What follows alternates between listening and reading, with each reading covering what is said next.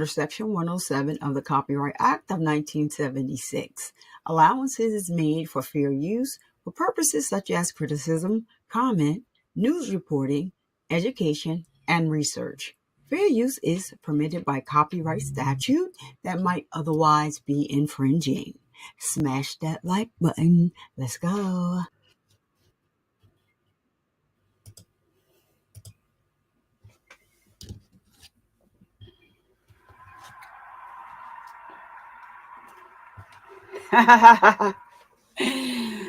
What's up? What's up, good people? It's your favorite breast cancer survivor. Survivor Speaks back with another live stream. Let me get my background music on here. Shout out to No One for the background music. If you're looking for some music to put behind your video. Oh wow, it's turned. You can reach out to No One. This link will be in the chat.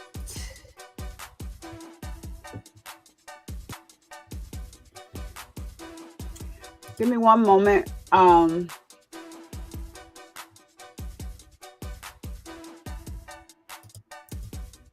Why is it playing like?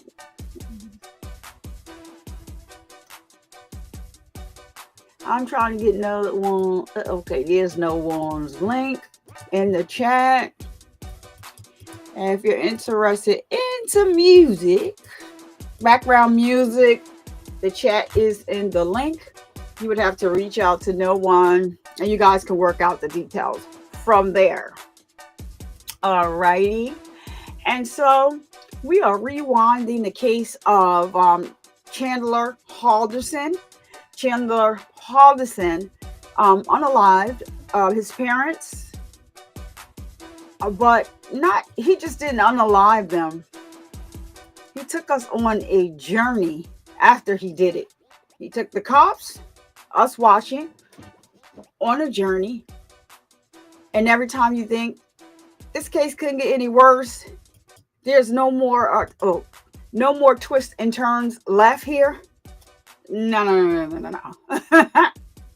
Chandler Halderson always ups it one notch. Even though he sounds like a fool, he always has something else. He's going to another level with this. And then until, he gets arrested, they have him in an interrogation room and they like, give it up, buddy. Give it up.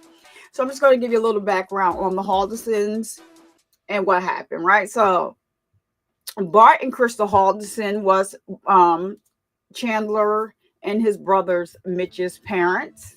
So they had built a picture perfect life in Windsor, Wisconsin, a beautiful home, 2 loving sons, and a bright future ahead, or so it seemed, right?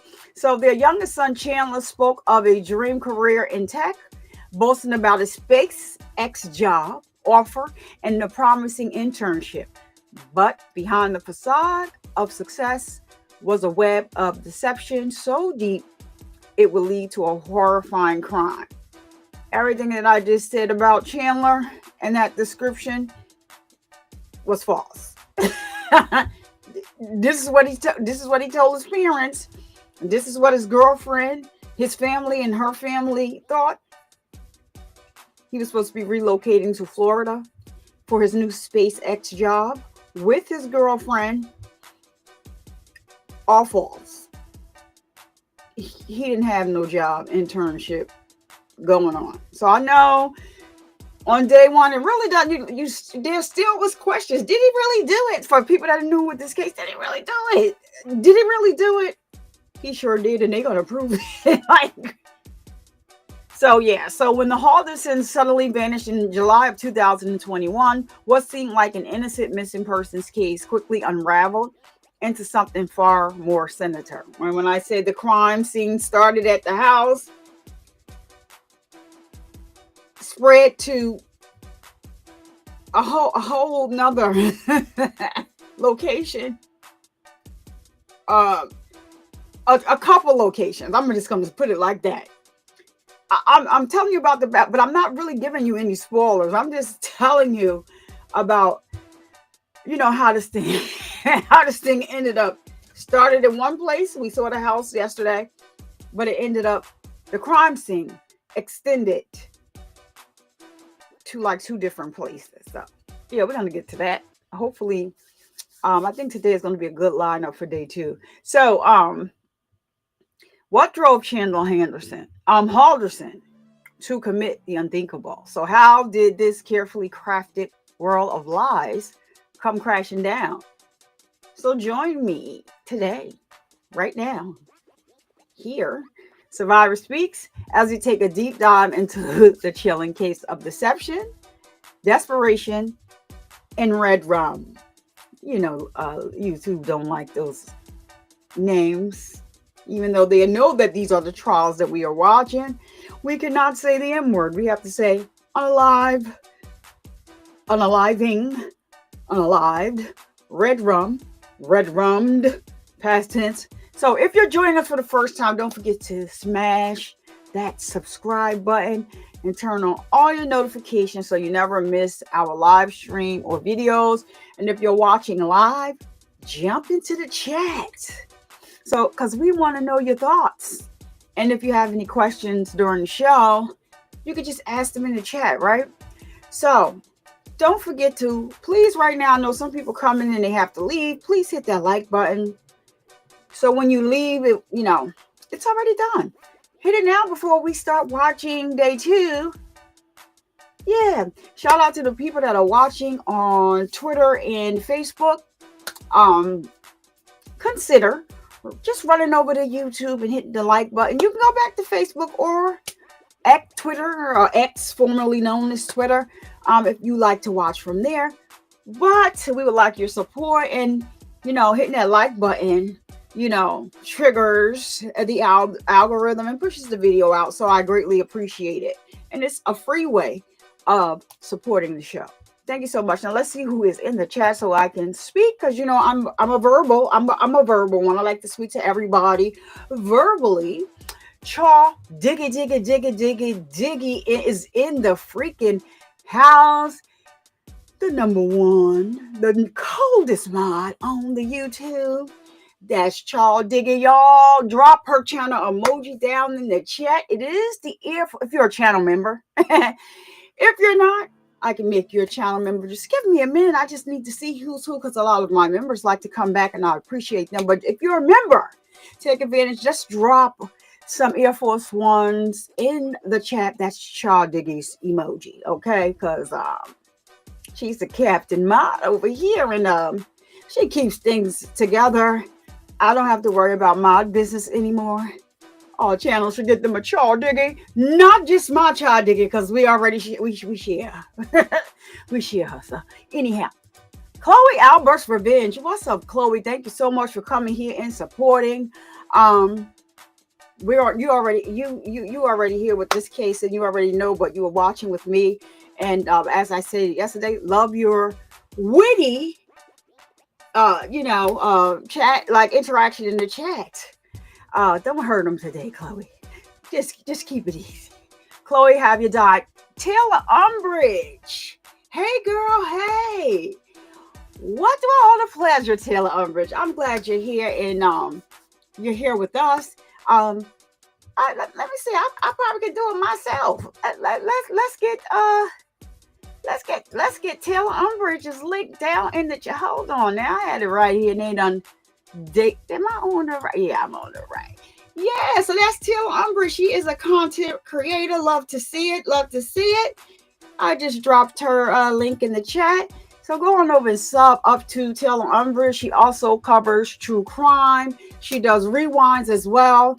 And I'm glad you're in the chat today. Taylor, feel free to chime right in and get interactive in the chat. Thank you so much for coming. Let's see who else we have here. We got Emily Stokes in here. Good morning, Emily. Thank you for all of your support. And we're going on to day two, Emily, and you already know what this case is about as well. But yeah, here we are. We got Northern Dame in the chat. Good morning, Northern. Hey, and thank you so much for being here and supporting. You are a part of the Jazzy T girl. I missed you yesterday. Didn't see you yesterday afternoon.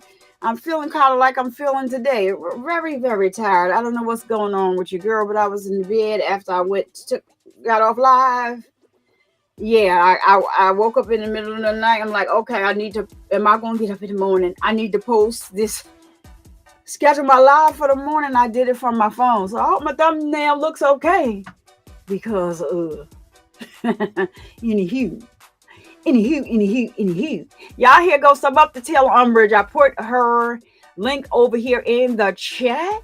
Taylor Umbridge, thank you so much. Hold on now. Hold on. She gonna make me use. I hope I didn't blow nobody's ears off. I just wanted to wake you up so you can be part of the show. But Taylor Umbridge, thank you so much for becoming a member of the show and for turning your own self green. All right, now, Taylor, let me go on ahead. Y'all drop some survival bucks in the chat for Taylor.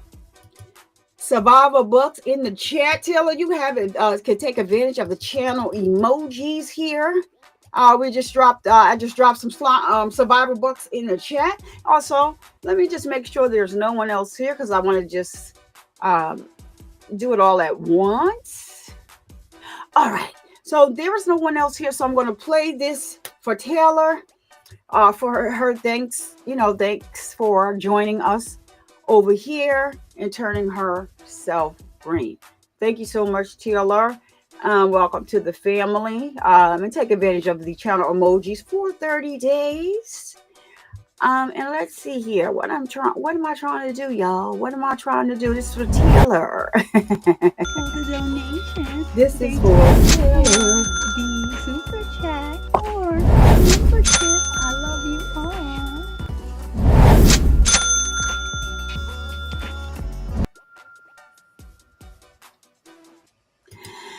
Thank you, Taylor. So in Survivor we trust. Okay. So thank you. I appreciate you. And that's everyone I said hi to in the chat verbally. Little Southern hospitality. In the South they speak. They like to say good morning.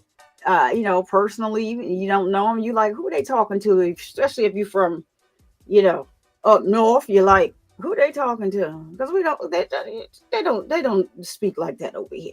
So little Southern hospitality, something that I learned. So yes. So the moms will be dropping channels in the link that we ask that you go ahead over and support and check out their content.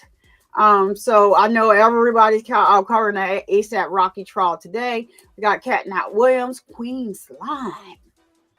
She is covering ASAP Rocky, A Flesh of the Gods. Also covering ASAP Rocky. I just dropped chat channel emoji. Yeah, she got a channel emoji over here. Flesh of the God, Free Flex. I just dropped his emoji down in the chat. So so they are both covering the ASAP Rocky trial. I believe that Taylor is covering that too. Wait a minute. I'm about to, Lord, Chloe just put something in the chat. I think I'm in trouble, y'all. I'm sorry. I think I know why I'm in trouble. But I think before I even look at it, Lord Jesus. Okay, let me see. The cash is hard. Oh, you should make them in real denominations in the merch store. All right, great idea.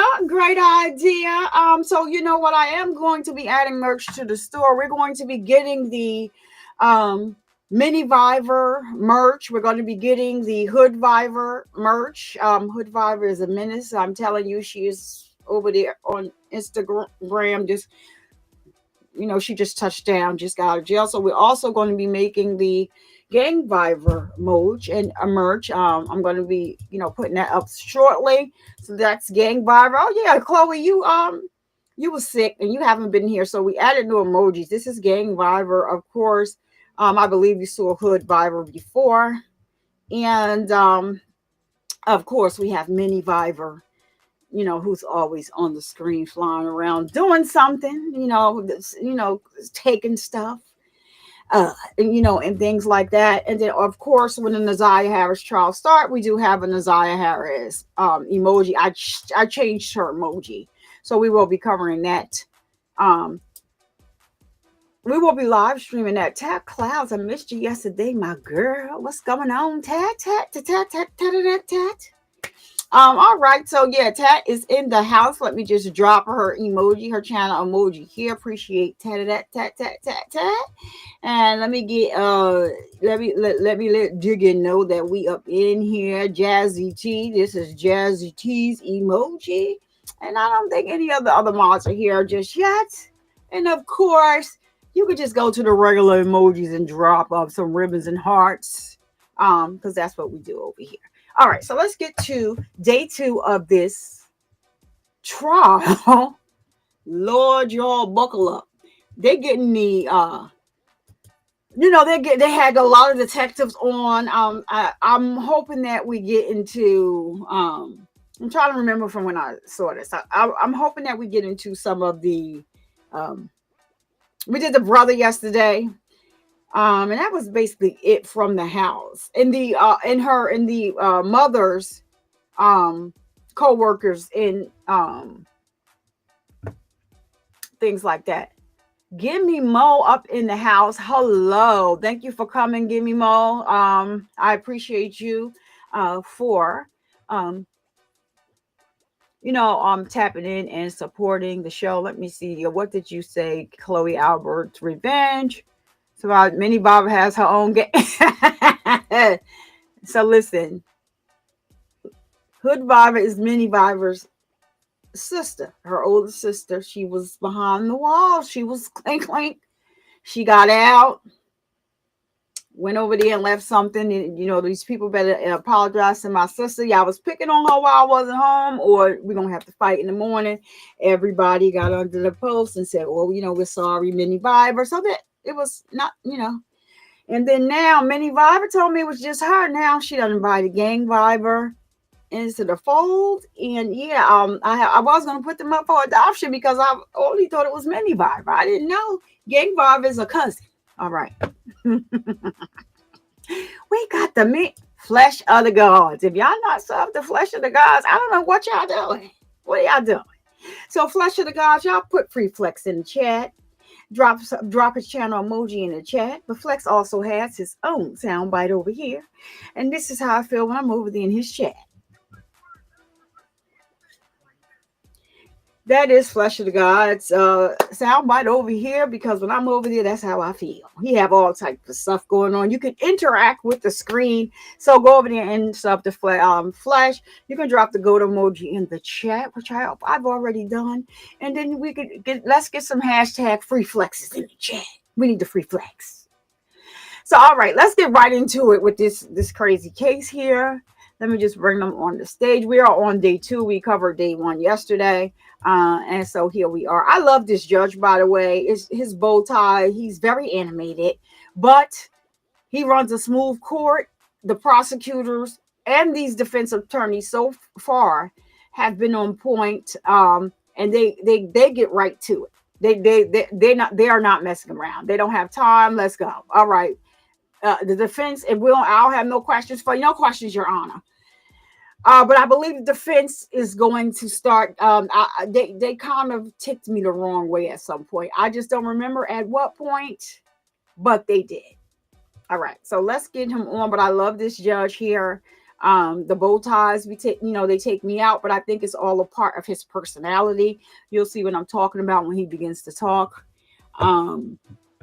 But I love this judge. It's not like ASAP Rocky's, the judge in ASAP Rocky's. I did listen to The Lawyer You Know, and I want to say that in regard to the ASAP Rocky trial, he said he believes, even though everyone is saying that he should have held ASAP Rocky in contempt, he believes that the reason why he's not doing that is because, without saying, he's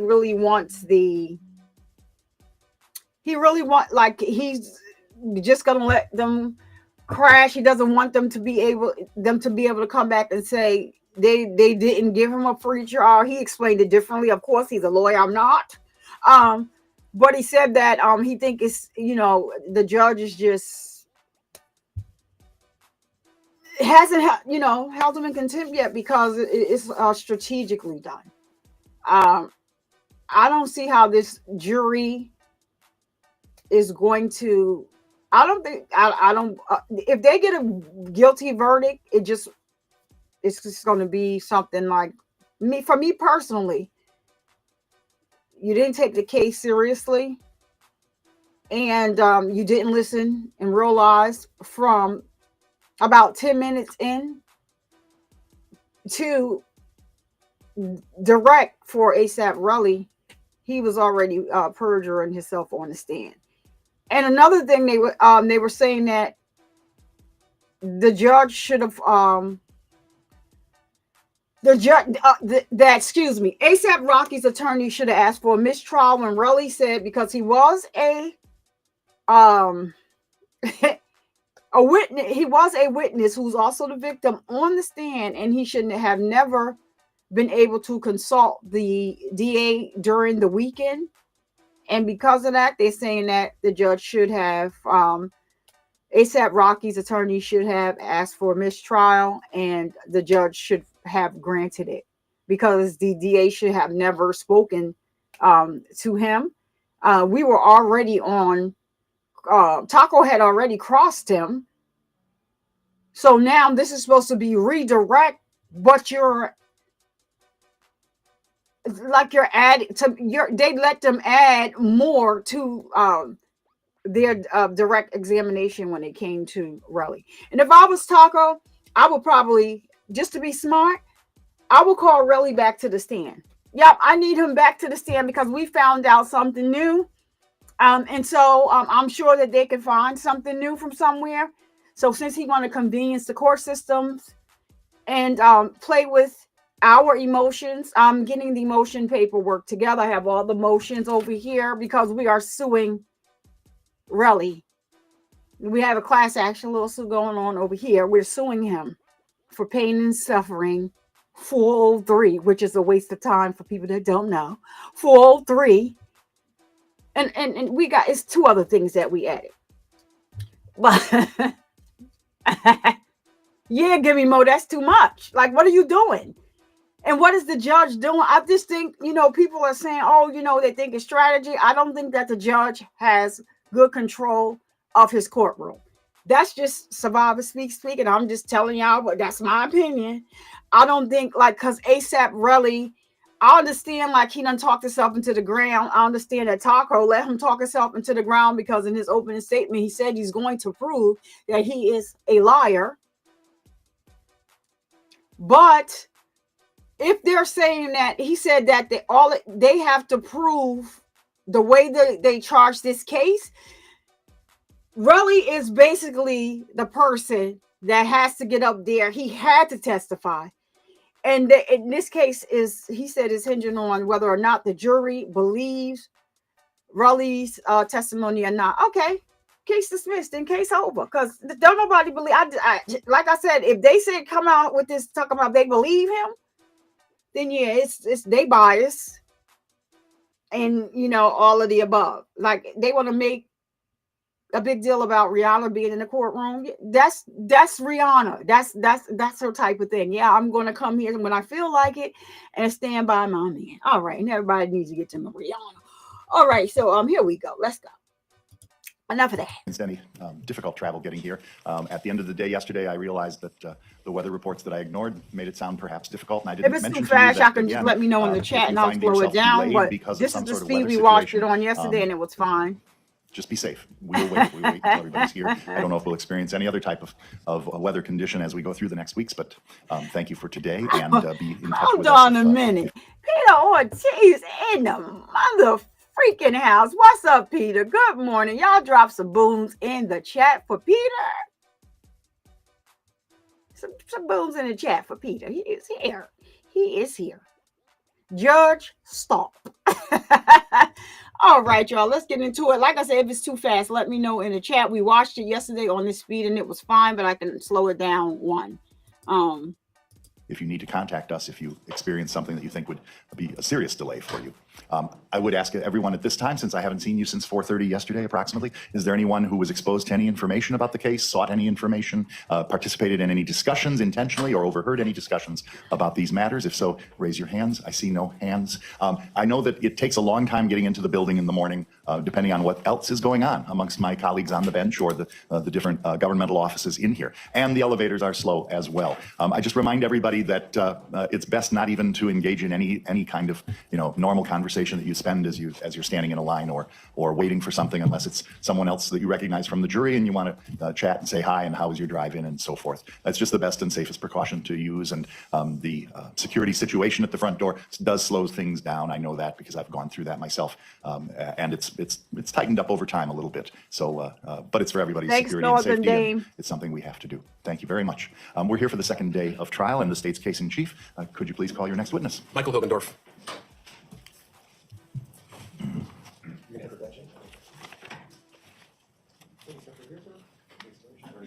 Raise your right hand, please. Do you solemnly swear or affirm the testimony you're about to give in this matter is the truth, the whole truth, and nothing but the truth?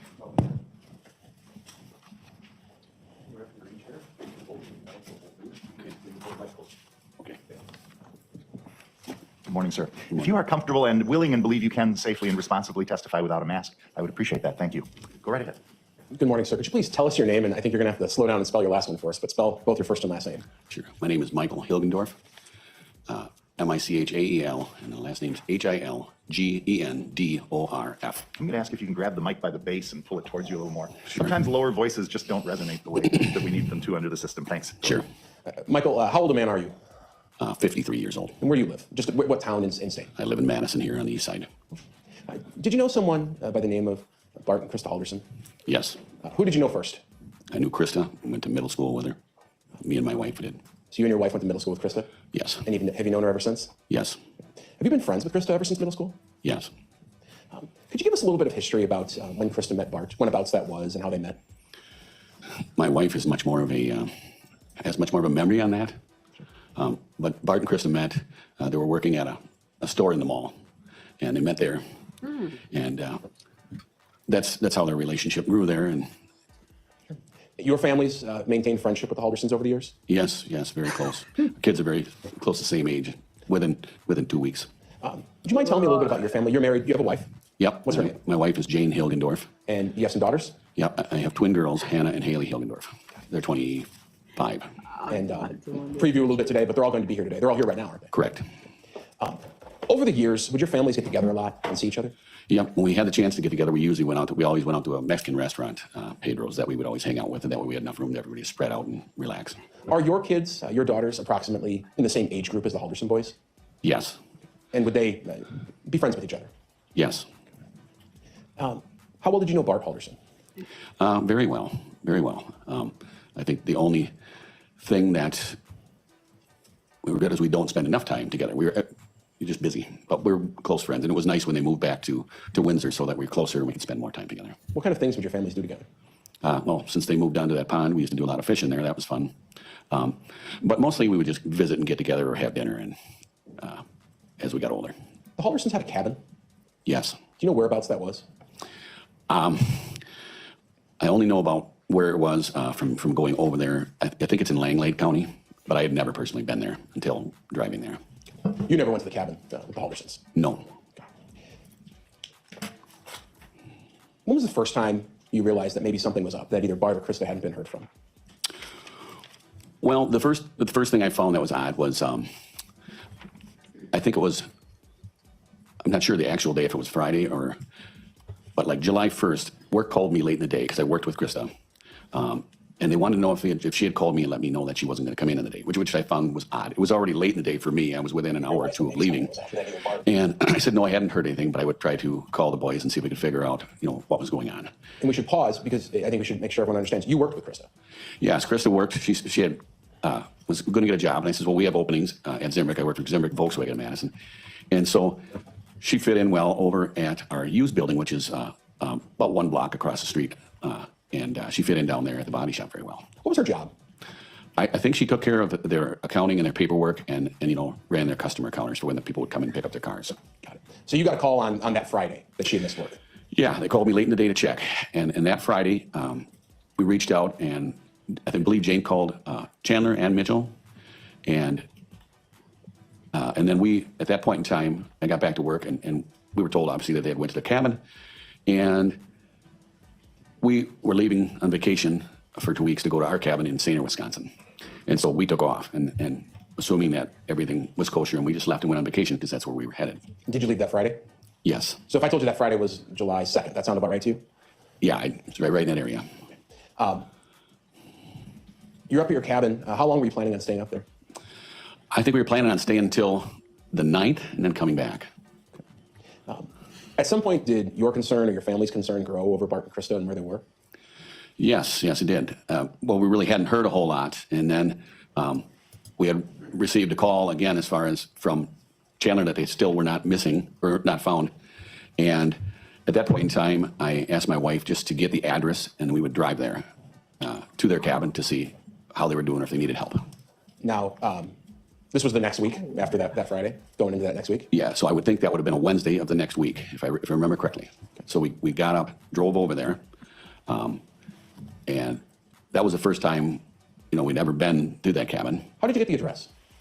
Chandler gave it to my wife, and then we added it into the GPS and drove over to the cabin.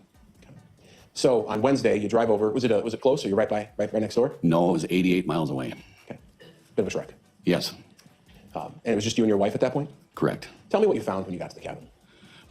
Absolutely nothing. There was a log over the driveway, which looks like that's the way they had it. It was kind of goes up to like an old wagon wheel and crosses over. So I stepped over that. There was probably, I would say, 12 to 14 inches of grass, so the grass hadn't been cut, and you could see that nobody was there. I did walk around the cabin and look at all the doors, and everything was locked up tight. There was external padlocks on all the doors. Okay. After walking around the cabin, did you conclude that they hadn't been there? Correct. I got back in the car with my wife, and I said, they're not here. They haven't been here. What did you do? What did you do at that point? What did you and your wife do with that information? Well, at that point in time, then we called Chandler back to let him know that they were not there. Can I ask you a question? Were you at the cabin, around the cabin when you called? Yes. You had cell phone at their cabin. And you had Yes. cell phone service? Yes. And did you overhear the conversation with Chandler? Or was, I it did. or was it just your wife on the phone? No, I overheard it. We have Bluetooth through the stereo of the Through the car? Yes. Okay. And did you inform Chandler that his parents weren't there? Yeah. We told him that the parents weren't there. What did he say? At that point in time, he said you didn't see anything. No shotgun shells, no blood, nothing. And I said, absolutely nobody has been here. He asked if you saw shotgun shells or blood. Shotgun shells, blood, anything. And at that point in time, the conversation ended up fairly quickly. And that's when me and Jane were back in the car, obviously, and we turned around to head back to our cabin. And I responded to Jane. I said, this is really giving me a sick stomach. He said, this does not seem right. Something's not right here. And that's where we left it. Okay. What did you end up doing that day? We ended up going back to our cabin. We slept for a couple hours, put everything in the car, and came directly home that same day. So, which was, I believe, like I said, a Wednesday. Sure. After you got back home, did you yourself have any other contacts with Chandler Halderson? I did not. Okay. But on the way home, I know my girls had went over to the house. Okay. All right, 1 second. Sure. No further questions.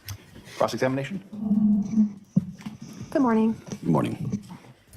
Just a few questions. You are aware that the Haldersons moved to Plymouth, Wisconsin when Chandler Halderson was around first grade, is that right? My wife would remember more things like that. I don't know what age they moved there. There was a chunk of time, maybe 10 years, when they didn't live in Dane County and lived in Plymouth, Wisconsin, correct? Correct. And during that time, is it safe to assume that the regular meetings at Pedro's, and of course, they weren't living in the house with the fishing, so those things weren't happening, correct? Correct. And so you were getting together with them less than you would when they lived close by?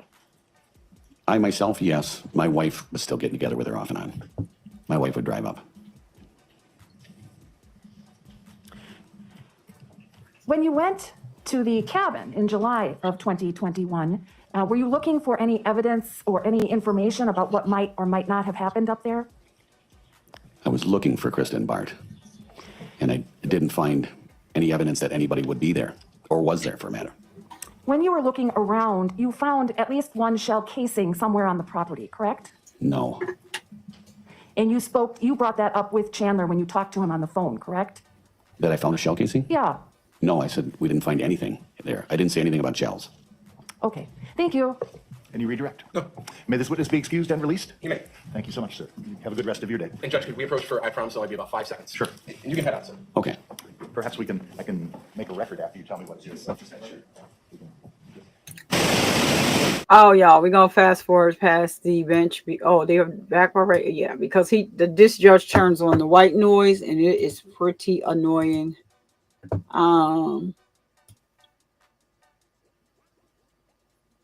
All right, we're gonna get a look at Chandler, the genius, while they up at the bench. Hopefully, it's not too bad. But let's look at him looking at the Mr. SpaceX. Mr. SpaceX. Oh, they finished already. So, Ann, go ahead and call the witness, please. oh, they always switching places. Please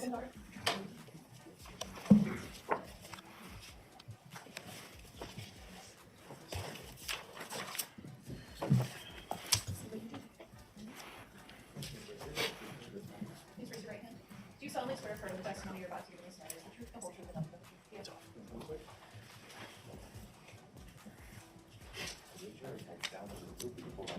Okay.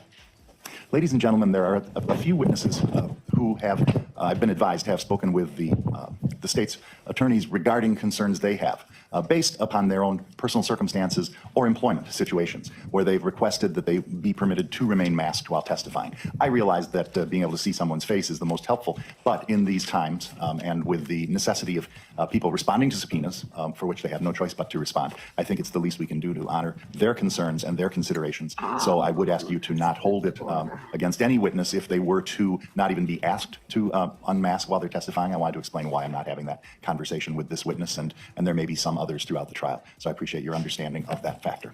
Go right ahead. Okay, thank you. Could you please state your name, both first and last, for the record, and spell them? She My name said, is Haley Hilgendorf, Said forget it. HILGENDORF, here I am. How old are you, Haley? 25. And what do you do for a living? I am a nurse on an inpatient rehab unit. Did you know two individuals by the name of Krista Halderson and Bart Halderson? Yes, How'd you know them? aunt and uncle. Okay. And you're not related by blood, is that fair? Correct. So how did your family know them? Mom and Krista were friends for 38 years, and so we kind of just grew up with their family. Best family friends, and seeing as Krista didn't have much family around, we kind of just became their family, and they became ours. Was Bart Uncle Bart? Uncle Bart. And just tell me briefly, what sort of things would you guys do when you got together, or?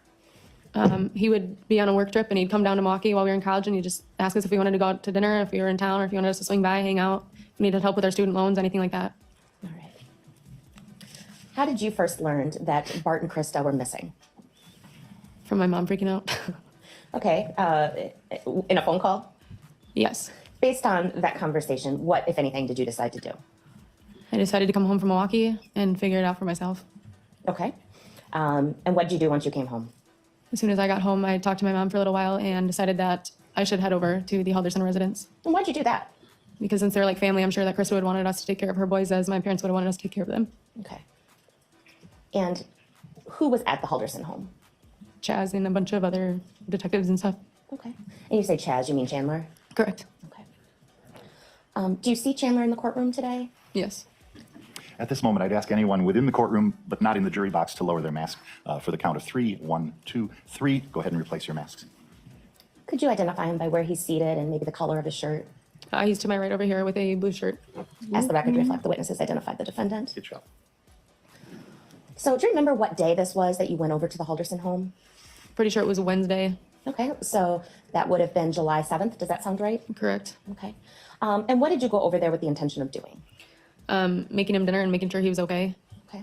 Did you go with anyone, go by yourself, or something else? I went with my twin sister, Hannah. Okay. Do you remember roughly what time you guys showed up? 5:36. Okay, so dinner time. Dinner time. Okay. Explain to me, Was this the first time you'd been at the house, or had you been there many times in the past? I've been in there quite a few times in the past. How did the house look that day? A little different. I noticed the couches were covered. Peter. And I didn't notice too much else. There was a table that was turned on its side. Peter said. And I can't remember much else, to be honest. Okay. You said the couches were covered. Do you mean like with blankets? Or? Yes. Okay.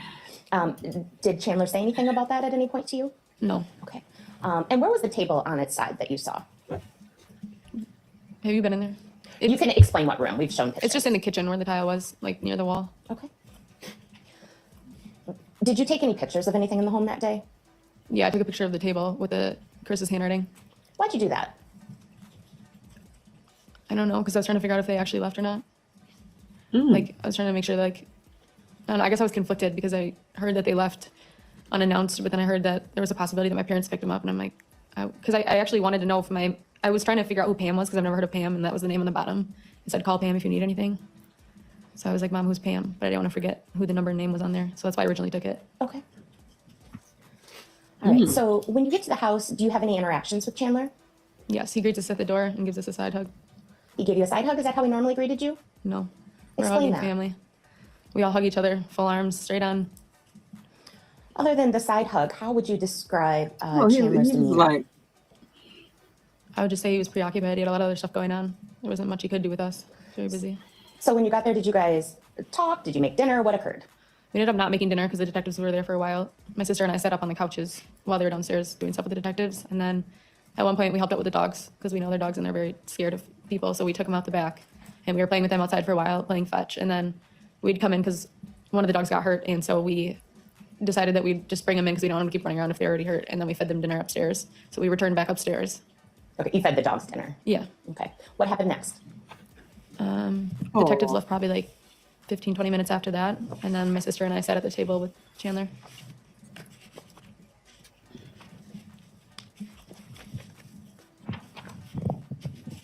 Hold on one second.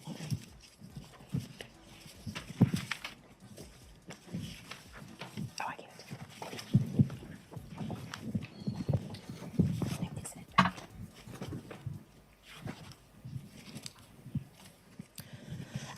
Did you and Chandler discuss anything of note on on July 7th when you were over at his house? The thing that stuck out to me most was about the text messages. So you want me to explain that? Sure. Okay. So we were like sitting down. We were just like talking in general, like asking how he was doing. He said he was fine. He's hanging in there. He's just trying to figure out what's going on. And that was my only red flag looking back when he said they asked me for text messages. The detectives did, and you never have to give them your phone. You can just send screenshots because they got everything they need. Okay, so let me make sure I understand. Chandler's parents are missing. We didn't know that at that point, but yeah. Okay. Police are there investigating. The police leave. And he gives you advice that you don't have to turn your phone over to police. Yeah, he said mirroring. The term mirroring. Instead, he says, don't turn over your phone, take screenshots. Yeah. wow. And that was his concern at that moment on July 7th. It was one of them, but that's the one that like stuck out to me. Did you have some communications with Chandler, let me back up. Tell me about leaving the house that evening. When did you guys decide to leave, and was there anything that made you leave? We left because he said he was going to go eat dinner with Gail and Rick, so that's why we ended up not making dinner ourselves with him. We just left the groceries on the car. We never took them in. Okay. And you leave with your sister? Yep. Okay. Do you have any conversations, text messages, or phone calls with Chandler the following day, Thursday, July 8th? I think it was the 8th. I do have text messages with him, but I don't remember which day. Fair enough. I'm going to show you what has been marked as Exhibit 44. How would you describe Exhibit 44?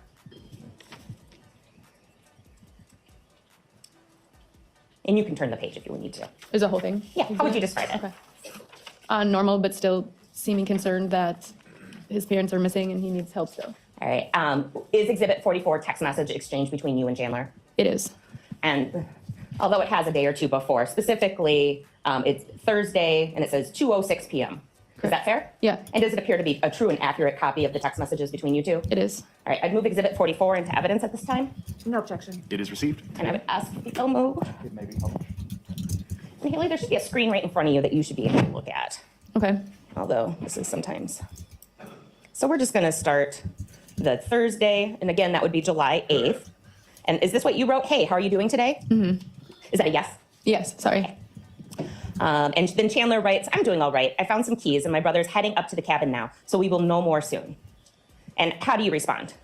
And I said, okay, sounds good. Let us know. It's kind of clear. Let us know if you need anything, I believe. If you need help with anything? Yeah. All right.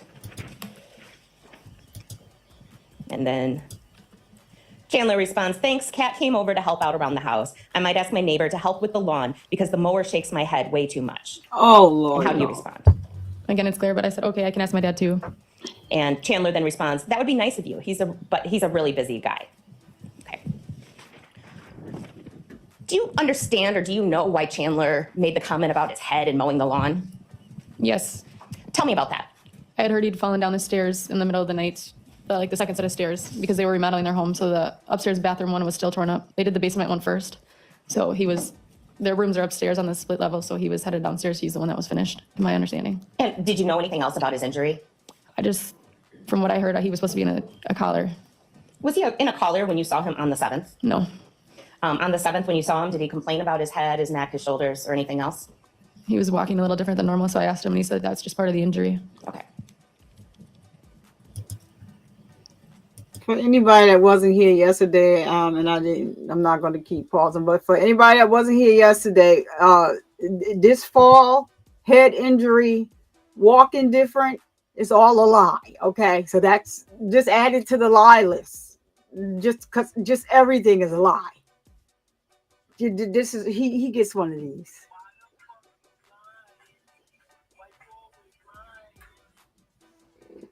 It's a lie. No further questions. Cross-examination. No, thank you. May this witness be excused and released. Yes, Your Honor. Thank you so much. Have a Thank good you. rest of your day. Quick and to the point.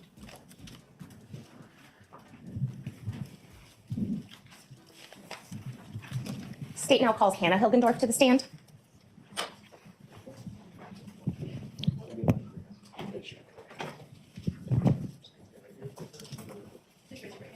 you solemnly swear for the testimony you're about to give this matter is the truth, the whole truth,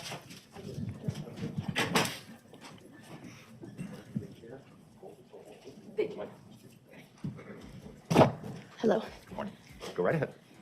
Good morning. I'm going to ask that you pull that mic right up to you since you're going to leave your mask on. Could you please state your first and last name for the record and spell both? Okay. My name is Hannah Hilgendorf.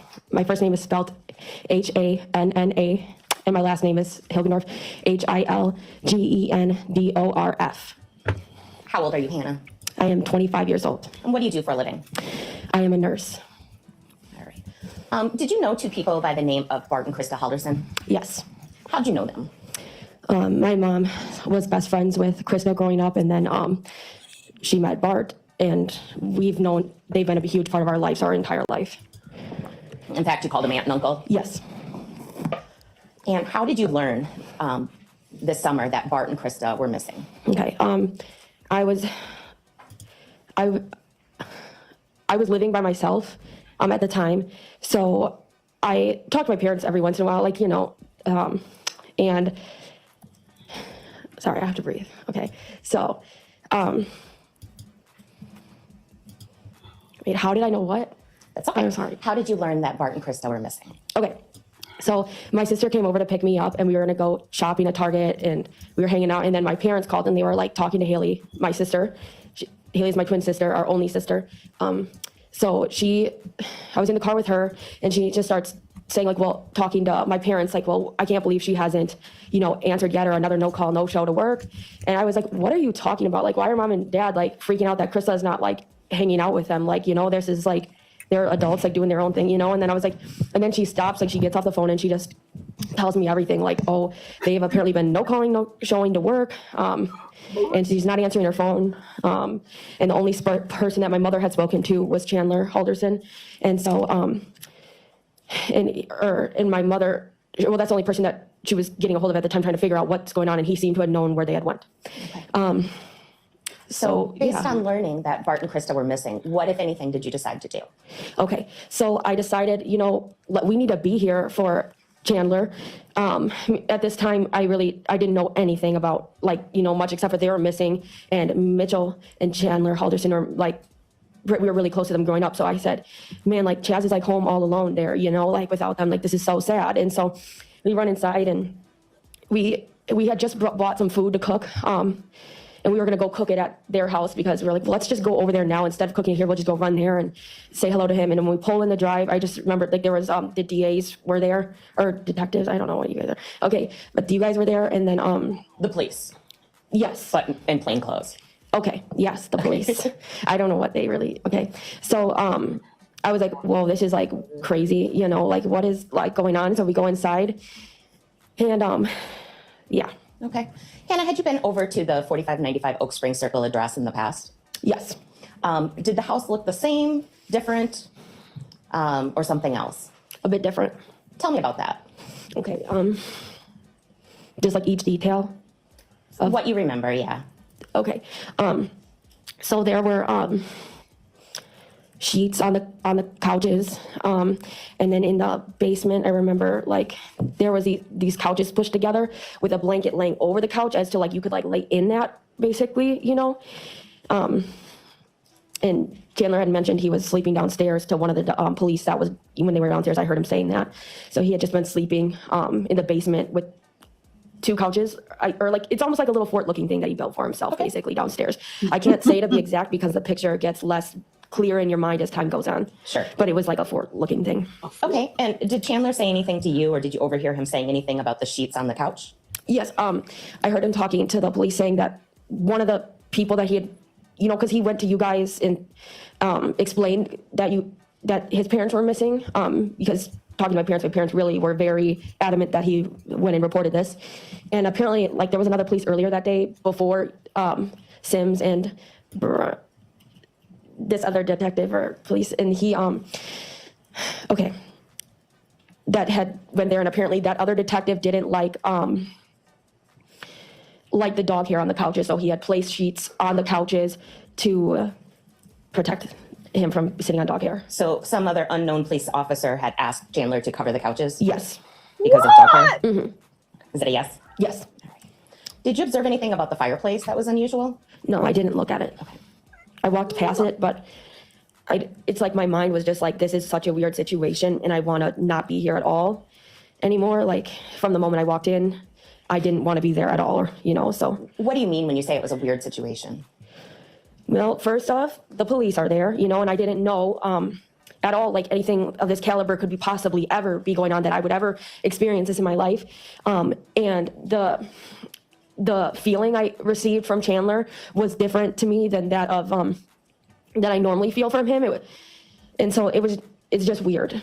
Okay. You know, I gave him a hug right when I walked in, and it wasn't like, oh my God, good to see you, you know. And I know that his parents were missing and stuff, but it was just he seemed different than he normally does. Not as, he's the more like warmer one usually.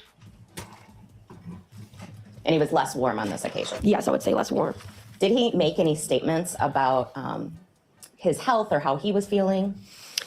Well, yes. I guess I didn't know he had hurt his neck and stuff like that, you know, prior to this. But apparently he had said something about a neck brace.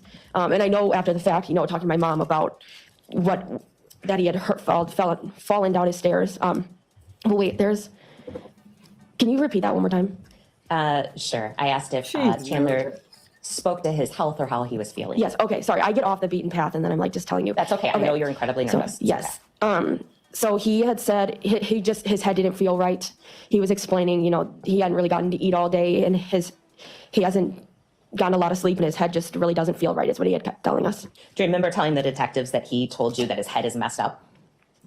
Yeah, like he just didn't feel right. Mm-hmm. Something of that caliber, yes. Was Chandler wearing a neck brace when you saw him on July 7th? No. How did you know about the neck brace? I had, my mom had told me after the fact, I was like, this is just weird. Like, what the heck is going on? You know, talking to my parents about this, and she said that he had fallen. I said there was something about that, and then my mom had mentioned what had happened prior. Okay. Do you, at some point that evening, talk to Chandler about his parents being missing? Yes. So, you know, we sit down at the table, and the detectives leave. I wanted to go with them, but why? Just a weird vibe, and this is just not somewhere. I just didn't feel very safe. Like I felt, I don't know how to explain it, but it's like I'm sitting in the middle of what now seems to be a crime scene with somebody who is acting differently than I'm used to. And it just doesn't feel like a good idea. Okay, and what, if anything, did Chandler say about his parents being missing? Okay. Well, do you want me to answer the first? It was about the, what he said differently? Or you said, never mind, okay, sorry. I don't know what my previous question was, gonna be but why don't we just start fresh? And what, if anything, did Chandler say about his parents being missing? Okay, he said, you know, in the moment he told me, you know, they're probably just at a casino. What did you think of that comment? There's no way. There's just no way that they are like just the sweetest, loving people you'll ever meet. And there is no way that, you know, they would have ever put anyone that they love or care about in a situation where they're worried about where they are. You know, she's out like, do you need a glass of water? Do you need this? Do you need that? Like very sweet, loving, like caring people. There is nobody sweeter than those two. Like anything that they can do for you, they're going to do it. And they would never make anybody worried about where they are kind of people. And especially no way to a casino. Like she is a very modest, very kind of shyer person and wouldn't be doing that. Did Chandler say anything else about his parents being missing besides the casino comment? Really, he just kind of questioned me, like, should he make a Facebook post? Tell me about that. Well, we sat down and me and my sister went up and we were sitting at the main dining table in the upstairs, and he said, like, I don't know what to do now. Like, should I make a Facebook post, like, right after the police had left? And I was thinking to myself, I wanted to say, duh, you know, like, your parents are missing. It's almost feeling like you have to think about how to act, you know? Like, if your parents are missing, you go online, you tell everybody, you go to the police the day of, especially a no-call, no-show to work. They would have never done that. So, and to ask me, you know, what you should do now, and should you make a Facebook post, like, how should you go about this? It was just interesting. And did Chandler make any comments to you about giving your phones to police? Yeah, that's like the first thing we had discussed. So he said that if a cop ever asks you to take your phone, you do not need to give your phone to them, because you can show them everything that they need without letting them mirror your phone. And that was like one of the first things that he had said to me. That's why I was like, I don't know. I was like, are you kidding me? Your parents are missing again. In my head, your parents are missing. You had apparently had contact with your parents, which I had learned later down the road talking to my mother after the fact. It wasn't my thing that I heard of, but it's just another thing adding to the story of like, your parents are missing. Why don't you let them mirror your phone so we can figure out if you had tried to call them, if we could see the location on the phone or anything like that.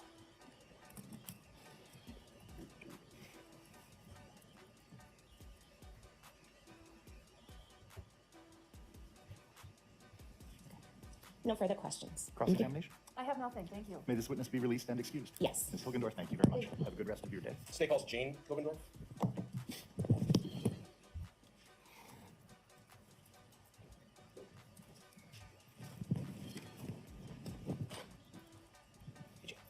You're gonna go with that gentleman right there.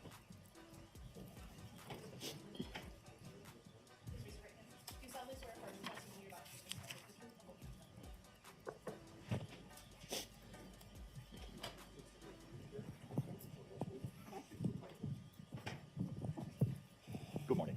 If you are willing and feel you can do so safely and responsibly, testifying without your mask would be our preference. Okay. Thank you so much. Go right ahead. Good morning. Could you please tell us your name and spell it out? Jane Hilgendorf, Hilgenborf. And just because we have a record, even though I think I know, you have to spell your first name. Jane, Jane. And Jane, who are you married to? Michael Hilgendorf. You'll be happy to know he testified and he deferred to you a lot, so we're going to ask you a lot of questions. Okay. Did you know someone named Bart and Krista Halderson? I did. Who did you know first? Krista. Tell me about how you knew Krista. Well, we met in middle school. We didn't become really good friends until high school. She became my best friend our freshman year. We sat together every morning before my English class outside Miss Bear's room. Where were you all going to school? We both went to East High School. Here in Madison? Yep. Do you remain friends with Krista your whole life? Yep. 39 years. She's been my best friend. Could you give us a little bit of history of Krista after high school? What did she do? So after high school, she went to Eau Claire College. Her dad got sick, and so she came back to Madison and finished her college career at UW-Madison. Do you know what she majored in? Art history. Why do you laugh? Well, because it's not a Not many jobs in art Not a history. job you can go and be like, oh, I'm an art history major. Can I? There's no art history factory. Correct. Okay. After graduating with a degree in art history, what did Krista do with her life? She worked at Boston store, Home Goods. She got married to Bart. How did she meet Bart? They both worked together at Boston store. Okay. She was a manager and he was a clerk. Was that the one here in Madison? Yep, That at Easttown Mall. Used Yep. to exist. About when, and I don't expect an exact date, but about when did they get married? When did they get married? Yeah, what year, if you know, or approximately? 1994. July 31st. July 31st, 1994? Where did the Haldersons start their family? What town were they living in when they started? DeForest. And how long did they live in DeForest, approximately? Probably 6-ish years, maybe, Okay. when they And- bought the house, because they had lived in an apartment up until that point, and then they bought a house. And then on Mohawk, 505 Mohawk. And then the boys went to school, like kindergarten and first grade there. And then they moved to Plymouth. And is Plymouth where they resided for quite a while? Yeah, yep. Okay. How far away was Plymouth from you? About 2 hours and 15 minutes from house to house. That was the farthest you'd ever probably lived away from Krista? Yes, And did you maintain your friendship during that time? yes. The boys were born and they went to school in Plymouth? They were born in DeForest, started school in DeForest, and then went to Plymouth to school. And did they go all the way through school in Plymouth, or did they move before they graduated? Nope. Bart had received another job when Chandler was a senior, and Krista's like, we're not moving him until he's done with high school so that he can finish out at one school. So the boys were able to graduate from Plymouth. Correct. And Bart's new job drew him closer to you again. Yes. And you were happy with that. I was excited about that, yes. And they went back to the same general area of Dane County. Windsor, but yeah, And that's the house on Oak Spring Circle. correct. So they moved there just after Chandler would have gotten done with high school, Correct. maybe 5 years ago. Yes. Yeah. Throughout all of these years, your families stayed connected, were friends. Yes. Tell me what types of things you do together. So once, I believe it was winter break, Krista and I and the two boys and my two girls, my twins, we went to like Blue Harbor and stayed in a hotel at a water park. We would do dinners together, usually at Pedro's in Madison. They would come down and that was our spot, and we would all go out to dinner. Krista and I would visit each other, periodically.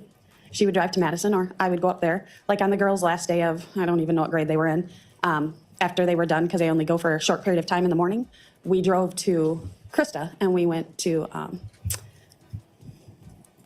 Sheboygan to the beach Oh, okay. and just You hung out did? for the afternoon. That state park that's over there? Yep. Andre Kohler, maybe? Yes, Okay. I believe that is correct. I've been to all the state parks. That's Okay. All 48. I don't remember it. She just drove, I just rode. Okay. Hard question, and feel free to tell me if you can't answer it, but you were around these folks a lot with their kids. What kind of parents were Bart and Krista? What Amazing. do you mean by that?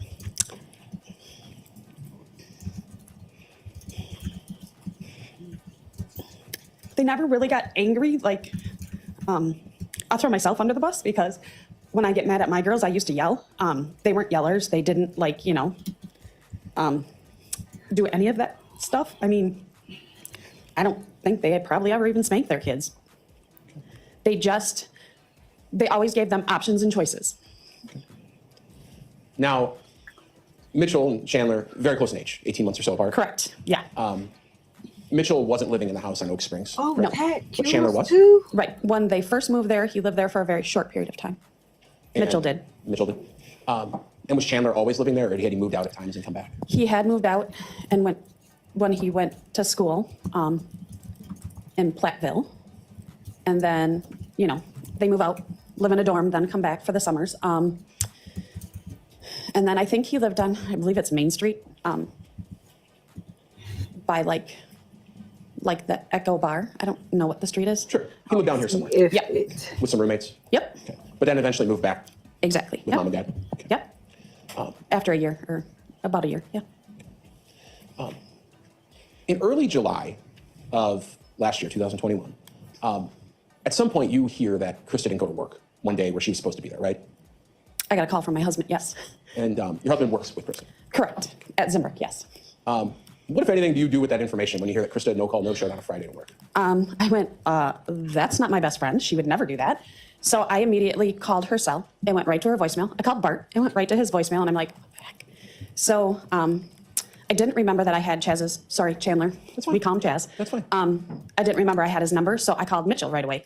And I asked Mitch, I said, where's your mom? And he's like, what do you mean? She's at work. And I said, she didn't go to work and she didn't call in. He's like, I don't know. So then I called Chandler after he was my fourth call. In the meantime, I had texted Krista a few times asking her where she. Hold on. What is going on? So I don't know why the sound just went off on the video, but the chat is fine on the computer, but when I look at it on the phone, it looked like the top part of it erased. But here in the Restream, I use Restream. I don't use StreamYard. The chat is fine, but I don't know why the Cabin. Had you been there okay, personally? it's back. That's weird. No, we were always going to go. We had made plans. What in the? So that's kind of weird. I don't know why the sound is going off. When I press it, it comes back. And then it didn't. So let me just take this off and try to refresh and bring it back again. That's weird. Like I told y'all, my YouTube has been doing some crazy stuff. I'm gonna just refresh this and see if that will help. And it's not. Oh yeah, it is. Hold on. Let me bring it back over. It came back. I don't know why the sound is going in and out. Hopefully that will stop. Let me turn this off completely. I don't know what is going on. No, we were always going to go. We had made plans. And the sound keeps going out. This is crazy.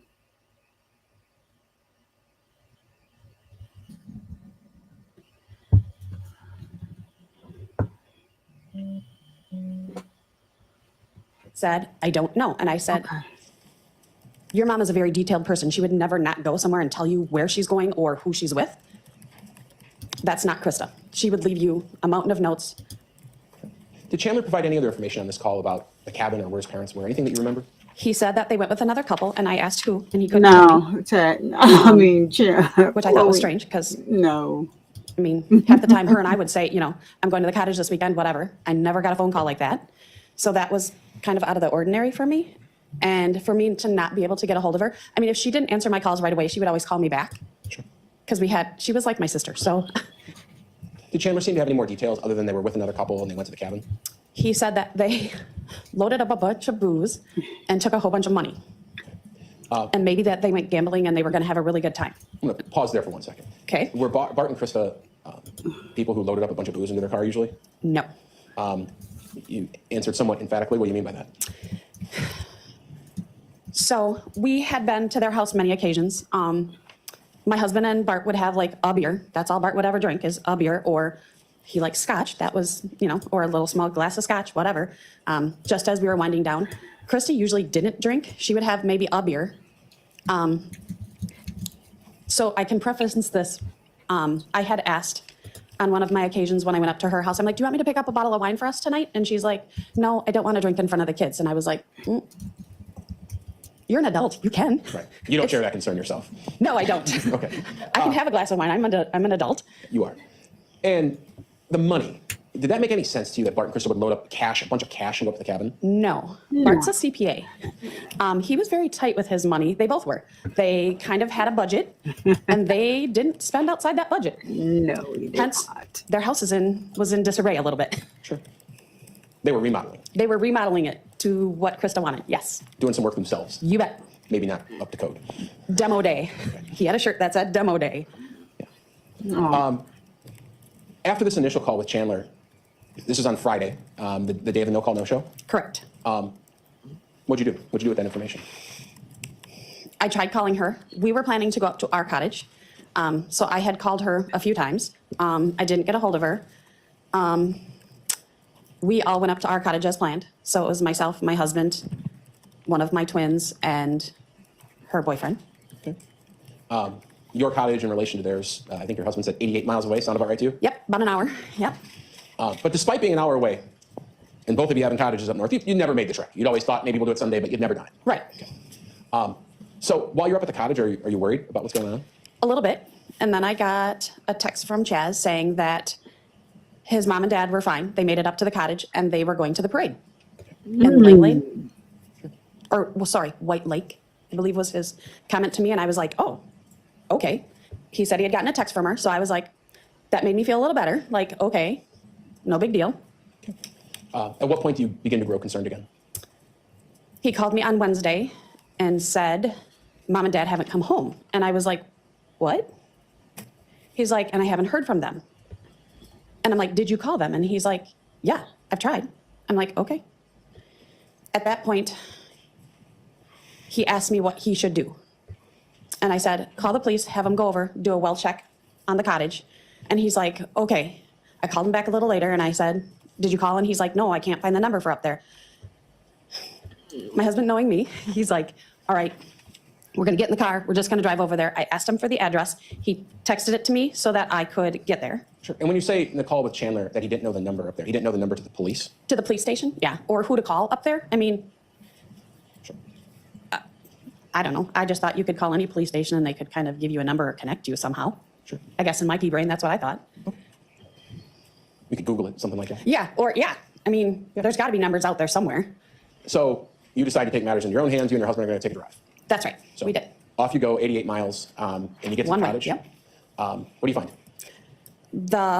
There is two like big old like spoked wheels. Like people use them in their outdoor motif all the time. And then there's a birch log across that. And I'm like, I take a picture and I'm like, is this the cottage? And he's like, yeah. And then he's like, haven't you ever been there? And I'm like, no. At this point, I called him on my cell. And I said, Chandler, no one's been here. The grass is like 2 feet tall, well, 16 inches, 2 feet tall. And when you drive over grass, like when we haven't been up to the cottage, it gets pushed over. So you know that somebody's been there. It wasn't pushed over. Okay. It was pretty tall. So you call Chandler. I called him back. Get back and in I your said, car, I would imagine, and you're talking to him? my husband didn't let me go out of the car. He said, you stay in, I'm gonna go look. Okay. So I called Chandler back, so I have him on the phone, and I'm like, nobody's been here. And he's like, are the doors unlocked? And I said, no, they're locked from the outside, which I thought was weird because ours has a normal like key lock. Right. And he's like, no, that's how it is. I'm like, okay. And he's like, did you check everywhere behind like the boathouse? And I'm like, Uncle Mike's doing that right now. He's like, okay. He's like, did you find anything? And I said, like, what? And I was shocked that he said, any bullet shells or any blood or anything. And I went, what? And he's like, did you find anything? And I'm like, no one's been here. And he's like, okay, what do you think I should do? I'm like, you need to report them as missing. Obviously, they didn't make it here. I don't know how they could go to a parade if they didn't make it here, but whatever. Maybe they stayed somewhere else. I didn't know. Did this fool? At that point, you head back to your cottage for a little bit, Yes. And then I got a call from a Detective Nelson, I believe. and you started talking to the police at that point. Yep, I got a phone call. So yeah, he asked some questions and I told him what I knew. And he called, is that Wednesday? Yeah. And then he called back to like the next, so on Wednesday, after I got that phone call, I looked at my husband and he's like, we'll just pack up and go home tomorrow. He looked at me and he goes, you're not gonna be happy, let's just go. So we packed up our cottage, shut it down, and drove back to Madison on Wednesday. When you got back to Madison, I think we heard from your daughters, they took some time and they had went over to the Halderson house at some point. Right, because I had told them, I said, well, you know, and Krista and Uncle Bart are missing. And Haley's like, we'll just go be with Chaz so he's not alone. I said, okay, because that's what she would do for me. Did you yourself go over there? I did not, because we didn't get back until late. And just the girls had already come back. And I'm like, okay. So, and I knew he had been invited, according to the twins, to Dan and Mary's, which are some friends that live up the street from them, for dinner on Wednesday. That's what he told the twins. He was grifting off everybody. After that call with Chandler in the car about the search of the cabin and no one being there, did you talk to him again after that? I did. When? We stopped at McDonald's in Eagle River. No. Yeah, Eagle River. And I called him back and I said, have you heard anything? And he's like, no. He's like, but I went to the police station and filed a report that they hadn't come home. And I said, okay, good. So they'll be looking for them. But I forgot to mention one. I was on the phone with him when I was sitting at the cottage.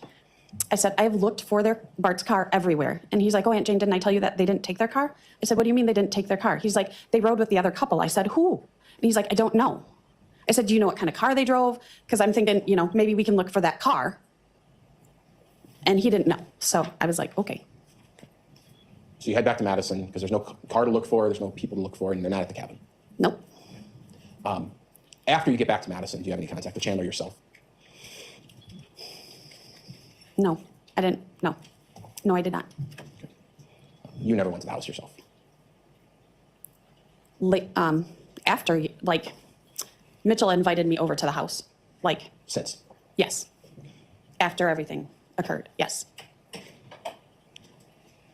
gonna take 1 second, okay? So if you want to take a drink of water now would be a good time. The judge will probably even pour it for you if you ask. You want some water?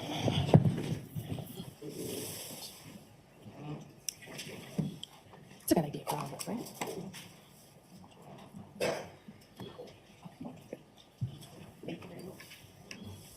No further questions. Any cross-examination? No, Your Honor, thank you. May this witness be released and excused? Yes. Thank you so much. Have a good remainder of your day. You can leave the water up there if you want, or take it with you. Okay. And the next witness, please. State is going to call Michael Bolt to the stand. Take care. Please raise your right hand. Do you solemnly swear affirm the testimony you're about to give in this matter is the truth, the whole truth, and nothing but the truth? I forgot, who is this? Good morning, sir. If you're able to safely and responsibly testify without your mask, that would be our preference. Thank you very much. Go right ahead. Good morning. Could you please state your name for the record and spell both your first and last name? Michael Bolt, Michael Boldt.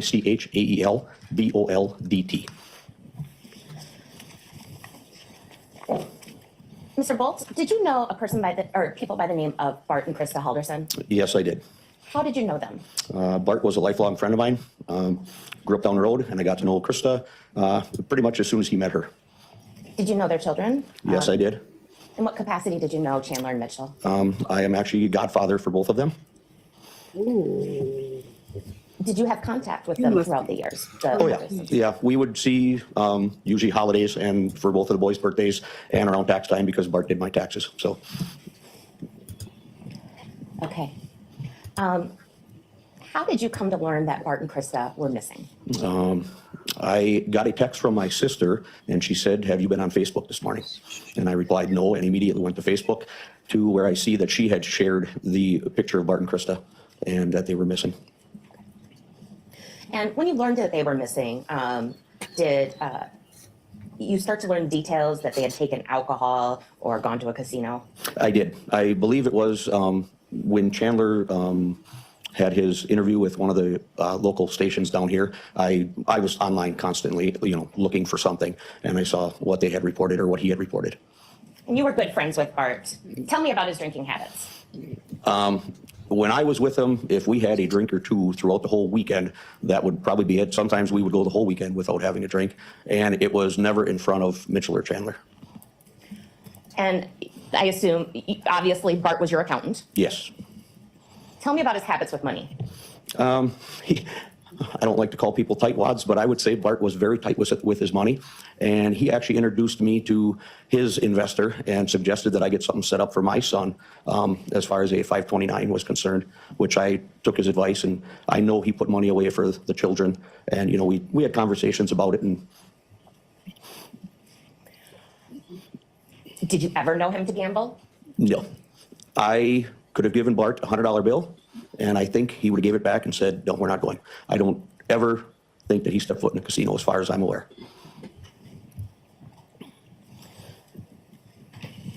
At some point in your careers over your life, you worked in solar paneling. Is that fair? That is correct. Yes, I went to school, I believe, in 2011, 2012. And then I got a job shortly after that. Did you ever have conversations with Chandler about solar paneling? Yes, briefly. Bart and Krista and Chandler and I talked about it, and they had told me he was going to go to school for solar energy. And I borrowed him a tool that I had received when I went to school, and we discussed it briefly. And that was pretty much the extent of that. Did Chandler ever work with you installing solar panels? No, he did not. No further questions. Cross-examination? Nothing, thank you. Thank you. May this witness be excused and released. Yeah, and if we could push. Thank you, sir. Have the remainder of your day. Oh, they got the white noise on. That's not me. Folks, I'm advised that this would be for the scheduling and presentation of witnesses, a good point to break. We've been here with you an hour and 15 minutes. We've been in here almost 2 hours now. So for our convenience and for yours, we'll go ahead and take a mid-morning break. We'll resume in 15 minutes and go ahead and follow Randy. Thank you. All right, for the jury. All right, are they here? All righty. So let's just oop. All right, so just what Cat Not Williams. Kiss and Pink, thank you so much for coming and welcome. Cat Not Williams in the house, dropping 5 memberships. Now, Cat, thank you so much for being here. You know, I am honored as always when you're in the chat. So Kat has turned 5 people green. Please thank her. You now have access to the channel emojis. She has her own channel emoji over here. If you would add her, because we like to thank people by name, and then drop. Wait a minute. I was getting ready to say, I was saying hi to Kissy Pink. There's some drop, some Cat, not Williams, emojis in the chat. If you're not a member, you can just go ahead and drop some umbrellas. So let's see who we have here, Kat. I appreciate you so much. Let me give you 5 another ones. 2, 3, 4, and 5. So Danielle received the membership. Please thank Kat and add her and drop her channel emoji. We also have Tamara Streets. Please say thank you at Kat and add her emoji. Some of these people might not even be in the chat. But they B Castro received a membership. Please thank Kat Not Williams, add her and drop her channel emoji. We also have Mrs. O. Please thank Kat Not Williams, drop her channel emoji. And we have Glam Getaways. Please thank Kat Not Williams for coming over here and making it rain over here. And so also let me just play this, and that's all that we have, right? Oh, Tamara Streets is here. Thank you so much, Tamara, for thanking Cat. Apples keeps declining. Oh wow, I don't know what happened. Something is going on funny with YouTube because somebody gave memberships the other day and they refunded 5. I don't know, but something is definitely going on with YouTube.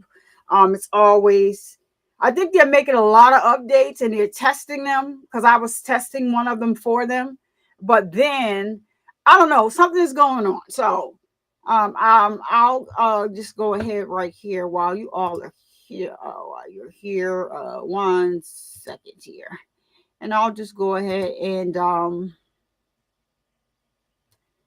what are you doing? I'm like, what are you doing? All right, so yeah. So I'm not sure, but they're not even. Oh, okay. I'm so crazy. I'm sorry, y'all. I'm not pressing. I don't know why my things disappear. So I might just gifted 5. Hopefully you will get. Hopefully you will get one of those. Princess Jones. See, they give them to. We don't get to choose who they give memberships to, so they give it to people that interact in the chat. So Jazzy T received a membership. Rebecca received a membership. Alexis Lee received a membership. And Apprentice Jones received a membership. And Amisha received a membership. So they do give us 10 memberships a month to give out to the to the supporters or subscribers or whatever have you. And so yeah, I just gave 5. So also I'm going to go ahead and play this for Kat, not Williams, for dropping those 5, and we're going to get back to this. Thank you for the donation. Because this Thank is you great. for the super chat or membership. I love you all.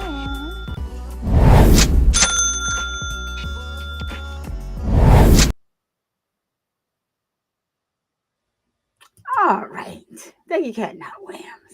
Love, love, love Kat Not Williams. Such a stand-up woman. And thank you for all you do across YouTube. Because Kat is always out here, you know, assisting and helping other channels. And I am grateful and I appreciate her so much. And so I'm going to send Kat lots of love, lots of love, lots of love. Okay, lots of love. All right. So I do thank you for that, Kat. Always showing the people across the YouTuberverse, if that's a word. I think I just I mean, you're welcome, Jazzy T. Thanks for all you do over here as well. And so I don't know if you saw this case, Kat. So this is the Chandler Halderson case. I remember watching this case, and you guys are right on time, because the witnesses that they're getting out of the way are not even the witnesses where they bring in the heat. This case takes you on all types of twists and turns, but any witness that gets on the stand, anything that they said that Chandler Halderson told them is a lie. He fell, neck injury, back injury, head injury. He's going to take it to another level and add some other stuff on. He's having a hard time walking. His legs are numb. They have not introduced his girlfriend or her family into this yet. I feel really bad for his ex-girlfriend and her mother, and to expose them to what he did, and also to almost have them implicated in this. His brother, we saw him yesterday, Chloe Alberts. I cannot unsee Chloe Alberts, but it is true. The brother did look just like Harry Potter. I cannot unsee it now that Chloe has brought that to our attention yesterday. However, let's get right back into this, because we know that Cash, you're going live at 1:30, and Flash going live at 1:30. I meant to pull him up. Does Jazzy, or I don't know if Cha, I haven't seen Cha, is probably in and out. Jazzy, did you see whether Flesh was going live at 1:30 as well for ASAP Rocky? He probably will. I'll check it when we go back in here, but I'll check it once we start here. But this guy is off his rocker. Oh yeah, we may be getting some action right here, because I'm forgetting which. No, I don't think she wasn't in the interrogation room with him, but she probably did a lot. So let's get back into here so we can hear about this crazy case. Thank you so much. Yeah, Chloe have all the good jokes. All of the good jokes. I thought I had fast forwarded to the point. So they're waiting for the jury. I love this judge, by the way. Love him. He's animated, and the bow tie works well with his personality to me. I like him. Oh, it's going to be later. Okay. So Flesh is going later. Let me check. I'll check. Attorney Raymond. The state will not call Sabrina Sims to the stand.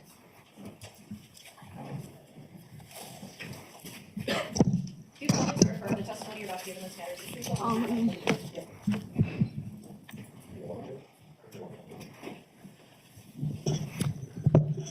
good morning. If you're willing and able to and can responsibly and safely testify without a mask, we would ask that you do so. Thank you. Thank you. Go right ahead. Good morning. Could you please state your name for the record and spell both your first and last names? Yes, it's Sabrina Sims, S-A-B-R-I-N-A-S-I-M-S. How are you employed? I am a detective with the Dane County Sheriff's Office. How long have you been employed in that capacity? I've been a detective for 14 years. And are you one of the 2 case detectives assigned to this case? Yes, I am. I just want to talk to you very briefly about how you go about investigating a missing persons case. What are sort of just generally the steps that you go through as a detective? Sure. So usually initially those are reported to deputies who we've already heard from. Based on the information they receive, we do follow-up interviews. Sometimes that leads us to. That's not me, y'all. I don't know what's wrong with the sound. It's 8. Yeah, I just checked. Thank you for putting that in the chat. So Flesh is going live at 8 p.m. Eastern Standard Time, and Katnot Williams is going live at 1:30 her when the 12 starts. So that's a good thing. So that's why I'm live in the mornings now with this rewind, because I know that they're covering ASAP Rocky, and so it all works out. So let me see. Kat, I know Kat is in the chat, but let me just check. Because sometimes okay. Oh wait, Kat, you're not scheduled yet. That's not like you. Kat Williams, if you're in the chat, what's going on? Please let us know. All right, come on now, the bot. I don't know what's going on with the U in the tube. He's going 8 Eastern, but I don't, Kat, you're not, I don't see you scheduled To your investigation. for the live stream. It's very today, important. so- The information we get early on leads us in certain directions sometimes, and other times it leads us in wrong directions. Usually in missing person cases, obviously, the first couple of days, the first hours that we find out information is very vital in where our investigation goes. Sometimes time is of the essence when we're locating people, children and adults alike. Okay.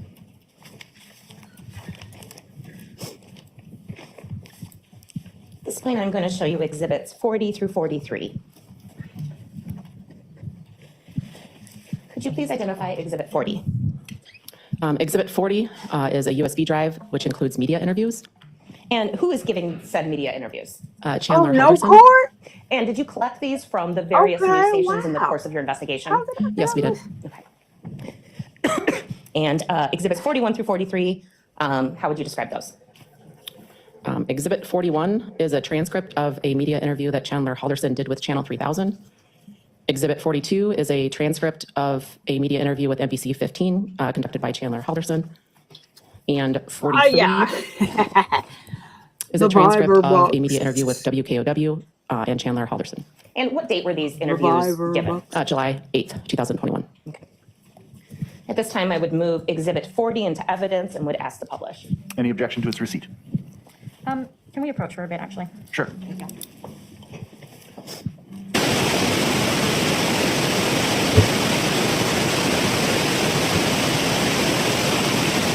Hold on, y'all. That's not me. That's the white noise.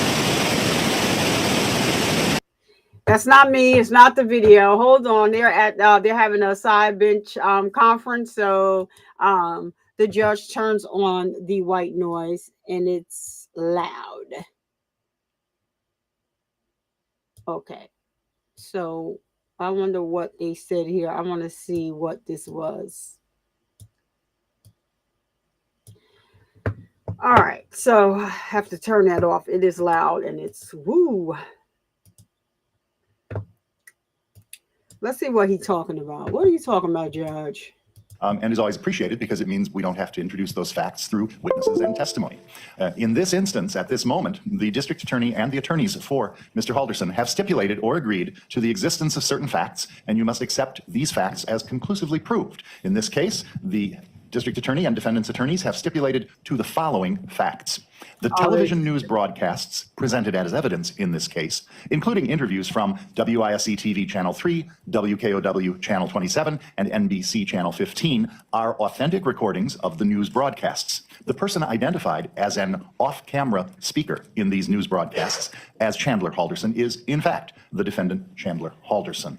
I also remind you, ladies and gentlemen, about the instruction that I gave yesterday before we first saw a recording. Recordings are proper evidence. These have been closed captioned for you, but again, the closed captioning is secondary. What you hear is the evidence, and I will remind you that if it appears anything has been redacted from these, those are redacted due to decisions made previously before trial. I'll also remind you that it is the statements that are heard on these videos from the defendant, and his identity has been stipulated as the speaker, that is the evidence that's being put forward to you here today.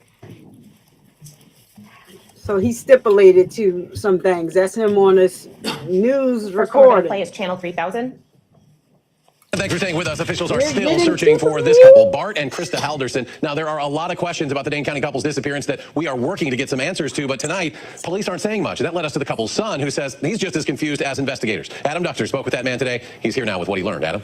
Well, Eric, Chandler Halderson lives with his parents in the village of Windsor and says another unknown couple picked them up early Friday morning before he was awake. And tonight, we're left to wonder what happened to Bart and Krista Halderson.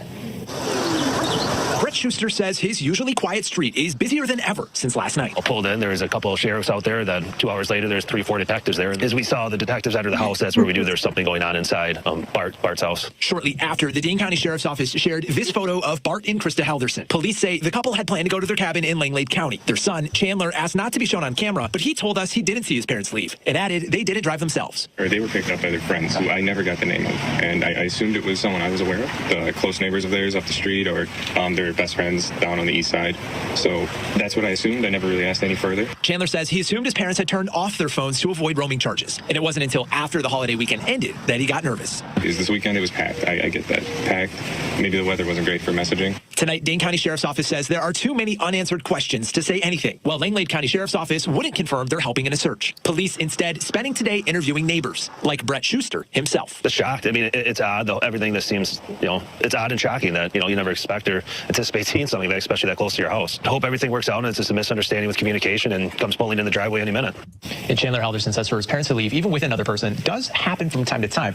But he tells me another family member went to that cabin to check out cell service and was able to get through. Hopefully we'll get some answers soon. Adam Duxter reporting. Adam, thank you.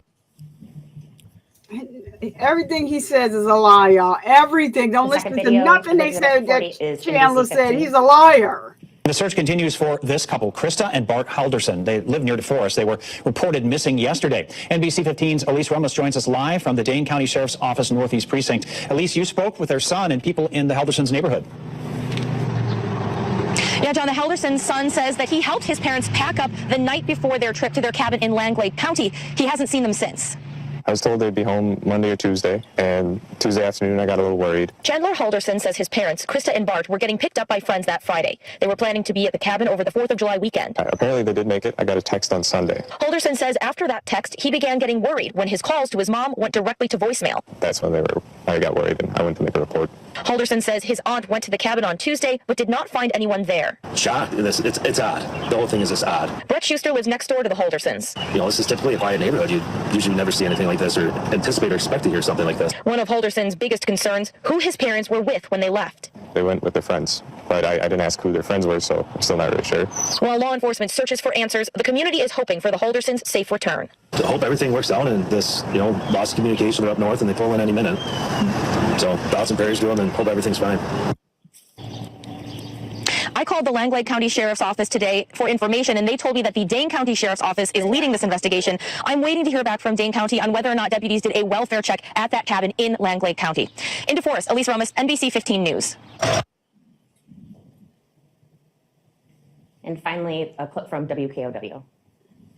Authorities are still searching for a Windsor couple who have not been seen in days. 50-year-old Bart Halderson and his wife, 53-year-old Krista, were supposed to travel north last week and return home on Tuesday. But their son tells Tony Galley his parents' whereabouts are unknown.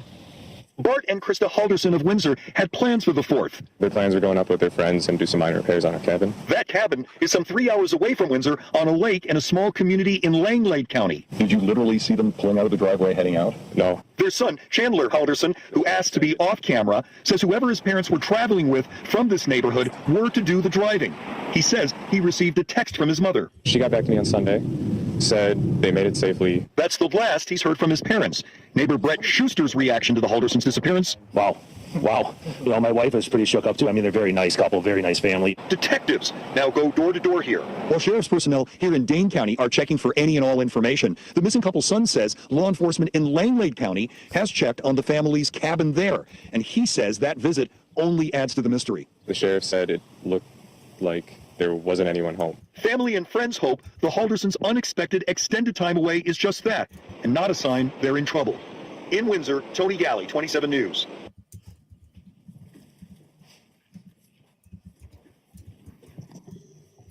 No further questions at this time. Any cross-examination? No, thank you. Thank you. Detective, you can return back to the table. And the next witness, please. State's going to call Mary Sesto. Yes.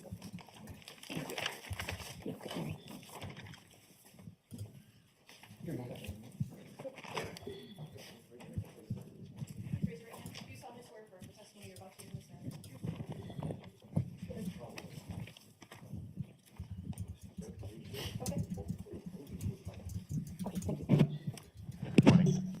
If you feel that you can do so safely and responsibly, testifying without your mask would be our preference, if you would. Okay, sure, I can do that. Thank you very much.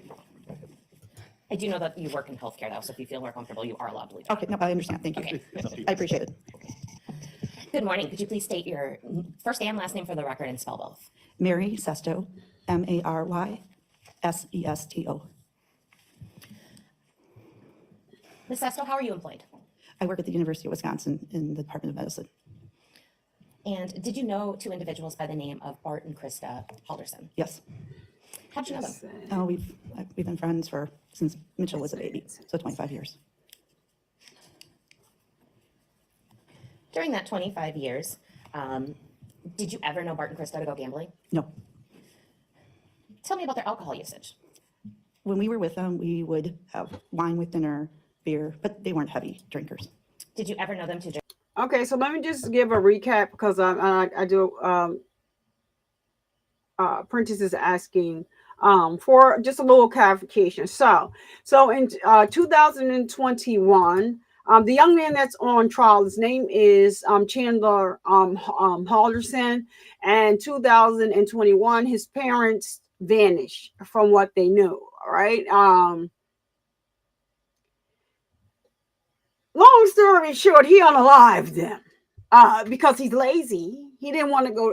So whenever you hear Chandler Halderson, this is somebody said they spoke with him, or he went over their house. Injuries. He went from having a neck injury and a back injury from falling to having a head injury, and they told him that his case, from falling, it was so severe that initially in the future they would has to wear a colostomy bag. All of it is lies. But when you see what he did, how he unalived his parents, and how he extended the crime scene from his house to several different locations, it's beyond me. It's going to be beyond you. I mean, they are just getting into some good stuff here, because yesterday we had detectives. His brother testified. I feel so bad for him. Did he testify again, the brother? Well, anyway, his father was an accountant. So they budgeted very well. Some people call them stingy. They weren't people that, drank like in excess. Just sometimes. The mother was very nurturing. They wouldn't leave the house without telling not only him, his older brother who lives on his own, and some of the friends around them where they would be going. So now this fool said his parents left with a couple, both their cars are at home, left with a couple that he didn't know, they didn't tell him, and that's out of the ordinary for them. But everybody that comes in contact with him thinks that he's acting weird, with the exception of his girlfriend, and I feel so bad for her, and her mother. And her mother is part of the LGBTQ community, and you'll see her partner, and then how he almost implicated them in his unaliving. Like, it is like every time you hear Chandler Halderson, anything you hear that he told them is a lie. He even went so far as to, he flunked out of school. The father was getting annoyed with him. He was supposed to be working remotely from home. He kept saying he didn't get paid, that he said he didn't get paid, that the job kept messing up his check. So the father finally emails the job, and he gives the father the email. The father is emailing him. He done made all these fake accounts. Like, I said he should have became an author, because he has a very colorful imagination. But it's crazy. So this is what this case is about, and they're starting to get to the meat, because we've sat through all of the, the stuff where they're just asking questions of the family and stuff. But to see like the cell phone thing, all the documents that he created, the emails back and forth, the neighbor in the back is going to they're going to interview the neighbor that's in the back. They have a lake in the back of their house, and so when you go across the lake, there's a neighbor there. They're going to put that neighbor on the stand, and I'm not going to tell y'all what that neighbor said, but I'll let y'all see it for yourself, because this guy is he's the worst kind. And the reason why he faked the fall is because his older brother was diagnosed with diabetes, and he saw how the mother, but she was nurturing like that to all, like some people would say she's overbearing. So, but she was nurturing like that to both of them, but he was getting so much attention because he was hospitalized for some time. And so this idiot goes and fakes a fall. They take him to the hospital. They don't see nothing, so they give him a neck brace. So now he's adding all of this other stuff on top of what they told him. I'm a true crime junkie, so I watch cases that some people won't. So a lot of people are like, is this new case? It's not a new case. Y'all probably saw his face go throughout YouTube, and I don't know, a lot of people didn't watch it. So yeah, I'll do in between. If I'm not covering something live, that a case that's going on now, I'll do a rewind, because a lot of people, you can't be everywhere all the time. And in some cases you don't hear, which are really good cases. And this is one of them. I wanted to take a break I was going to cover a case, the case of Tiffany Moss in the unaliving of Imani Moss. But I said, let's take a break, because when the Naziah Harris trial goes live, I'm going to be live streaming that. It's pretty heavy. So just to break it up, because some people have went through the same thing that Naziah has went through, not the unaliving, but they have been essayed, and it gets pretty triggering. So I wanted to kind of break that up. But true crime is true crime. So it's going to either be something, but not just, this is heavy, but not that heavy, where, because Naziah Harris right now has the internet in the chokehold. Nothing to report on her right now. Like, a lot of stuff they're reporting is false, and that bothers me. So that's not the channel that I want to have. I want my channel to remain an honest channel. And even if I report something that I could have got wrong, or it's a mistake, I'm going to come back and say that, what, I know this is what, but that's not what it was clarified. But you have people that are out here actually just reporting false stuff. It is not right. It's disingenuous. And you shouldn't be lying to your audience just to get a click and a view or because you trying to run it up for a payday or whatever on YouTube. I'm not doing that. That's not what I'm into, and I'm not doing it. So there's nothing to report on her now. March 7th is the next hearing. So I did post a video. Channel 7 did an interview with the aunt. It basically says the CPS, this could have been avoided. CPS was advised by 2 family members that this was happening in 2022. They did nothing. And I just want to let go of that because I don't want to get as mad as I was when I did that live for that video. So I'm going to just let that go right now because, yeah, that'll be a whole nother rant. I don't want to drink tequila or gin. No. So you knew Bart fairly well. Was Bart one to have large amounts of cash lying about? No. You kind of smiled. Can you explain that? You're welcome. So Bart's a CPA. He was our accountant. I'm stereotyping CPAs, but he was very conservative with his money. Undoubtedly, he bought good quality things. You should have asked me. You've been here Northern Day. Expensive restaurants or bought really expensive bottles of wine. Ask me. I'll stop it. They can't get mad. You want to know. And you're married, correct? Yes. And was your husband also friends with the Haldersons? Yes. And in fact, did you guys do things together as families or couples? Yes, we did. What sort of things did you guys do? I will be checking that out. Packer football games. We would go to the terrace. We've gone to their cabin. My husband would help Bart close his cabin pretty much every year, except for COVID, during COVID.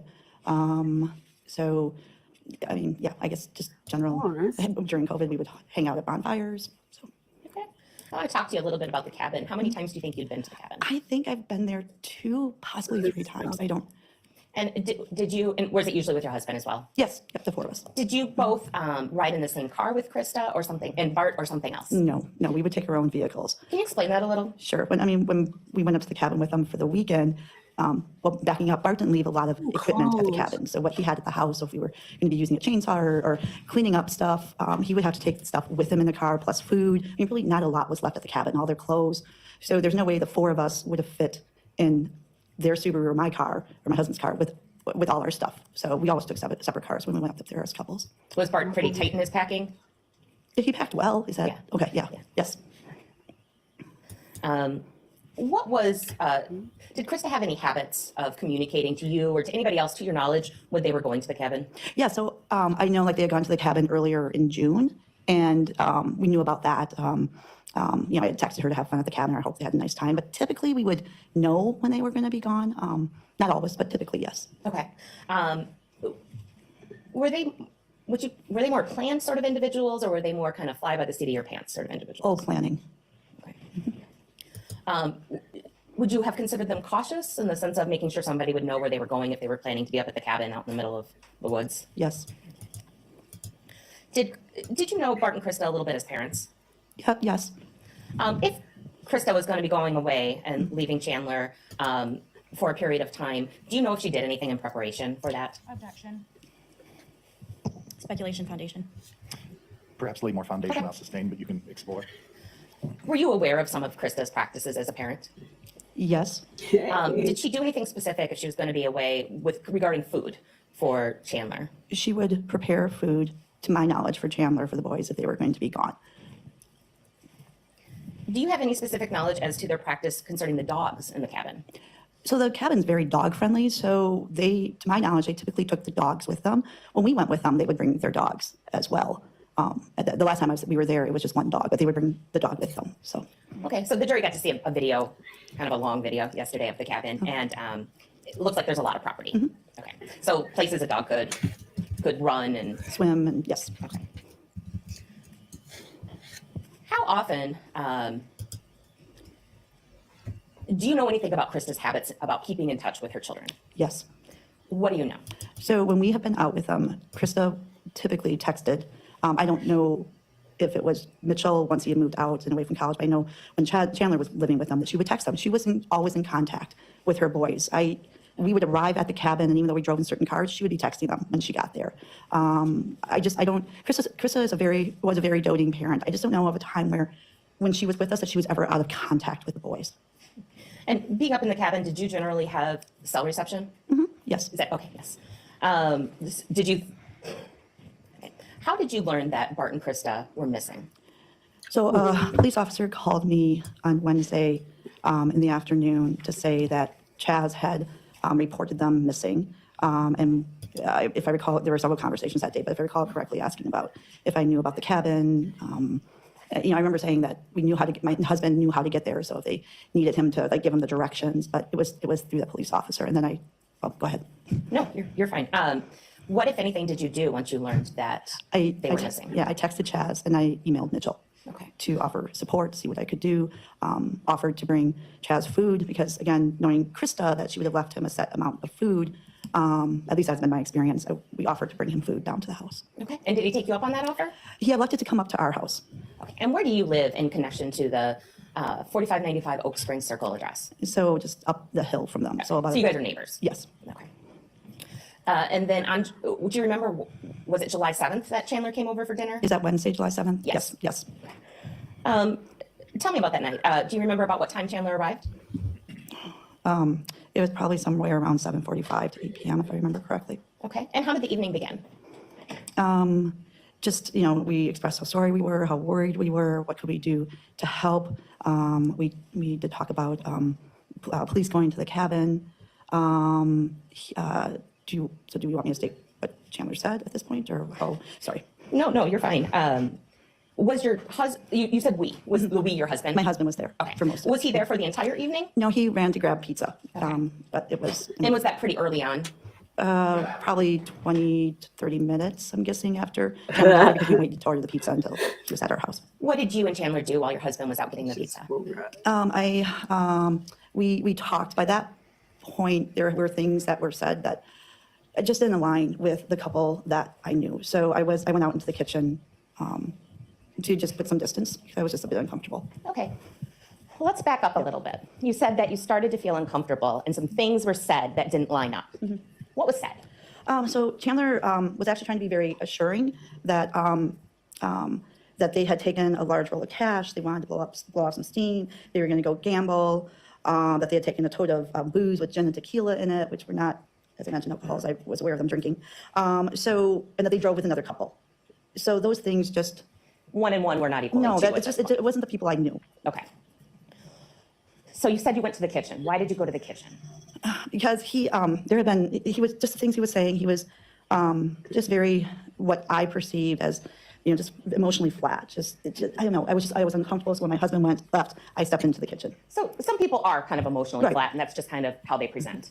Was that Chandler most of the time? Not to that extent. So like that evening when he was at our house and he talked about the dogs and how he was frustrated that he expressed concern that the dogs had been locked out in the garage during the whole time that the detectives or police were there, and he got emotional that they didn't deserve that. They shouldn't be out there. So it was more so than when he spoke about his parents that I more emotionally flat. And so he got more emotional over the dogs than his mom and dad being missing. Yes, yes, when he talked about the dogs, there was more emotion. Why do you move into the kitchen? I just felt uncomfortable. I wanted me to be between the door and him. And again, he did not do anything that was physically he's weird, concerning. I just was uncomfortable because what he was saying, it was not making sense to me. Okay, so you put yourself between him and the door. Correct. And when you say door, I assume the front door, the door to go outside. Yeah. Okay. What sort of things do you and Chandler discuss once you're in the kitchen? I don't recall that we had a lot of discussions specific when we were in the kitchen. We kept it light. It was, I really don't recall anything that occurred there. When my husband came back, and again, I don't remember if it was before he left or when he came back, we talked about, he said that Krista had texted him on Sunday. And again, I'm sorry, I just don't remember that occurred before my husband left for pizza or when he came back. But that's not, I couldn't believe that if they had left on Friday. I've never, ever known her in 25 years, once the boys were old enough, that she was out of contact from them for that length of time. Did you and Chandler have any discussions about phones? Oh, yes. So I was trying to be reassuring that, don't worry, because in my brain at that point, I'm thinking they're in a car wreck on the side of the road. Something like that happened. And so I said that, don't worry, they can track their phones. They can look at where the location of the phone is, and hopefully that will find them. And his comment was, no, they can't do that. Okay. And how did he say that? Just very flat. They can't do that. Did you talk at all about Chandler's medical concerns at that time? Yeah, so he had mentioned that because of his concussion, it wasn't clear if he had the CAT scan or was scheduled for the CAT scan, but that there was going to be a large deductible with that. And then I made the comment, and I don't know if this will make sense, but I made the comment, well, you'll be getting that large paycheck from American Family. So not exactly what you wanted to go to, but at least you have those resources. And so we had been told that Chandler had roughly a 6-month position with American Family that progressed from an internship to a paid position, but he hadn't been getting paid and that he was going to be getting this large check. And then he made the comment that something along the lines, that didn't work out or that's not going to happen. And I was really uncomfortable with things that were being said prior to that. But that was, I remember like thinking, I just need him to leave now because I don't believe anything he said. All right, y'all. Hold on a minute, y'all. And see, this is what I mean when I say I'm not reporting anything unless I get something concrete, but I think it's important that I show you guys this. So thank you out there too. You know, I got my PI, and they just shared this, and so this is what I'm talking about. I'm just gonna go here briefly so that we can watch this. It's just a news announcement. So I know they have found a child buried in a shallow grave. And it was right around the time that everyone was, abuzz about Naziah. So there is some channels that have reported that Naziah was the child that was found in the shallow grave. That is not true. So here we have, who the child is and the mother. They just reported this about 59 minutes ago, and that's what I mean by. You have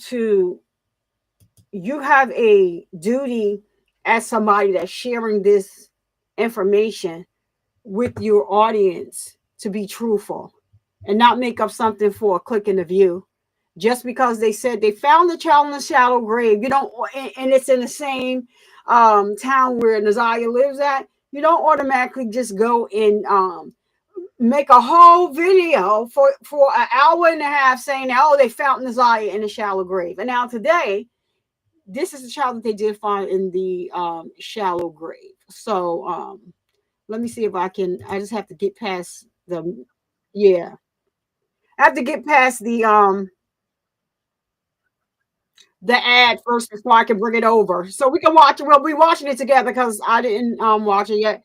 But I trust my PIs, okay? So it is what it is. And thank you for that. That's my and she does a lot, but that's my child. She sent this over because she knows that I'm not reporting anything unless it is true. And we are interested in this case because it's right in the same area where Naziah went missing. So yeah, let's take a look at this really quick, and we're going to go back to him because they're getting to some good stuff. You hear this detective say how scared she was and put some distance in between him and the front door, because he was just, you might as well have just went and told on yourself, sir. So anyway, I'm going to give a shout out to Fox 2 News. She had to send me a different channel, but I pulled it up, so here it is. So the mother is facing, hold on one second. I have stood at this podium many, many times and talked about how horrific, tragic, and shocking certain cases are. Each time thinking there are some future alleged facts that could be worse than what I'm talking about at the time. Knowing all the while, though, that there's always a worse set of facts on the horizon. Well, that day has come again. So I want to talk about a case of a young boy named Zamar King III. The alleged facts in this case are that we are announcing today. On January 6th of 2025, the Detroit Police Department was notified and summoned to a house on Whittingham in Detroit. They had been contacted by the landlord that owned that house. When he went to that house, the landlord contacted him when he went to that house to prepare it for a new tenant. That he called the police because he found a shallow grave in the backyard of the home on Whittingham. Upon arrival, the police were shown that grave where a human foot was sticking out of the ground.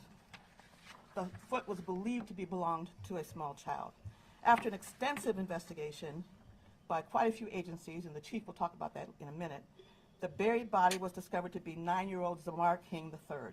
That the mother of young Zamar was 41-year-old Brandy Pierce. It's alleged that she killed him, and that the cause of death found by the medical examiner was smothering and neck compression. So I want to just further go ahead and tell you what other facts about this case. It's alleged that she purchased a shovel, she bound him by tying his hands and feet together, and dug a hole in the background of the house on Whittingham, where she had been living for a short time. She then put him in this hole and covered him with dirt. That after killing her son, she and her other son, who was 3 years old, moved to Georgia, Cobb County to be exact. It was determined that this in fact happened sometime in October of 2024. That Zamar's mother, Brandy Pierce, is currently in Cobb County, Georgia, and we will be requesting her to be extradited back to Michigan. We are charging Brandy Catrice Pierce today with 1 count of murder in the first degree premeditation, which carries a life without parole sentence, mandatory. Count 2 is homicide felony murder. Again, the mandatory penalty is life in prison without the possibility of parole. Our 3rd count is child abuse in the first degree, life or any term of years in prison. The first degree child abuse is the felony to make out the felony murder we are alleging. Count 4 is tampering with evidence, criminal case punishable by more than 10 years in prison. And the 5th one is interfering with, concealing and interfering with the death of an individual, 5 years, of course, that being 9-year-old Zamar King. As always, this defendant is presumed innocent unless or until proven guilty. I should tell you that Judge Aaliyah Sabri of the 36th District Court authorized these charges yesterday. And since we will be requesting extradition, we will notify you all when in fact she is back in the state of Michigan. So of course there is no next day for court. Again, let me just repeat, these charges and allegations are quite serious. They're deadly, they're shocking, every platitude that you can think of. But again, Ms. Pierce is still presumed to be innocent unless or until proven guilty. So I'm going to have the chief say a couple words to you, and then we'll answer some questions for you if you can. Thank you, Madam Prosecutor. As Madam Prosecutor said, this case is rather shocking. In my 27-year career, I don't remember seeing anything like this, but I just want to thank, of course, Madam Prosecutor. I want to thank our law enforcement partners and everyone who helped out with this. The FBI was instrumental. Michigan State Police was instrumental in helping out as well, along with Cobb County and DeKalb County in the state of Georgia, their district attorney's office. And I just really want to express how proud I am of the hardworking men and women of the Detroit Police Department who helped bring this case to where it is today with these charges. I want to thank, of course, of our Major Crimes Division, the Commander Rebecca McKay, Captain Marcus Thurkill, Sergeant Ashley Peterson, Detective Kelly Lucy, who is here with us, Detective Lisa Johnson, and then the officer who is leading the case, Officer Isaac Yamas. Thanks, Shaw. And the members of the Western Squad. The Detroit Police Department works relentlessly on behalf of victims, and we are confident that there will be accountability for this. And as Madam Prosecutor said, of course, everyone is presumed innocent until... Look at Gaither. Thank you much. It seems to all of us who do this work on a daily basis that there's been just a large number of tragic cases that have happened to our children, worse than we have seen. So it's our hope that we don't continue to see these, but I know that's probably false hope that I'm having. Before we go any further, I want to introduce Tina Ripley, who has worked on this case very hard. Prentice. Louisa Papoulis is to her right and your left. She is the Deputy Chief of the Special Victims Unit. Kelly Gleason is to my immediate left, and she is the Chief of the Special Victims Unit. And again, if the Chief can introduce his people that are standing here, that would be helpful. Sergeant, I'm sorry, Detective Lisa Johnson is right here. Also, officer in charge of the case, Isaac Yamas. Kelly Lucy, Detective.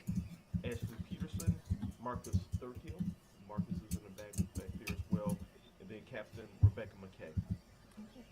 We'll take some short questions at this point. Not that you guys need to make a decision, but any indication as to a why, a possible motive in this case? I don't talk about motives at the time. Any further evidence and charging decision will come out when we go to court. So, again, we can't comment on that at this time.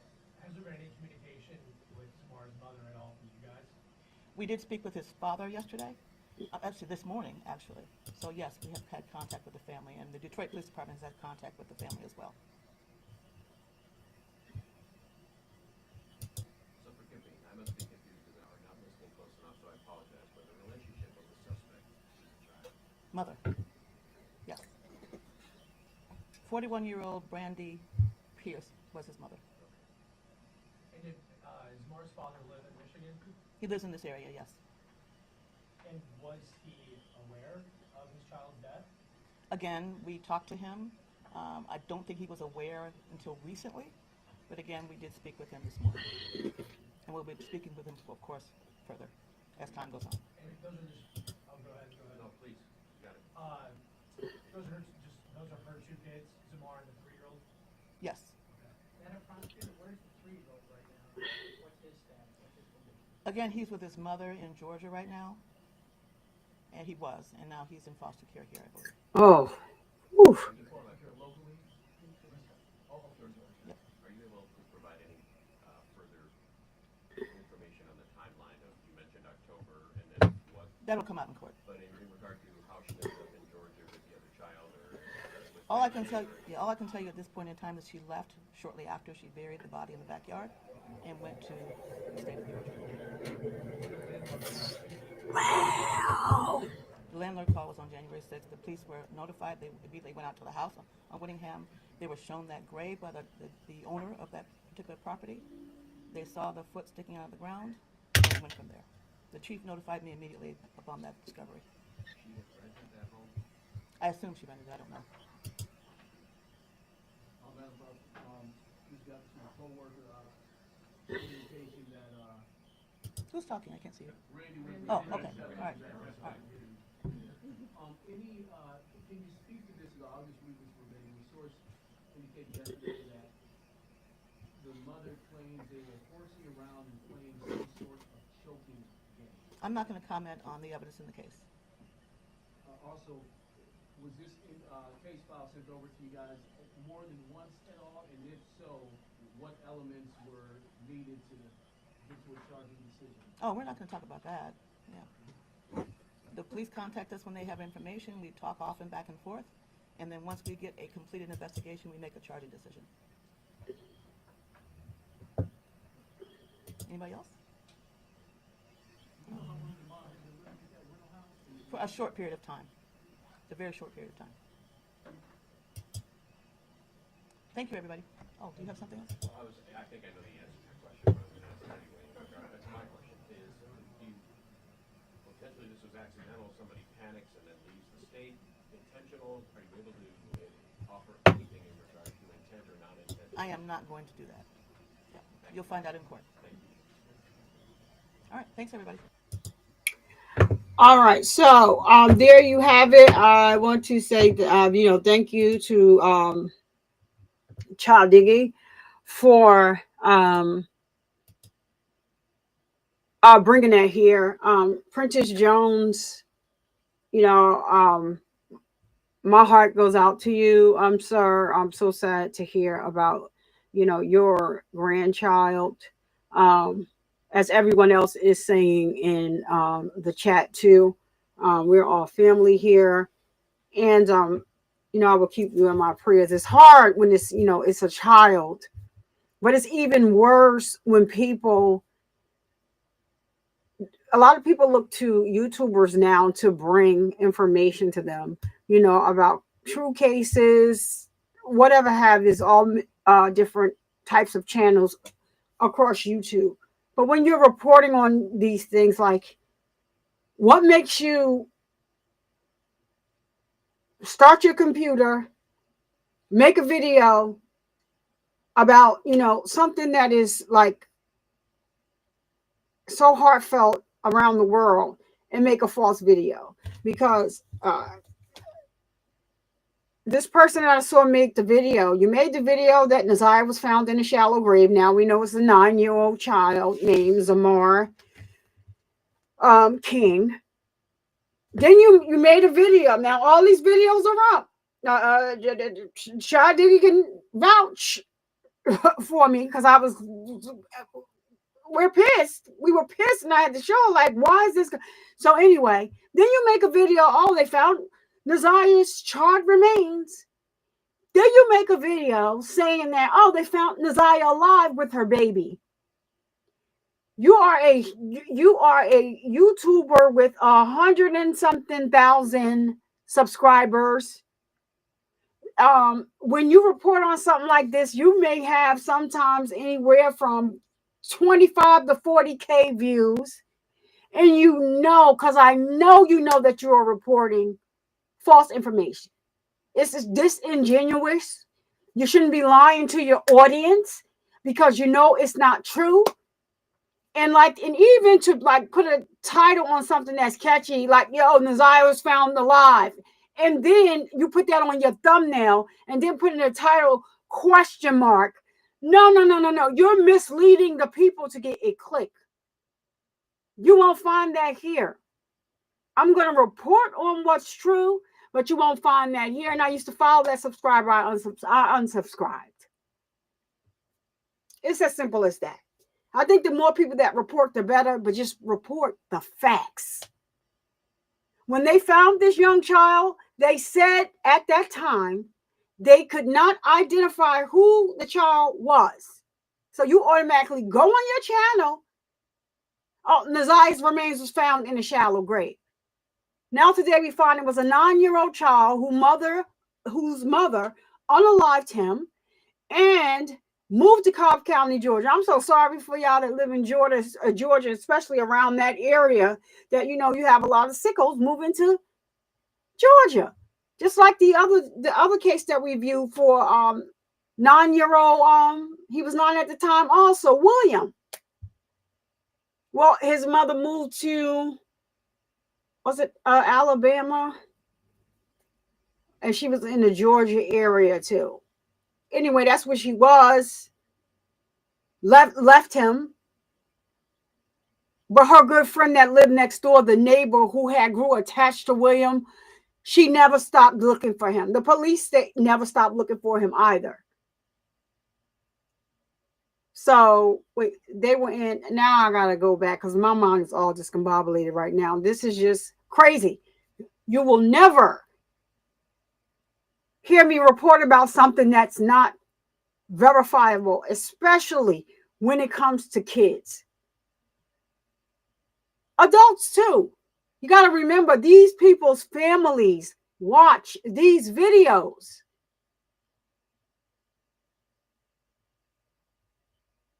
And if anybody knew that they found Nazia's remains, it would be her family. We're not relying on sharing the internet. I'm not talking about them. Like, they still saying, I don't know. But there's family members that cared about Nazia. We would rely on them.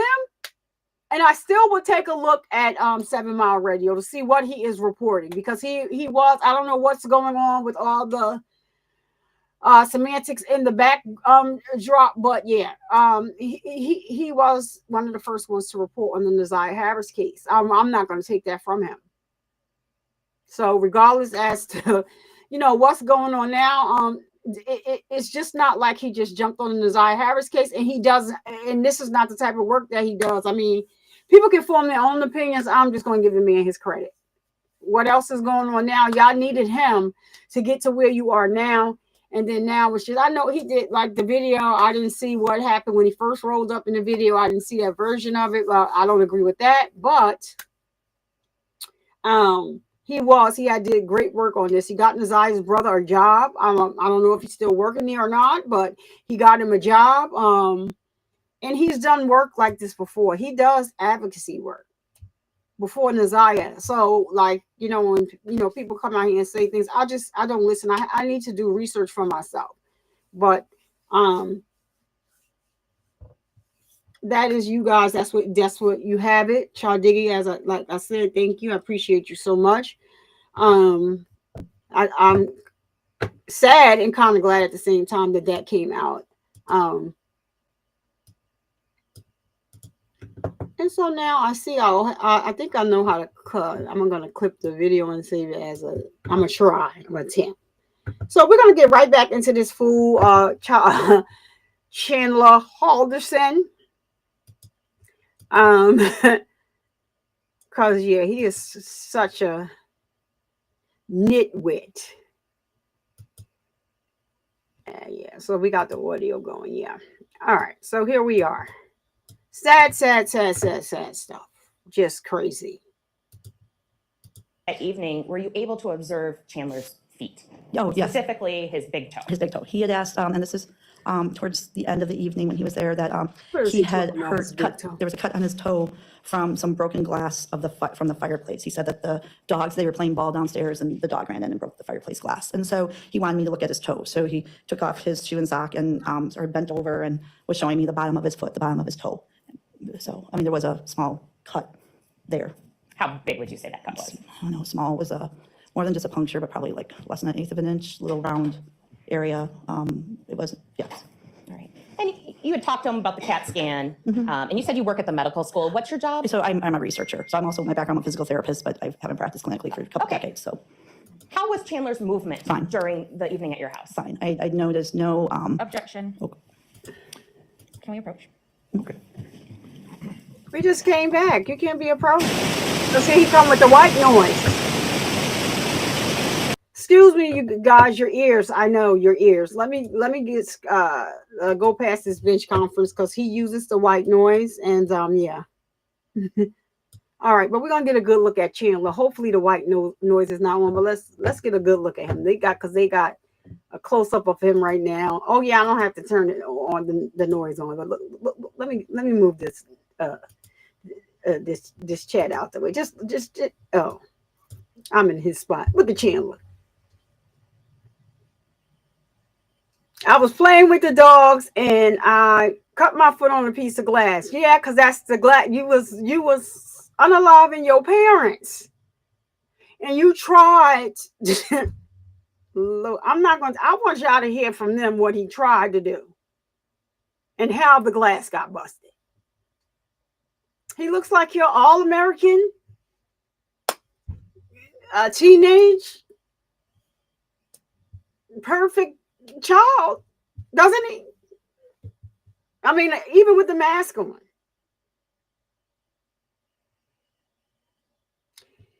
He was looking to score sympathy points all the way around. That's what Chandler Halderson was looking to do. He is a disgusting individual, and I'm sure he's somebody's girlfriend.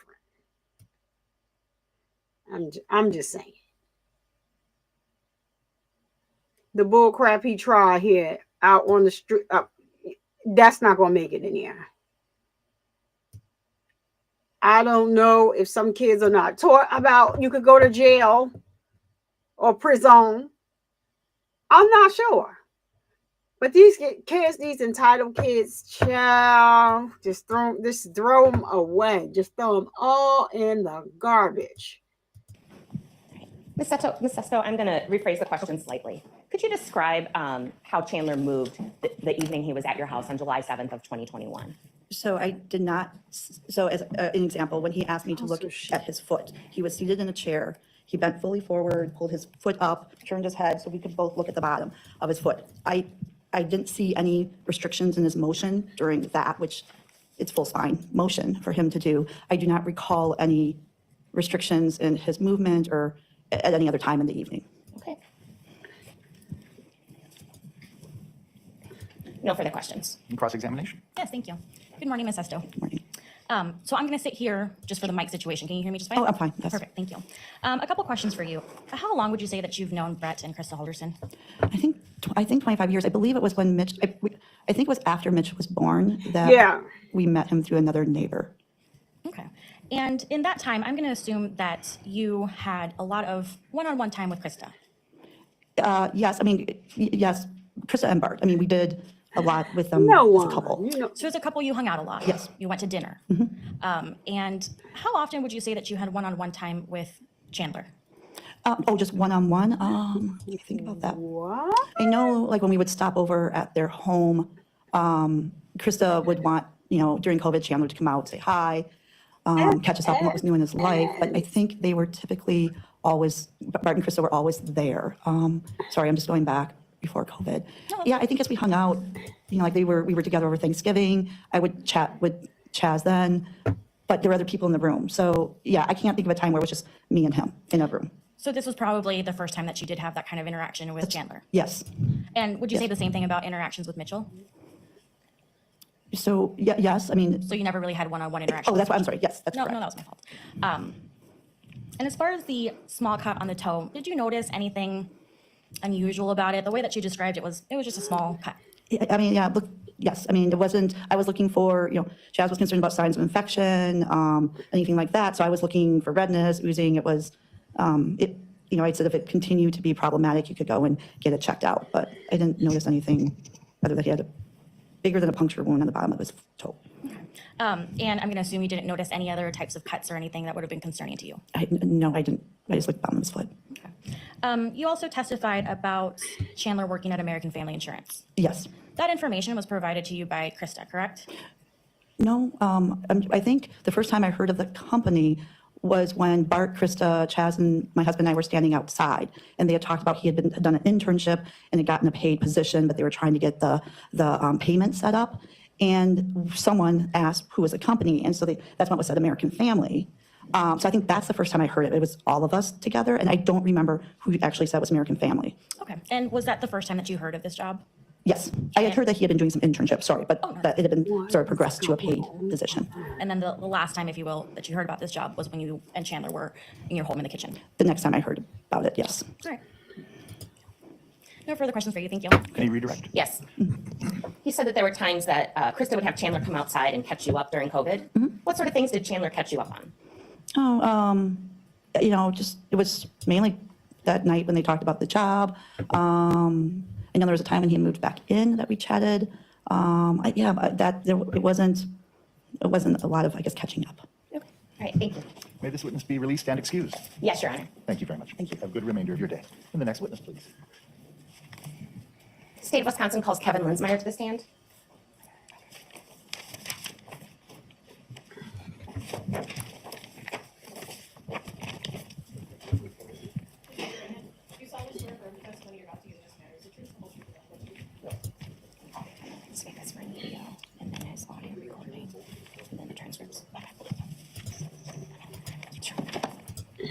If you are willing and believe you can do so safely and responsibly, testifying without a mask would be the preference. Thank you so much. No problem. Good morning. Could you please state your name for the record and spell both your first and last names? Yes, my name is Kevin Linsmeyer. First name is spelled Kevin. Last name is spelled Linsmeyer. And Mr. Linsmeyer, how have you been employed in the past? I was employed by the Madison Police Department. As what? Police officer and a detective. And how long were you a police officer and detective? For 31 years. And do you remember roughly when you retired? On May 3rd, 2021. And where do you live? I live at 105 Oak Springs Circle in DeForest, Wisconsin.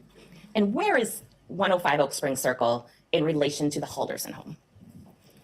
It's across the street from my house, kitty corner a little bit. So, I mean, the lots do not line up perfect, but they're staggered just a little bit, but we are across the street from the Halderson residence. And did you know Krista and Bart Halderson? I did. How did you know them? So let's talk about Bart first. I've known Bart since childhood. He's from my hometown. He went to the same high school as I. We grew up 5 minutes apart or so. And then I met Bart again about 5 years ago when he moved across the street from me. And then Krista, I met through Bart. Krista was Bart's wife, and that's when I met her. Okay. And would you just characterize your relationship with them as neighbors, or were you kind of friendly, or something else? We were neighbors. We went out to eat with them once, 3 years ago probably or so. I mean, we visited outside as neighbors would do. So I would say we were very neighborly. Okay. And in the first week of July of 2021, what, if any, observations did you make about the Halderson home or lawn? So the first week of July, I recall talking to my wife about that the Halderson lawn wasn't kept up, which was very unusual. They did a really nice job maintaining their lawn, very good gardeners, and it was obvious that the lawn wasn't being cared for. So That was the first observation that we made. Gardening was kind of a hobby for Bart, or at least you thought it was? They were out regularly working on their lawn, planting, maintaining their plants.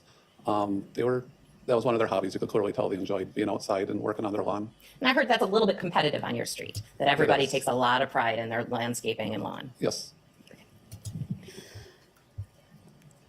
As of July 7th or so of 2021, had you ever met anybody named Chandler Halderson?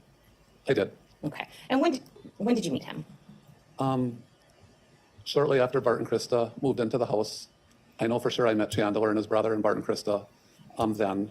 I remember that distinctly, and I'm pretty sure there was at least one more time in subsequent years that I have met Chandler.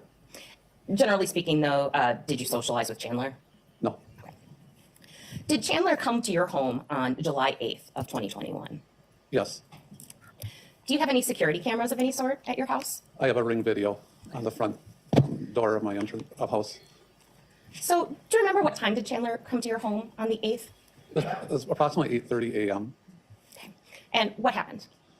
So the doorbell rang. I answered the door. I said to Chandler through the door, "I'll meet you in the garage." Why'd you do that? At the time, I had a very young puppy that needed to be crated, and I, didn't want to try to control the puppy and talk to Chandler at the same time. So that was the reason on why I wanted to talk with him in the garage. Did you do anything as you prepared to go into the garage to meet Chandler? Yes. After I created the puppy, I decided that I was going to record the contact I was going to have with Chandler. So I had my phone, I activated the recorder. Why'd you do that? Well, being a police officer, for many years I felt, or I suspected something wasn't right based on my observations from the day before, where I saw 3 squad cars outside the Halderson house for an extended period of time. That's not something we normally see in the neighborhood, let alone for a missing person type case. Usually the officers aren't at the scene for an extended period of time. So I suspected something wasn't right. I just didn't know what. Okay. So you recorded the interaction? I did. And that, just to be clear, that's just an audio only recording? That is correct. Okay. Mr. Linsmeyer, I am going to show you what has been marked as exhibits 45 and 46. What is exhibit 45?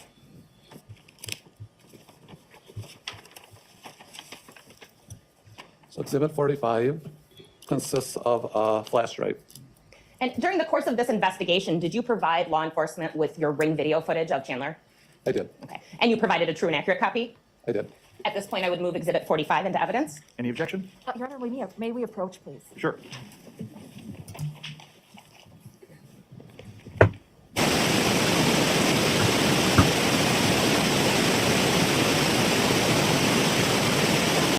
Hold on, y'all. Sorry about that's the white noise. That's not the video. I'm gonna just get right. Okay.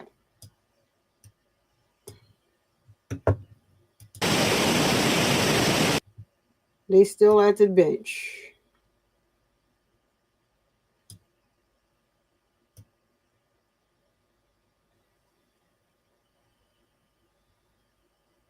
What happened to, okay, so they getting ready to show something. Yeah. It's getting ready to get interesting. Cause not that.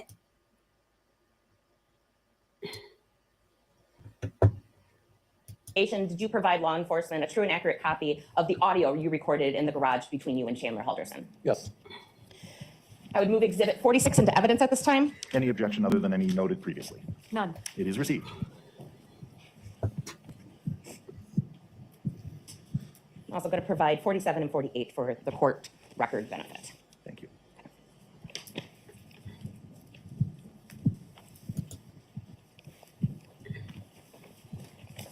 So the Ring doorbell interaction occurred first? Yes. Okay. So we are going to publish exhibit 45 at this time.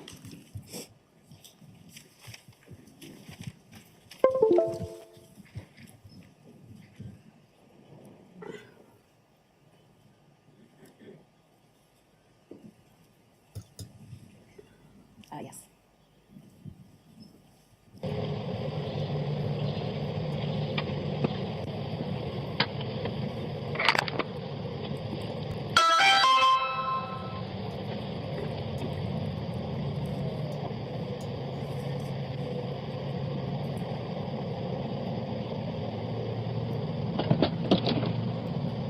I'll be in the garage, okay? Okay.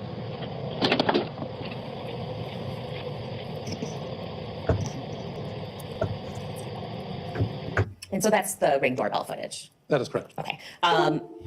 And the date on that Ring doorbell footage was July 8th, and it appeared to be, the time appeared to be 8:37 a.m. Is that all correct? That should be accurate, yes. Yeah. And this audio footage that we are about to hear in Exhibit 46, I assume that occurred pretty much seconds after that Ring doorbell? Yes.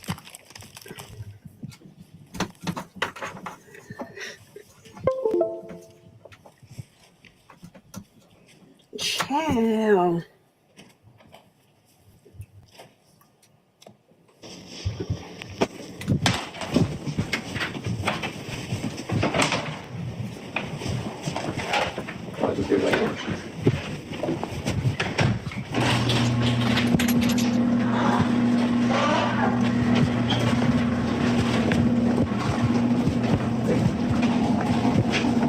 I don't know if we've ever met. Well, actually, we did meet. I think we met once or twice when we first moved over there. I think we met. Sorry about what's going on. What it is, but I was wondering if your door camera. You do have a ring, yeah. Does it pick up the road? Some, yes, some it does. Would you have any notifications from Friday morning early before 6:15? We can check. That's not a problem. Is that before That'd be great. 6:15? Yeah, before 6:15, kind of since Thursday midnight. Any notifications? Okay. My wife is the one that knows how to run that, so I'll have her pull it up on the computer. So Thursday night to Friday morning. Okay. You doing okay over there? Anything I can do to help you out? Do that right now. Any dogs or anything? My mouth died. My dogs are people. I'm sorry, what was that? My youngest dog was at a bad home before, so she's got to be under with me, my parents, or there's my great aunt and uncle, the only people that she's okay being here. Okay, well, if there's anything I can do to make life easier, I mean, I'm retired now, so I'm around, my wife's around a lot, she still works, but especially if like watching the dogs or anything, if there's anything I can do to make your life easier, I'll give you my phone number, and you can call me. Okay, ready? My name's Kevin. 1203. I'm actually going to get your number, so if I need to call you. Text. That's my cell phone, yeah, so you can text it too. Oh, you can just text it to me. Okay, thank you. Yeah, if there's anything, I mean, especially for my wife and I, as you probably saw, we have a puppy. We just got a puppy. We've always had dogs. Now we have a 13-week-old little work of art. But if there's anything I can do, I'm from, you know what, your dad was from the Valders area. I grew up in that area. Okay. He's 3 years younger than me, but we went to the same high school. So you were with Uncle Brett? Brett is 1 or 2 years older than me. So I don't know. I don't think I've ever talked to him. I know he used to be cross country, was he? Was he a big runner back in, I think in high school he was a runner, I think. And I don't know if I've ever talked to him. I know what he looks like, but he's 1 or 2 years older than me. But how's your dad's family or Krista's family doing? I haven't heard anything from Ma's family. They're kind of spread across the map. So do they know what's going on though? No, I haven't talked to them before. Okay. I wouldn't know how to contact them. Okay. My brother might know how to contact her brother. Sorry, he's met her. Yeah, I'm hoping Brett can come because he'll be able to look through more things than the police are. Yeah. Well, when Brett comes up here, if he comes up here, have him come over here. And if there's anything I can do to help out with anything, I mean, I was a detective for 23 years with Madison Police Department, so I work, that's kind of stuff. I know Brett was a manager, he was a boss, but he should have a lot of experience. But and if you have Brett's phone number, I could easily call him up. If you want to give me Brett's phone number, I'll give him a phone call and just tell him. And actually, I think you text that to me also. Yeah, he was contact. Yeah, send it to me.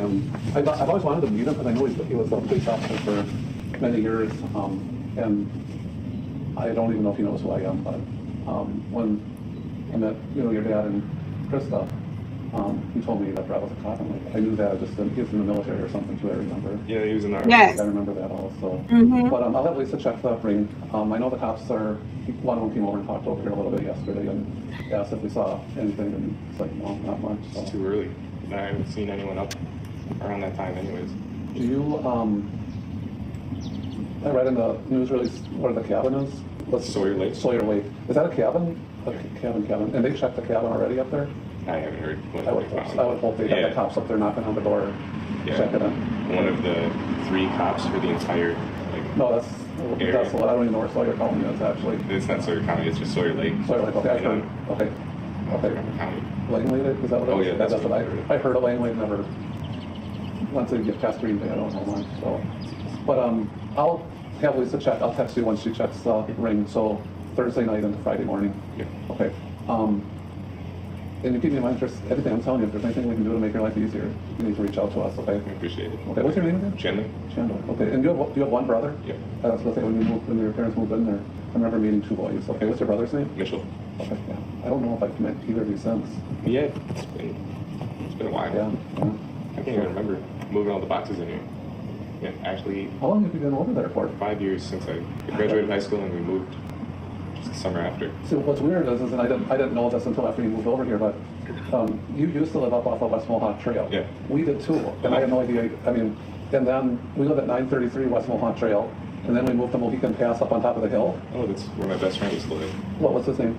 Nate Hoffman? Hoffman. Yeah, Nate right across the street from the Hoffmans. cool. Where did they move to? Okay. I lost touch when I moved to Plymouth.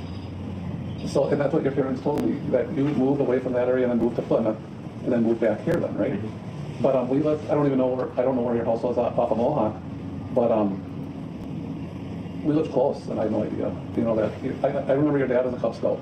I don't think I ever talked to him because he's younger than me, but I remember your dad and your uncle as Cub Scouts, yeah. And that's all I remember. I don't remember him much else. I know I never talked to your dad in high school. He was 3 years younger, but, and your brother was older, so I don't think I ever talked to him. But, it's just how weird, what a small world. And then your mom went to school with my wife, Bella Fowler. It's like, what a small world that is. So. It's crazy. So, okay, call me though if you need anything, okay? Okay. If you could think of anything, give me a ring, or if you find me just from my law enforcement background, the best thing you can be doing is being in constant contact with the detective that's assigned to the case. If I was you, I would be lighting this phone up. What's going on? Where are things at? You know, just being in constant contact. They're gonna, if they're doing their job the way I would be doing it, they already reached out wherever the Sawyer Lake is. They would have had the cops check in the area. Did you give them the address where the cabin was? Okay. I can assure you that they're doing what they can on their end, but I would be calling that cop up, 2-3 times a day, saying, hey, what's going on? Or encouraging the cop to call you 2-3 times a day until, this is figured out. And I didn't know your parents real well.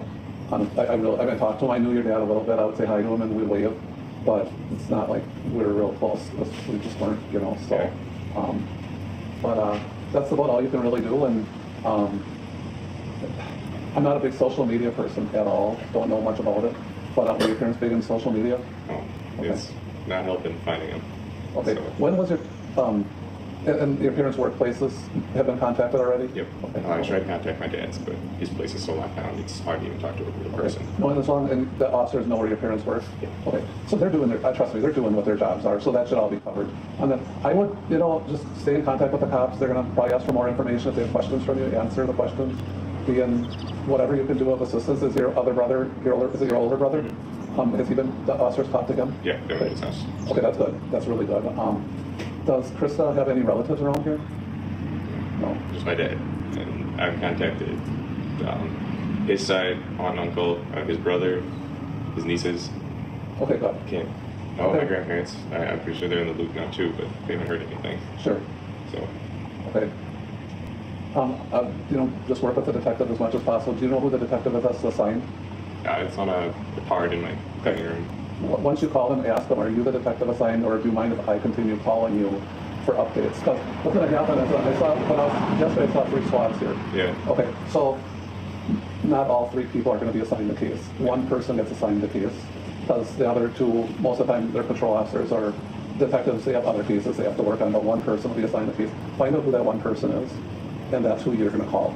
That's who you're going to communicate with. You don't want to communicate with 3 different people because you're going to get the runaround, because you know how the 3 people don't communicate with each other because they're all doing their own thing. You need that one person that's ahead of the case. So that's who you want to stay in contact with. But all you can do is wait, pray, hope for the best. Has this ever happened before?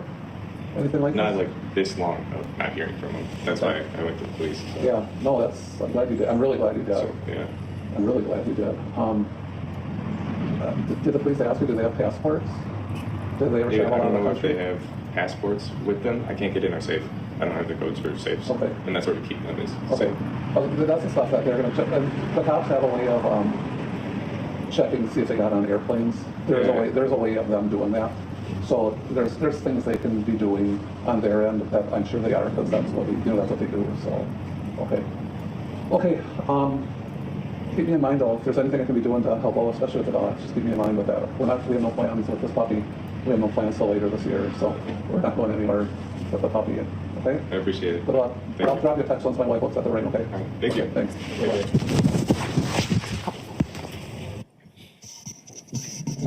Y'all give me 1 minute. Sorry. Mr. Linsmeyer, is the person that you talked to in your garage, Chandler Halderson, in the courtroom today? At this point, could you repeat that?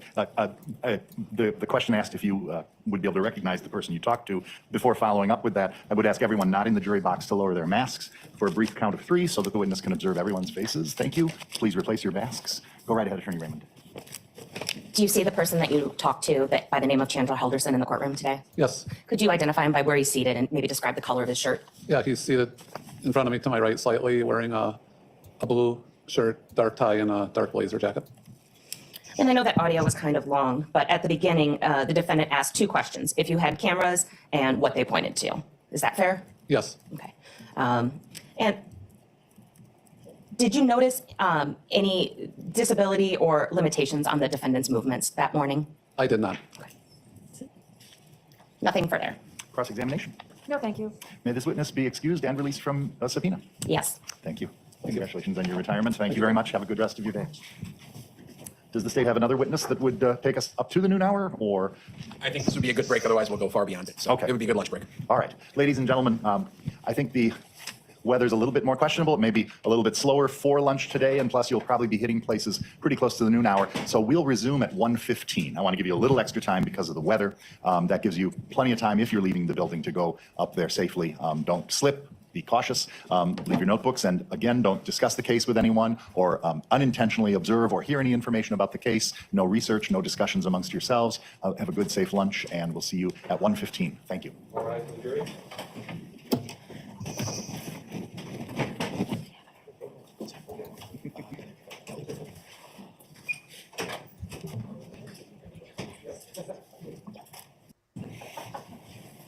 I don't know. But I'm a man.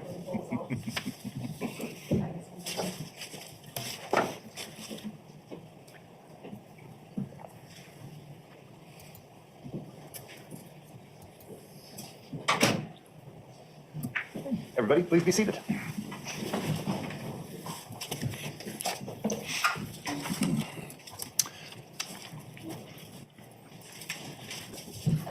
Folks, I trust you had a good lunch. Was there anyone on the panel who was exposed to or participated in any discussions about the case or investigated or unintentionally or purposely sought information? I see no hands. Thanks very much. We'll continue then with the state's case in chief. Attorney Brown. State of Kelly Bennett to the stand. Hi, Kelly. Come with me. I'm going to go with that gentleman right now.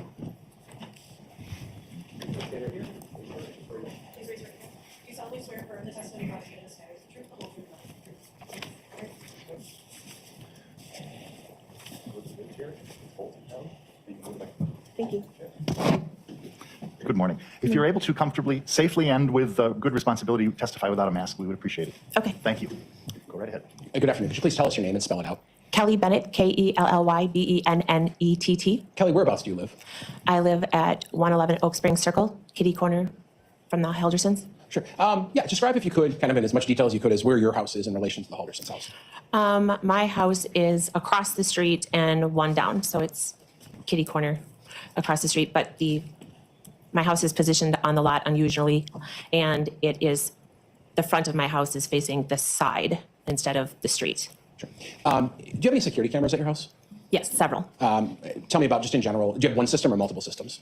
We have 2 systems. We have a Ring doorbell system, and we have our son works for the Department of Corrections, and he installs all the cameras for the prisons, and we have a system that was installed by him. You have a pretty well-designed camera system then? Very well. Okay. Were you asked to provide the Dane County Sheriff's Department some camera footage from your house from the early part of July, between maybe July 1st, all the way through maybe the 8th or so, at some point this summer? Yes, on July 7th, I heard that they were missing, and I had my husband approach the police officers and volunteer the cameras. Sure. And did you and your husband cooperate fully in turning over your camera footage to the Sheriff's Department? Yes, we allowed them to actually log into our system, and they could retrieve any and all footage they needed. And to your knowledge, time and date and things like that were all normal and normally operated on those camera systems? Yes, on those dates. I'm going to show you what's been marked in this case as exhibit number 49. You can feel around. Is that a USB drive in there? Feels like? Yes. Okay. And exhibit number 542. What does the photograph on exhibit number 542 show? Did I do it? My driveway. Sure. That is your driveway? Yes. Okay. I would move, and exhibit 49, in the past you've been told that the Dane County Sheriff's Office were able to download your video footage and put it on USB drives, essentially, for trial, correct? Correct. Okay. I'll move exhibits number 49 and 542 into evidence. Any objection? No. Those are received. Ms. Bennett, fair to say you know nothing at all about this investigation other than what you just said, right? Correct. I've never even looked at the footage on the cameras from the system designed by my son. And did you know the Haldersons very well? I met her once when I was walking my dog and just said hello. So you just provided video footage? Correct. Thank you. No further questions.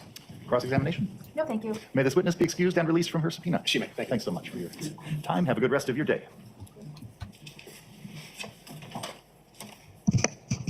State will now call Joelle Lockwood.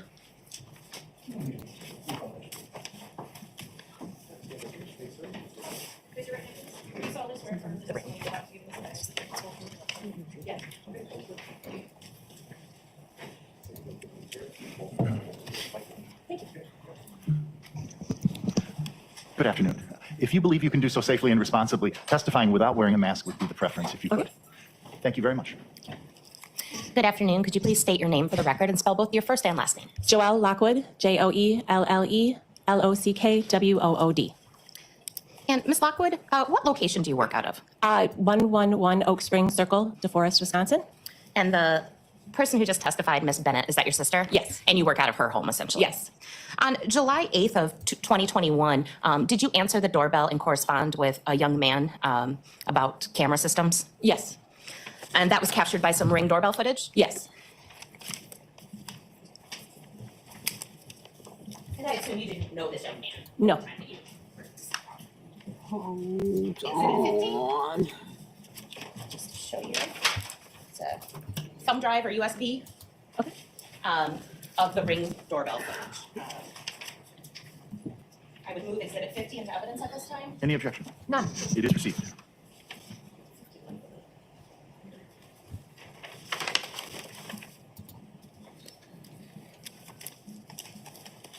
Do you remember about what time of day this was? About 3 o'clock.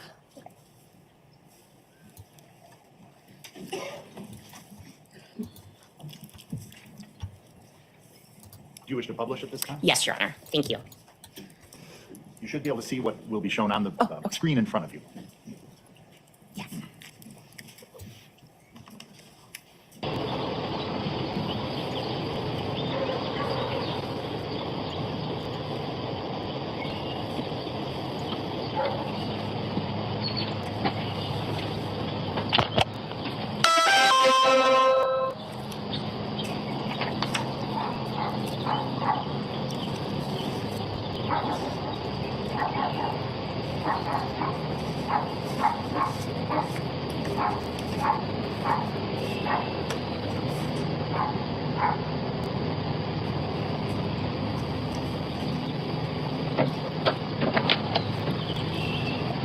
Hi, my name is Chandler Halderson. I live just down the road. Oh, yeah. You're the one who called the police. Yeah. I was told you had the fancy security system. I was wondering if you were able to capture the road or my house. The police actually came and downloaded everything they have. So it's actually my sister's house. Oh, okay. Yeah, so they were here, I think till like 9 o'clock last night and downloaded all the video she's got. So we're hoping that... Yeah, did it capture anything on... We don't know. We don't know. They just took a copy of everything, and so we're hoping... Wide angle lens? Yeah, and it's all... Be able to get a copy. Yeah, and it's all HD, and then I think there's one... Especially in the dark. It looks like it has a little bit of night vision. Yeah, and there's one on the corner of the garage, too. I don't know if that one quite goes that direction, but... Maybe see this road and take this road. Yeah, so hopefully, I mean, we gave them everything that we had, so we're hoping to find something on there. Yeah, I appreciate it. All right, thank you.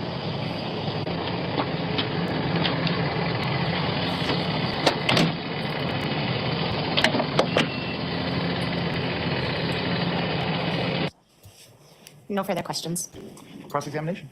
None, thank you. May this witness be excused and released? Yes. Thank you so much for your time. Have a good rest of your day. I think so.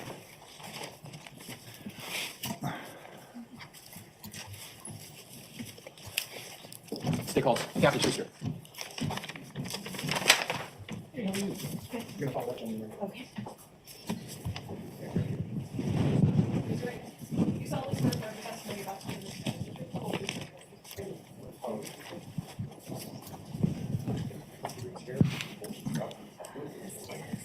Okay. Good afternoon. Good afternoon. If you believe you can do so safely and responsibly, testifying without your mask would be the preference. Sure. Thank you. Good afternoon. Could you please state and spell out your name for us? It's Catherine Schuster, Kathryn. Last name Schuster, Schuster. And ma'am, if I may ask, where do you live? 4599 Oak Spring Circle in DeForest. Sure. How long have you lived there? A little over 4 years, I think, approximately. Sure. Just going to ask you some questions first about your neighborhood, okay? Oh, sure. What kind of neighborhood is it? Is it residential? Is it out in the country? Tell me about that. It's a residential neighborhood on a little pond. Sure. Do you live on the pond? Yes. What kind of things do people do on the pond? Right now, they're ice fishing or paddle boating or canoeing or probably about it. Were there fish in the pond? Oh, yeah, definitely fishing. Okay. Yeah. Did you know a couple by the name of Bart and Krista Halderson? Yes. How did you know them? They were my next door neighbors to the west of me. Okay. And they moved in, I think, approximately 6 months prior to my family moving in. And when you say you knew them, how well did you know them? Well, I knew Bart better than Krista. Krista was a little more reserved. Bart, definitely talked a little bit more. I always saw him outside throwing the frisbee for his dogs and fishing. And my husband and Bart would text sometimes or talk. And so, I knew him as well, neighborly. Sure. I think you alluded to some of it. Bart would be out fishing or be in the yard with the dogs. What type? Is that the extent of it, or are there other things you'd see the Haldersons outside doing? Sometimes they would have a bonfire. Okay. They did a lot of lawn work. They really made their yard very beautiful. They did a lot of different things to it. So they always were doing a lot of yard work. Sure. And your neighborhood, do people take care of their lawns? Yes. Okay. Very. Everybody is very particular about their lawns. Does it at times feel like maybe there's a little bit of a competition between people and who does it best? Sure. Yeah. Definitely. If you're behind, you better get your yard mowed or your leaves picked up. Okay. Where do you rank in this lawn contest? My husband's pretty, I don't rank too high personally, but my husband definitely is, like, for example, him and Bart kind of had a thing where, like, Bart would mow and then my husband would be like, oh, Bart mowed, I better mow, or vice versa. That would happen. Sounds good. Did you know the Halderson boys at all, their children, Chandler and Mitchell? No. I mean, I had seen them. I had not seen Mitch as much as I had seen Chandler, but I'd only interacted with, or I have only interacted with Chandler twice since they lived there. Okay. In early July of last year, so after the 4th of July weekend, maybe going into the 7th, 8th, that time period, at some point, did Chandler come over to your house? He did. Now, do you have any security cameras at your house? We do. And were those full functioning and operational the day that Chandler came over? Yes, they were. Okay. At times, do you turn the security cameras off? Yes, I did. Why do you turn the security cameras off? Sometimes I turn the notification. Well, I didn't turn the camera off. I turned the notifications off so that if there was a large influx of packages coming, then my husband wouldn't get like all the notifications. Sure. He was at work. Yeah. I think that scheme's being pulled on me right now. So you had a camera system. Sometimes you turn the notifications off, and the footage would maybe go away eventually. But Chandler came over one of these days. Right. And did you talk to him outside, or did you invite him inside? I invited him in. So if your security camera picked up anything that day, it would have just been that brief ring of the doorbell, pleasantries, and then inviting him inside? Yes. Okay. Did you provide that footage to Dane County Sheriff's deputies? Did your family when asked in this case? I did. Okay. Showing you what's been marked in this case is exhibit number 52. Just to feel around, it feels like a USB drive, doesn't it? Yes. And that'd be consistent with someone's video footage kind of being transferred over for court, right? Sure, I would imagine so. I'll move 53 in evidence. Any objection? No objection. It is received. For the court record, I'll move 53, not to be published. Any objection to 53? No. It is received. And I'll move to publish 52. You may publish. What's going to be seen, you'll be able to see on the screen in front of you, rather than needing to strain your neck. Oh, sure. Okay, This is a thank you. monitor. I get it. Thank you.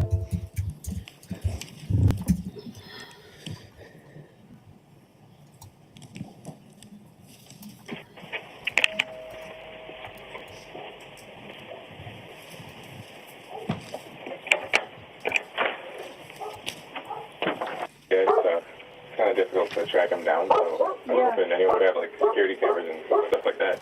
We do. For you guys, okay? Thank you. Take care of things. Take care. Bye.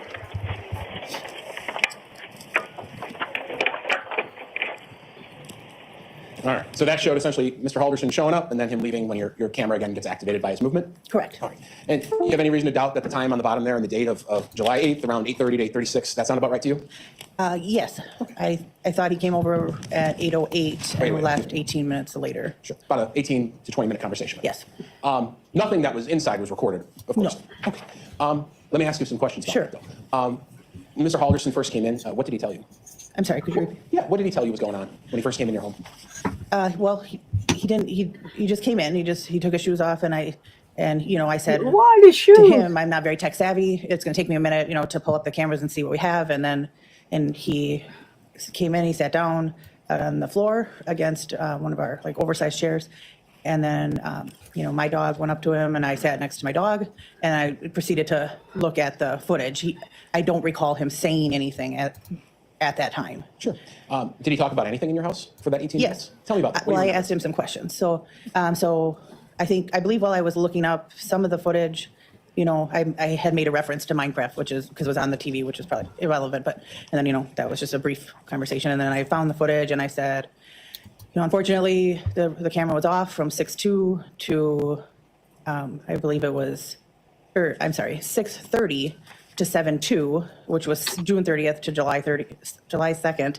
And then again, it was on the 3rd, off again the 4th to the 7th. And then, so he's like, okay, well, most cameras don't go to the road. Just thought I'd check. And then I said to him, so your parents, why didn't your parents take their car? And he said, well, a couple picked them up Friday morning, which would have been July 2nd. Prior to me getting up at 6:15, they were gone. And I said, oh, okay, and you don't know who they went with? And he said, no, I've called other friends. I don't know. They didn't go with anybody, and maybe it was one of my dad's clients.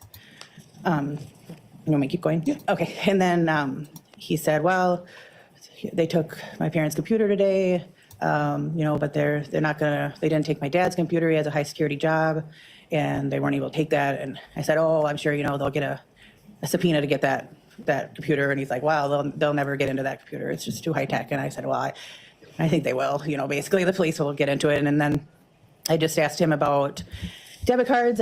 I just said, are they looking at their debit card records, to see where they've been or whatnot? And he said, no, they don't use debit cards when they go up north. They always take cash because they don't have any sliders. And I said, okay. And then sliders meaning like a credit card. He referred to it as sliders, but yeah, I took that to mean debit card machines or credit card machines. Did you ask him about his parents' phones and tracking them? I did. Next I said, well, what about their phone records? Are they looking at their phone records? And he said, no, they can't get their phone records unless they have a dead body. And I said, well, they'll definitely subpoena those. I'm sure it'll take some time. I don't know if that's the right verbiage, subpoena, whatever, but it'll take some time, but they'll absolutely be able to get phone records. And, and then he said, well, I think the person down the street has some high security cameras. And I said, oh, do you mean Kelly? And he said, who? And I just said, the person that lives in the blue house down the street. And he said, I think I'll have to visit her. And then I think that was the majority of the conversation. Besides that, I said, he got up. I said, you're going to be so happy when they pull in your driveway. You're just going to be so happy and it'll be okay. And he said, no, I'm going to give him an earful. I'm angry. We're all really angry. And I said, well, no, you know what I mean? Like when your child goes missing and you're mad they ran away, but you're really just really happy you found them. And he said, no, the whole family's just very angry and we're all going to give him an earful. And I said, okay, well, I asked if I could help with his dogs too. And during this conversation, sometime he said no. And I said, okay, well, anything we can do, either we're praying for you or we're thinking about you. One of those things I would say, I recall saying, but I don't know which one. And that was it. And then I watched him walk in the direction of the neighbor across the street. You said when he came to your house, where did he sit again? On the floor against, we have a big oversized chair. And I had pulled the ottoman out. It's an oversized ottoman. And I had pulled that out so he could sit on the chair. But he may have felt more comfortable on the floor. And he sat on the floor with his back against the ottoman. Or not the ottoman, the chair. Did he seem to you to have any physical trouble getting up and down? Not that I noticed. What was his demeanor like or his effect when he was telling you these things about maybe his parents being gone? It's hard to describe. I would guess kind of a quiet nature. I would say like would appear to be down, maybe. Yeah, Police contacted you at some point, I would imagine? they did. And you've been cooperative all the way through with the police, helping them out with video and talking to them about your conversations? Yes. All right, thank you. No further questions. Okay, thank you. Cross-examination? No, thank you. May this witness be excused and released? She may be. Thank you so much for your Thank you. assistance, and Thank have a you. good rest of your day. You as well. Thank you.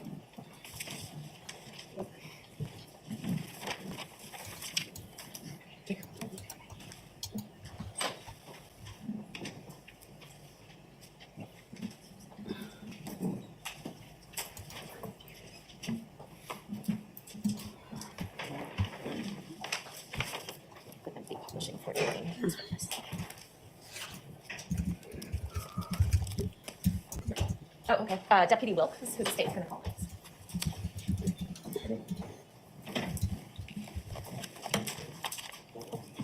You solemnly swear affirm the testimony you're about to give in this matter is the truth, the whole truth, and nothing but the truth. Good afternoon, Deputy. If you are able to safely and responsibly testify without your mask, I would appreciate it. Thank you. Counsel. Good afternoon. Could you please state your name, both first and last, for the record, and spell both first and last? Michael Wilk. It's Michaelwilk. And how are you employed? I'm employed with the Dane County Sheriff's Office as a deputy sheriff. And what are your job responsibilities? I work a task force position. Within that position, I may be assigned to multiple divisions throughout the sheriff's office, including the bailiff's office, field patrol responsibilities, security in the jail, conveyances, and from time to time, I also am pulled for special assignments, which I was in this case. And what was your assignment in this case? My assignment in this case was to assist with video review, as there was a great deal of video that was brought in. And specifically, were you asked to look at the video from a witness named Kelly Bennett's house, which was 111 Oak Springs Circle in DeForest, Wisconsin? I was. And how many hours of that video do you think you watched? It was approximately 7 days worth of video, 24 hours in a day. So you can do the math. It was a great deal of video. So you were the lucky person assigned to watch every minute of that video? Yes, I was. And what were you looking for when you watched it? I was looking for all general activity that could be observed from the address on Oak Springs. I believe it's 4595, if I'm not mistaken. So the 111 Oak Springs video shows at least a portion of the 4595 house and driveway. Yes, that is correct. Okay. During the course of this investigation, is it your understanding that this video was then edited just to show the moments in time where a vehicle or person arrived and departed from the location? Yes, that is correct. And you've had a chance to preview this video? Yes, I have. And were all the vehicles and persons that you saw arriving and departing from the Halderson home captured on this compilation video? Yes, they were, with the exception of law enforcement vehicles on the 7th, because as there were numerous of them, those were not included in the video. Sure. Those didn't have any investigative leads since you knew No, they did not. who they were. And during the course of this investigation, were you able to identify what vehicles were assigned or associated to the Halderson home? Yes, I was. And I know you review lots of videos with lots of different vehicles. I assume you don't have license plates and makes and models memorized. No, I do not. Instead, you detail them in a report that you could review later. Correct. If I were to show you a report that you wrote in association with this case, would that help refresh your recollection as to the make and model of the vehicles associated with the Halderson home? Yes, it would. It's 1688 of discovery.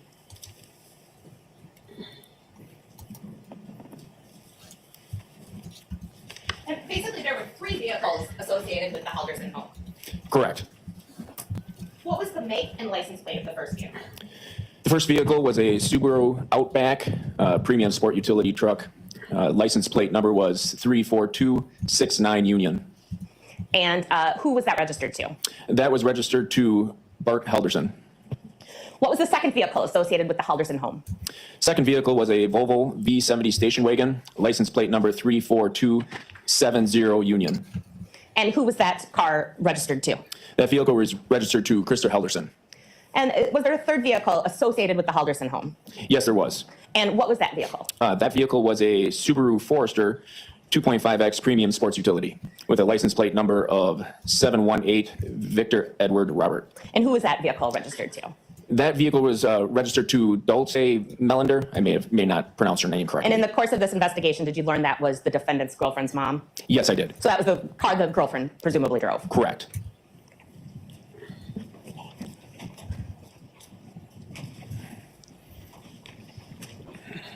State would now move to publish Exhibit 49 to the jury, the compilation video.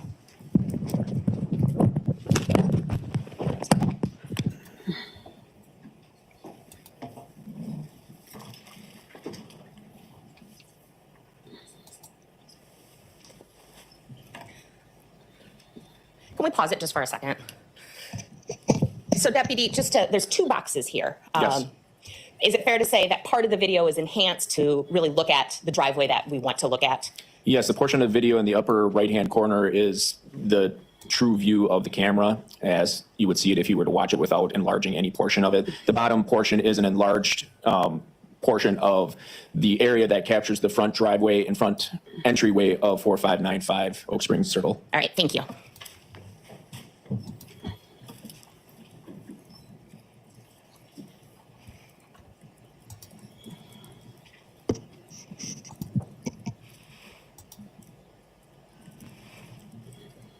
So fair to say on July 1st at 7:30, a Volvo departs.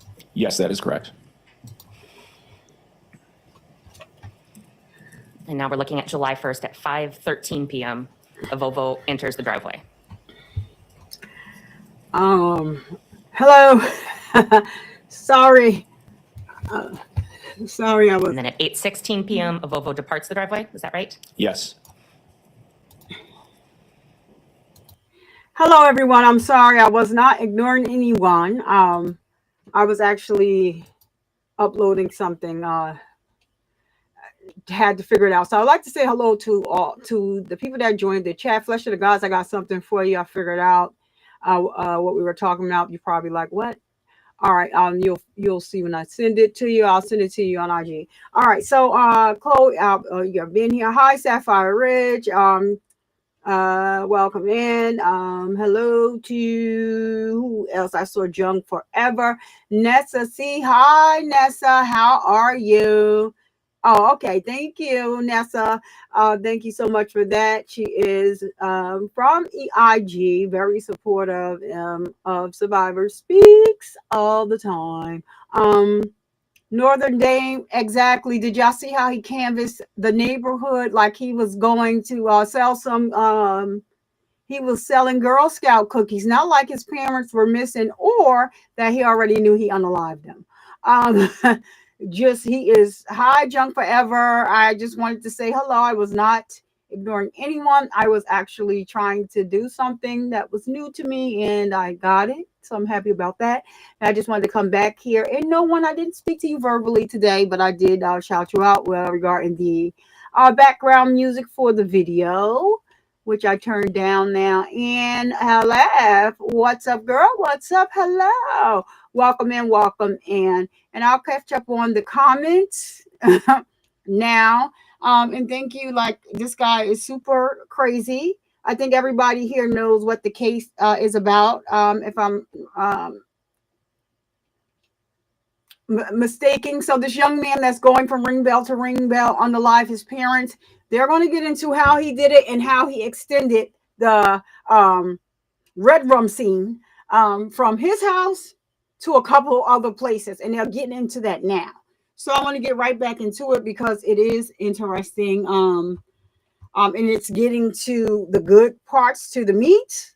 And so, yes, I just wanted to make sure that I said hello to you and let you know I was not ignoring you. But I was doing something where it was my first time. And so it takes all that and it's kind of exhausting. So I don't know if I'll be doing that again, but yes. All right. Thank you so much. Here goes the video. Let me get it here in the comments. Oh, let me see if is Flesh, are you still here? I'll just send it. And then about 15 minutes later at 8:29, the Volvo arrives. Correct. Again.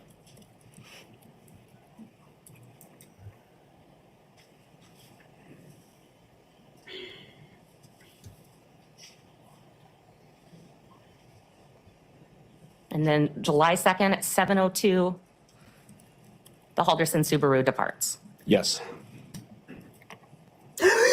Oh my gosh. I hope I remember. I'll tell you guys on the next break. I'll tell you guys on the next break. Oh my gosh. Yes. Oh yeah. Oh, she was on that.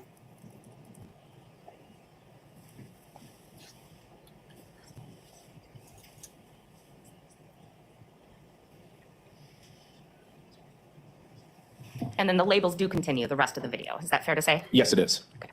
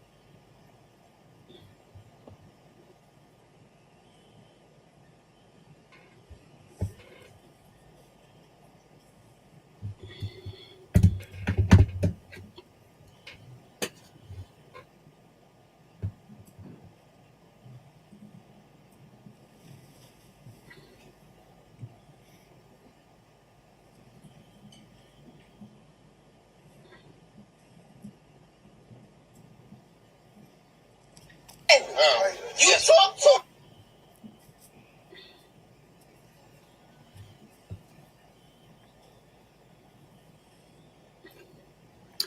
All right, y'all. Let me see what's going on.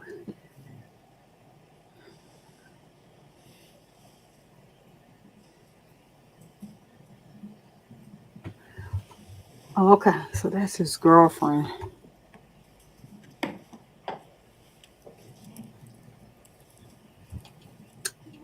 Let me see. All right, y'all. Unreliable, really. Where you at?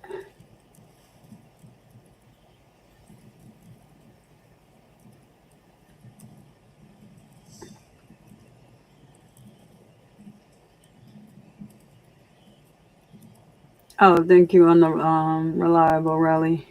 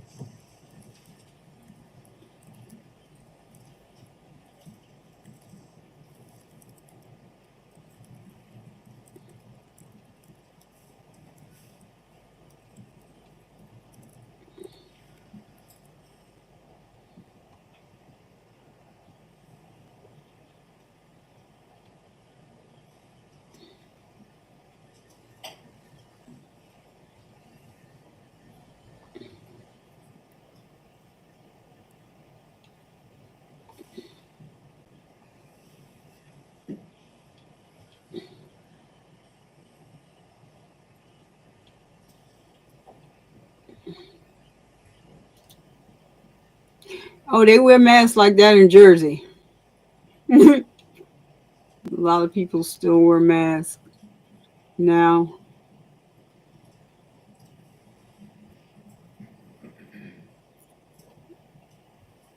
No, John. You're right on time.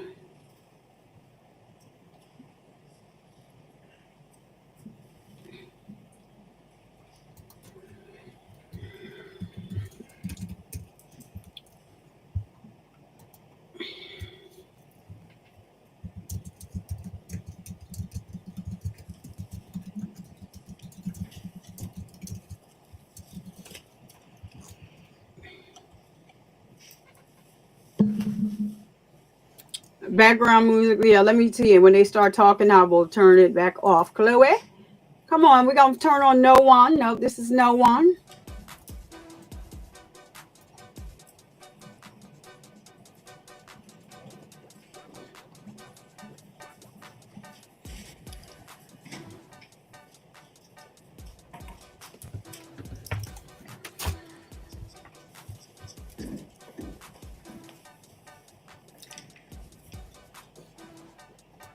Let me see.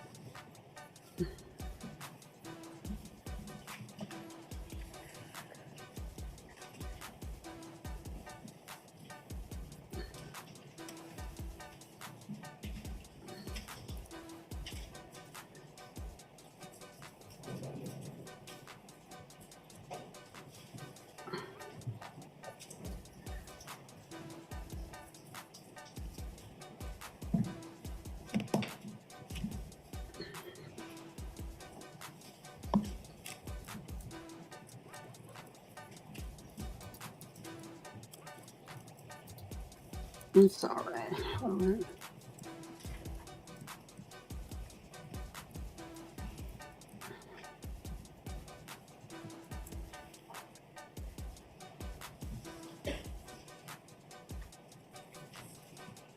Oh, see here.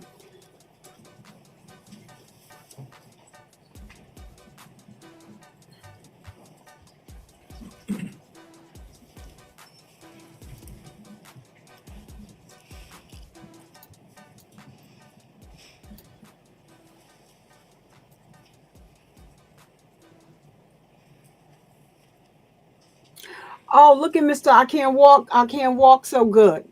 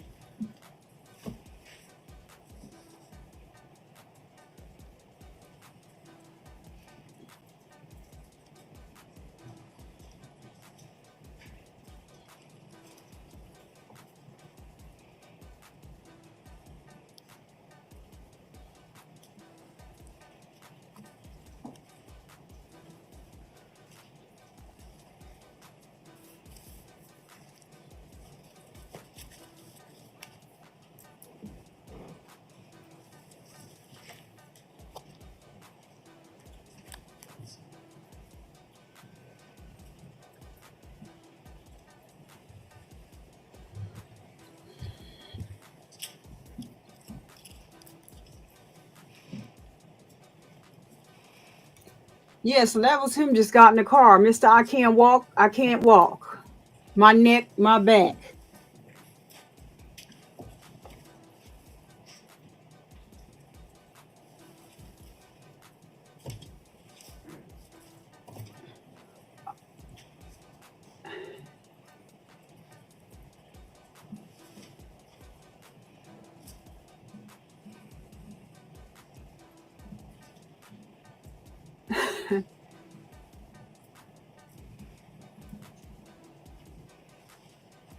Hey, for always, forever, for life. Hey, hey. Hey, girl. Hey, girl. What are we watching? Hold on.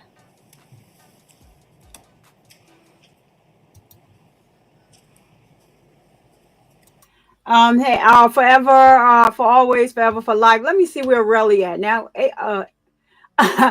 Oh, look who's back, y'all. I'm sorry. I'm so excited. Did you do what I told you to do, or you AOBD? Stop it. All right. So thank you so much for that, for handling that for me earlier. I was busy doing something that I learned new. So for always, forever, for life. So this is the Chandler Halderson case. He basically unalived his parents and came up with this great scheme to try to get over on the people. But so this is his trial. He got caught. We just get into the juicy stuff. And Jung Forever, no, we have not. The girlfriend has not testified yet. Her mother hasn't, and neither has her mother's partner. So we are getting to that. I cannot with AOBD. Oh my goodness. But look how easy he got in that car. Because his neck, his back.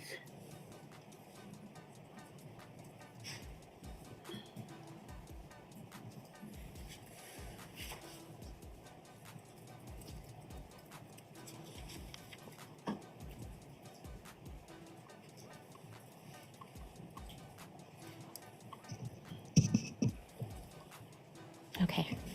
And that was the full compilation video, Deputy? Yes, that is correct.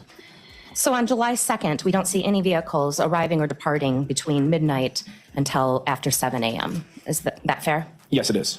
And I just wanted to point out one thing. On July 7th, according to that video, there was a white vehicle that pulled in. Then the Subaru pulled in. It looked like there was a little bit of interaction. And then the white vehicle pulled out. Correct. Were you made aware later that that was about an air conditioning quote? Yes, something of that nature, or the general contractor that was doing work at the house. No further questions. Cross-examination? No, thank you. May this witness be excused and released? He can be excused, but not released. Excused from today, but not yet released from your subpoena, so don't discuss your testimony with anyone else. Thank you much for your time. Thank you. Thank you.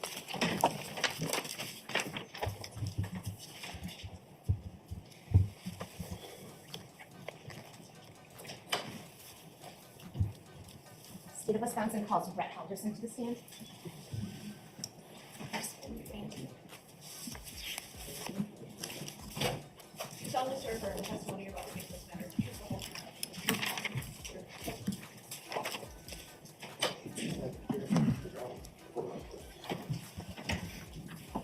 Good afternoon. If you believe you can safely and responsibly testify without wearing a mask, it would be our preference if you could.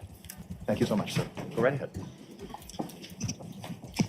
Good afternoon. Could you please state your name for the record and spell both your first and last name? My name is Brett Halderson, B-R-E-T-T, last name Halderson, H-A-L-D-E-R-S-O-N. I'm going to ask you to grab the base of the microphone. You can sit comfortably. That you can pull up closer. The fans are on right now, so it's becoming a little bit harder to hear, folks. Thank you. All right. Brett, your last name is Halderson. Were you related to Bart and Krista Halderson? Yes, Bart is my brother. Were you the older brother, the younger brother? I am an older brother by about 4 years. Okay. So you knew Bart his entire life? Yes. And you knew Krista, Chandler, and Mitchell as well? Yes. What was your relationship like with Bart, Krista, and the kids? General good relationship with them. We would have family get-togethers at holidays. We would talk over the phone occasionally, maybe send an occasional text message back and forth. And how would you describe Bart and Krista as parents towards Mitchell and Chandler? They were good parents, very nurturing. Krista was very involved with their children. I know it was mentioned like helicopter mom, but she was very attuned to everything that they were into. They were supportive in that anything they were involved in with school, with swimming. They were lifeguards. They promoted those things. They got them through Boy Scouts. Boy Scouts was very big in our family, and that followed through with them in raising their boys. Okay. How did you learn about your brother and his wife being missing? I believe the information went to my aunt and uncle, was referred over to my parents, and my parents gave me a call. And Brett, just to put this in some context, what did you do as a career? I worked as a police officer or deputy chief for the Menasha Police Department. What did you do upon hearing that Bart and Krista were missing? Initially, my first impression is statistically, they probably were out of phone range. Everything would be fine, and we would probably locate them or have communication with them within the next couple hours. So at that time, I believe I made a phone call to them just to see if I could get a hold of them, try to get things straightened out as soon as I could. What is the next thing you decided to do after that in regards to them being missing? After that, I believe just to get more information, I made phone contact with Chandler just to see where they were expected to be, what was going on with their life, where they were going, and I guess to find out the different avenues where we'd be able to make contact with them. And what did you learn from Chandler? He had mentioned that they were going up north. I think the big piece of information that was valuable was that they had left with an unknown person or couple.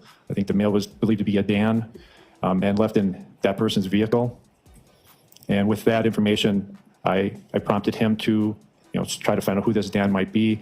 I did even mention about finding if the neighbors across the street had a ring camera that may have got in that vehicle and a license plate that would be able to help us identify the person. Did Chandler seem to take your advice, and was he able to answer your questions? Yes. Yes. Matter of fact, he had gone across the street, and then shortly after speaking with Mr. Kevin Linsmeyer, I received a phone call from Kevin Linsmeyer saying that he was over there, and just wanted to make sure that I was aware of everything that was going on. Okay. What did you do next as Bart and Krista continued to be missing? I know I had the opportunity to speak with sheriff's deputies and then later the investigators, and I guess afforded them any information I could, as well as gathering pictures for, lost people, a poster, getting anything that we could to help find them. Are you, during this time period, are you in pretty frequent contact with Chandler? I believe multiple times a day, yes. Okay. Are you learning any more pieces to the story throughout your contact with Chandler? As we spoke, and I guess was prodding for more and more information, he did reveal that there was health problems. I was aware of my brother having psoriasis and some arthritis related to that, but he did bring up the information that Krista had some type of cancer that he was recently made aware of. as well as, I believe, the small stroke. And with that, it opened up the possibility that they may have gone somewhere to receive treatment for that and maybe just hadn't been giving that information to the family because they wanted to keep that personal. Okay. During the course of all these different discussions you're having with Chandler, at any point does he float the idea to you that perhaps they're out drinking somewhere? I don't believe that ever came up, no. Does he ever explain to you that they took a bunch of tools and a large amount of cash to the cabin? I believe he mentioned the tools and the cash as far as going up to the cabin to do some repairs, yes. Did he mention the possibility of a casino trip to you? He did not mention anything about a casino, and I'm not familiar with my brother or Krista ever visiting casinos for entertainment. With your brother being a CPA, did it seem likely to you whether or not he'd have a large amount of cash on hand in a safe in his home?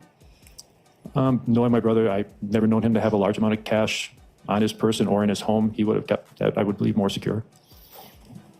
And he believed in investments, is that fair to say? Yes.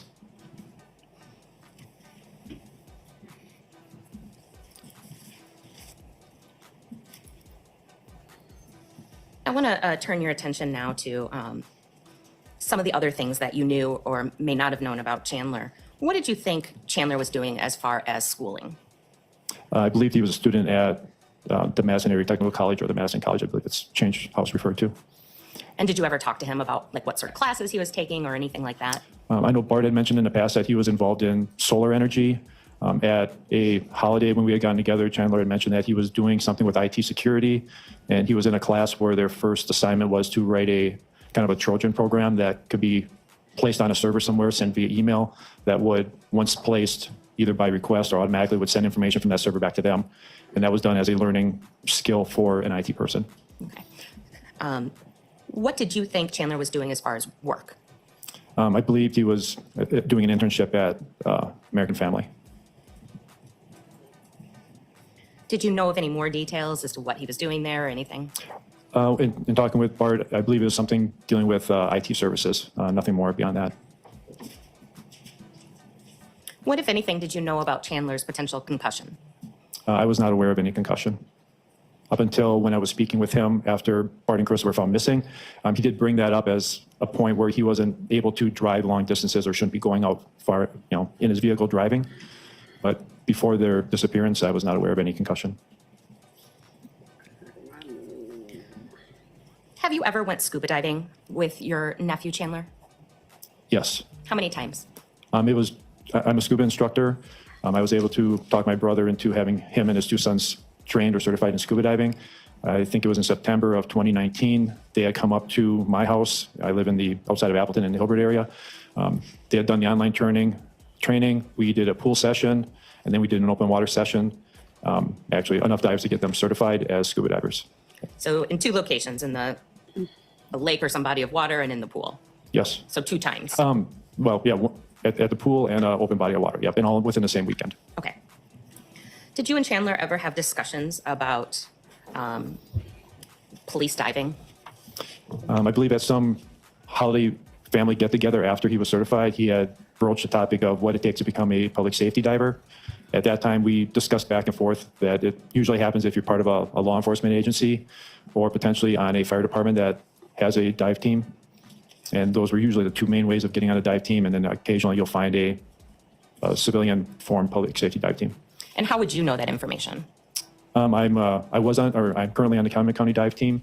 I was on the Winnebago County dive team when I was working for the Menasha Police Department. I'm also a public safety diver instructor, so I work with numerous dive teams.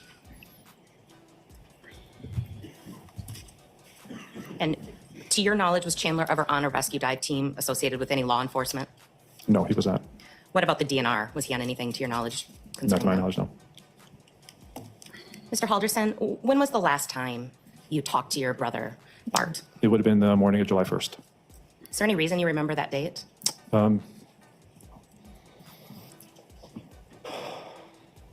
Because that's my birthday. Our family makes it a ritual of contacting each other on our birthdays. And that was the phone call that he had made to me that morning. Is that the last time you spoke to your brother? Yes. Sad. No further questions. Any cross-examination?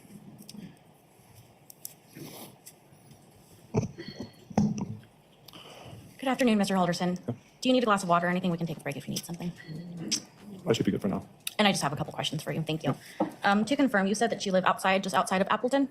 I live in Hilbert, Wisconsin, yep. Okay, but not in Dane County, Wisconsin. No. How often would you say you did come over to Dane County to visit Bart and Krista? It was not very frequently that we were down there. They were very COVID conscious, so when COVID was around, they had not been up by us. They had not hosted any events. I visited them last September of 2020, where Bart and I had gone out scuba diving at Devil's Lake.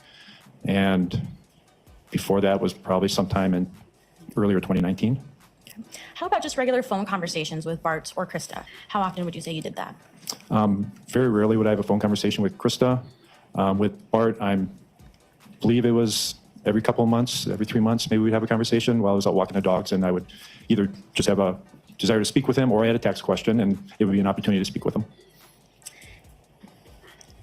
And as far as the information that you provided to Chandler about what he should do, is it fair to say that you were providing that information because of your prior experience in law enforcement, or something that you would have provided regardless?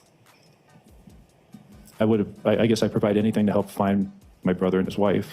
But I guess, and I apologize, what I was getting at is telling Chandler to go seek out rig footage or to talk to neighbors. Is that something that perhaps was a little easier for you to suggest because of your experience in law enforcement? Maybe I was more aware of it because of my experience in law enforcement, but just knowing camera systems and knowing that sometimes they're not kept more than 24 hours, 48 hours or longer. And I wasn't aware of what Dane County was doing at the time. I thought it just would be prudent to try to preserve any information that would potentially have a license plate of a vehicle that stopped there that day. Sure, and that's exactly why you provided that information for Chandler. As far as Krista's family, are you aware she's close to her family? Objection, relevance. Overruled. You can answer if you know. I know she has brothers and sisters throughout the United States. I know she was very, very close with her mother while her mother was alive. I have no further questions. Thank you so much. Any redirect? No further questions. May Mr. Halderson be released and excused? He may. Thank you, sir, for your time today. We could take up one more witness if it's of the same length of time. Sure. It's going to call Jay Gilbertson to the stand.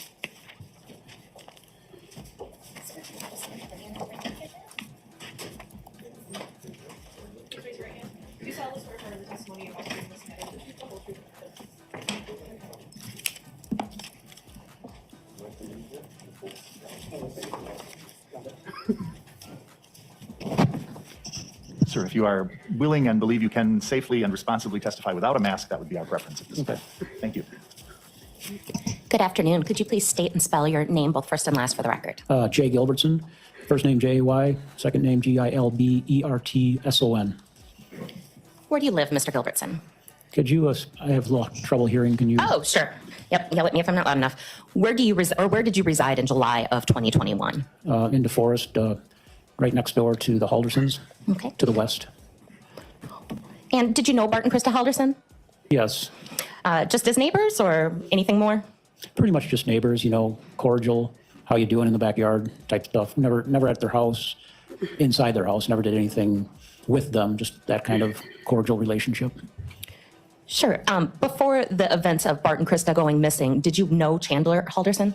I may have seen him, but I'm not sure I knew the two brothers apart, you know, which one was Mitchell and which one was Chandler. I know I've waved to the boys at least one or two times. Okay. And on July 8th, do you happen to you end up having a conversation with Chandler Halderson? Is that true? That is true. What was the nature of that conversation? He stopped over about 8:30, I think, in the morning. He said, "Hi, I'm Chandler." I'm paraphrasing. I said, "Hi." I said, "It's really weird about your parents." He goes, "Yeah." And I said, "It's, you know," I asked him something about the people that he went with, or the people that they went with, and were they missing too? He said, not necessarily, or he didn't know. He talked about sending a friend or a relative to his parents' cottage to look for him. And he also asked if we had a security camera or surveillance equipment, and I said, no, we didn't. Okay, did you have any discussion at all about a neck brace? I did ask him, I said, are you the one that fell down and had a neck brace, or was that your brother? And he said, no, it was me. And I said, oh, don't have to wear it, I guess, or something like that. And was he wearing it on the 8th? No. And you said you had a discussion with him about the other couple. Did you mean the couple that supposedly had picked up Bart and Krista? Right. I said, well, have you heard from them? Are they missing too? And he said no, or not that he knows of, or something along those lines. And he said, said, well, if they're missing, how are your parents going to get back from the cabin, or something along those lines? And he said he didn't think they were with them, or they were coming back, or it was kind of vague. Do you remember telling detectives in connection with this investigation that Chandler had told you that the other couple might have just continued on with their trip? Yes. Did that make any sense to you? No. I'd never seen Bart or Krista get in the car with anybody else. Okay. And what was Chandler Halderson's demeanor like during this conversation with you? I'm sorry, I couldn't hear that. Oh, I'm sorry. What was Mr. Chandler's demeanor like during this conversation with you? It was a little, maybe not nervous, because I can't really tell. Never spoke with him, but maybe a little nervous or detached, or not all the way tuned in. As soon as I said some other people might have surveillance cameras in the neighborhood, he said, well, he was going to go talk with them. And then he just left, turned around, and I said, I think we said something like, good luck. Okay, thank you. No further questions. Any cross-examination? Just to be clear, Mr. Gilbertson, you've never spoken with Chandler Halderson before that day, correct? I do not think so. Again, I don't know. I didn't really know the names of the two brothers. I might have said hi, but it was never a long conversation. And when you say you never saw Krista or Bart get into a car with other people, it's fair to say you're not watching them all the time, correct? No, absolutely not. Thank you. Any redirect? No. May this witness be excused and released from his subpoena? Yes. Sir, thank you for your time All today. done. Have a good rest of your day. Thank you. That takes us to a 90-minute mark, folks. So I think it's a good point to take our afternoon break, and we'll see you back here just before 3 o'clock. All right, for the jury. All right, so let me see. Hold on. Yeah, so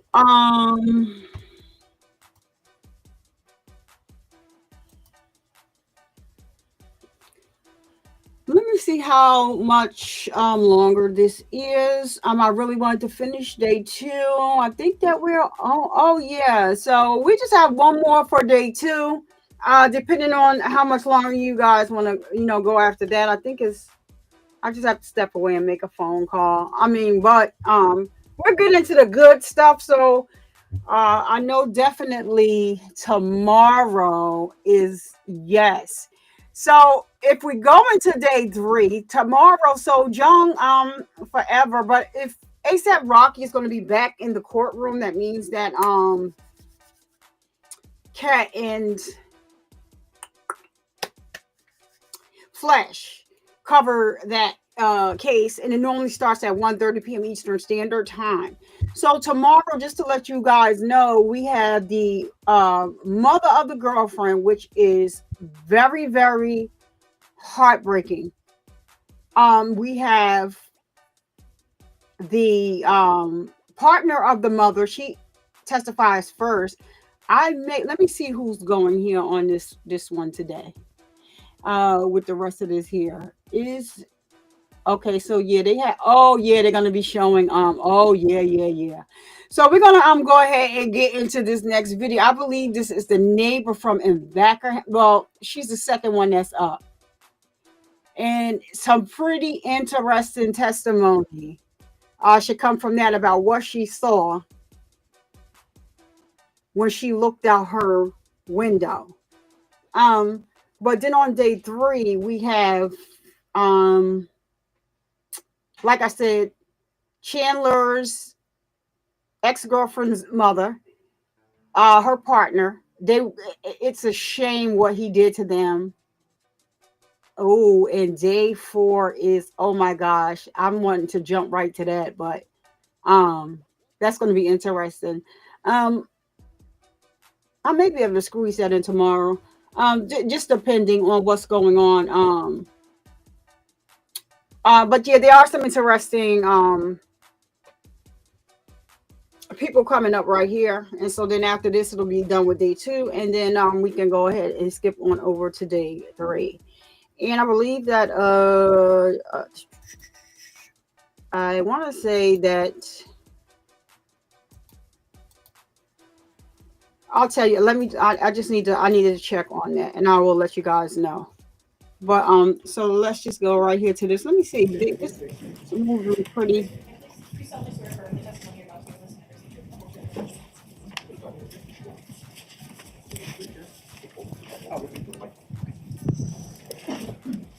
Good afternoon. If you can do so comfortably and responsibly, we would appreciate testimony without a mask on for purposes of a witness. Thank you so much. Go right ahead, Attorney Raymond. Good afternoon. Could you please state your first and last name for Yeah, the I record have and to spell put it both? back down. Yes. Lisa, Lisa, last name is Murray, Murray. And Ms. Murray, where did you live in July of 2021? At 4593 Oak Spring Circle in DeForest. And you have kind of an interesting history with the 4595 Oak Springs Circle address. What is that history? The 4595 Oak Springs address, or the Halderson home, used to be my mother's home. She purchased the home in 1982, lived there until she passed away in 2009. I lived there for 2 or 3 years, and then I owned the vacant lot next door and built a new house right next door. A phone call. So fair to say you're very familiar with the neighborhood and with that home in particular. Correct. Did you know Bart and Krista Halderson? Oh. I did. How did you know them?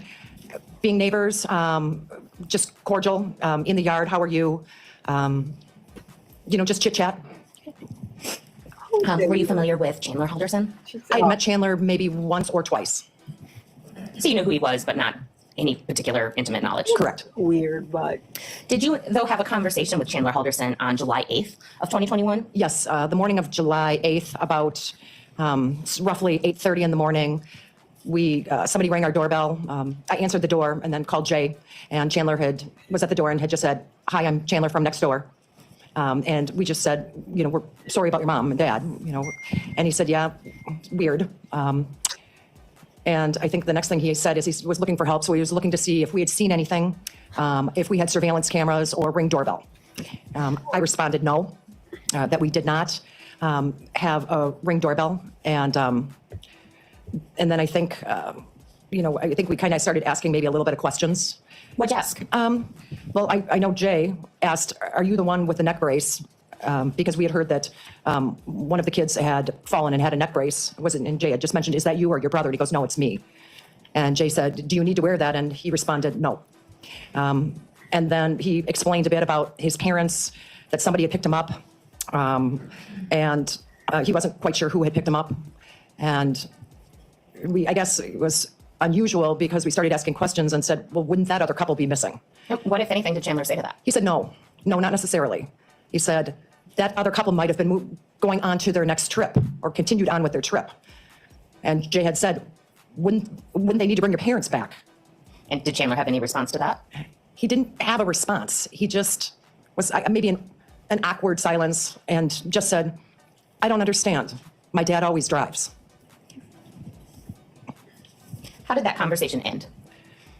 I think it had just become, uncomfortable for him. And after that, it was more, he just kind of turned around. I'm sorry, I did miss one part early on when he was asking about if we had surveillance. We said no, but we do know that other people down the street have high security system, or we also know other people that have Ring doorbells. I'm sorry, I missed that part, so. That's okay. But how it ended was he just kind of turned around and walked off the front porch, went down to the end of the driveway and looked left, looked right, and just started walking down the street to the left. Ms. Murray, I'm going to approach you and have you look at what has been marked as Exhibit 54. Could you please describe Exhibit 54 for the jury? Exhibit 54 is a picture of a window that I took. Of whose house? This is the Haldersons' home. The picture is the west side facing window into the garage. There are 2 side windows into the garage. This is the one that is the closest near the pond or the lake.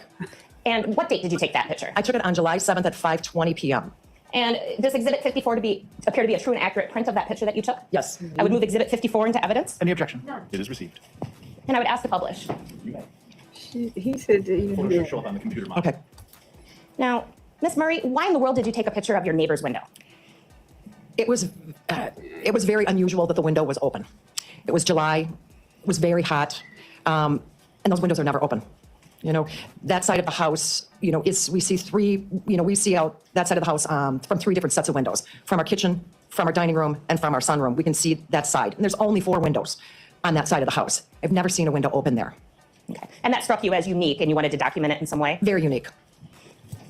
Is that window, you've lived in this home, is that window difficult to get to? It is. It's kind of an awkward window, with it being at the end of the house. You have to walk around the cars to get there. I've never been in the home since the Haldersons owned it. You have to kind of, we owned it, you had to fall over a workbench area to get to the window. So it really was an awkward window to open. The Haldersons had lived in that home approximately 5 years? Correct. And to your knowledge, that's the only time you observed that window open was July 7th of 2021? Correct. No further questions. Cross-examination? Just to be clear, that window goes into the garage? Correct. And you didn't have any reason to know what was the layout inside the garage at that time, correct? I'm sorry, I couldn't quite hear you. Sure. Oh, I'm sorry. Okay. You hadn't been in that garage recently, correct? Correct. That's all, thank you. Any redirect? No. May this witness be excused and released from subpoenas? Yes. Thank you very much for your time. Have a good rest of your day. Thank you. State calls Eric Novak to the stand.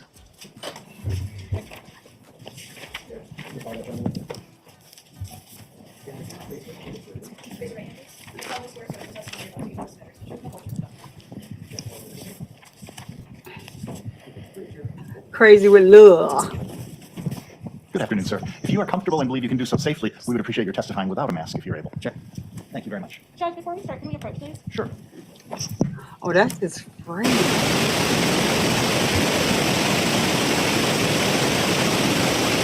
Hold on, y'all. Whatever Chloe said that is what it is. Like, it's supposed to be white noise, but white noise is just normally blacked out what's in the background. It doesn't normally do all that. Kill your eardrums. This is his friend. I want to say, look how he looking. Look at, oh, y'all can't see him. Hold on, let me bring him back on. Look how he look how he's looking. Look how he's looking. You know you done messed up, right? You done messed up. Let's see if they are they still at the bench? Now I got this one. And yeah, they still at the bench. He just looking at his friend like, what the? And wait until y'all see the guy that, oh my goodness, y'all, it's getting good. Like, is he on this day? Oh, y'all gonna go off in the comments when y'all see the guy that he met online playing the video. Oh, I have to turn no one down a little bit in the background. Shout out to no one for the background music and Chloe having me turn it back on. Sometimes it just remains, I can't get it right. So there was a guy that he met playing, I forgot which video game, but it was one of the Pow Pow games. And so he was in the army or something like that. He made a trip to where he was, I forget where he's from, and gave him a Pow Pow with so much ammunition. But they did, I guess, agree with him that, because he was saying that he didn't have any idea of what he was going to do with it. But you guys, if you weren't here yesterday, you missed it when his brother was on the stand. Child, this is some messed up stuff right here. His brother was on the stand. Now, his brother was diagnosed with diabetes, and his brother gave him, Chandler here, gave Mitchell a nice gift. He gave him a bullet and wrote "Get well soon" on it.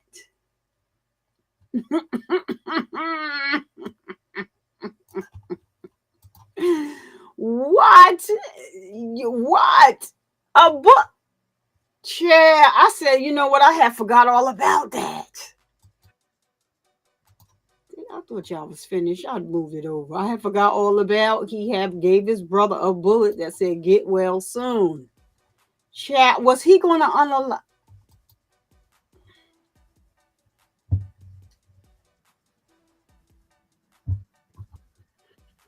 Oh. Right in front of your mouth there. The fans are running, and some tones of voice don't get picked up as well. So we want you to be comfortable as close as can be. Eric, do you know somebody by the name of Chandler Halderson? Yes. How do you know Chandler Halderson? I met him in middle school, and we've been friends since then, and we lived together 2 years ago. Okay. I believe the court will probably direct everyone but the jury to remove their mask for a few seconds, but do you see Mr. Halderson in the courtroom today? Before answering, I would ask anyone who's not in the jury box to lower their mask as I count to 3. 1, 2, 3. Go ahead and replace your masks. Yes. Could you identify him by where he's seated and the color of his shirt? He's seated in that table, third from the right, and he's wearing a black suit. Thank you. At some point in time, did you learn, or from a news story or wherever, that Mr. Halderson's parents were missing? Yes. And did you reach out to Mr. Halderson? I did. I'm going to show you what has been marked as Exhibit 56. Is Exhibit 56, is it fair to say that is screenshots of messages between you and Chandler? Yes. And you call him Chaz? Yes. I would move Exhibit 56 into evidence. Any objection? No objection. It is received.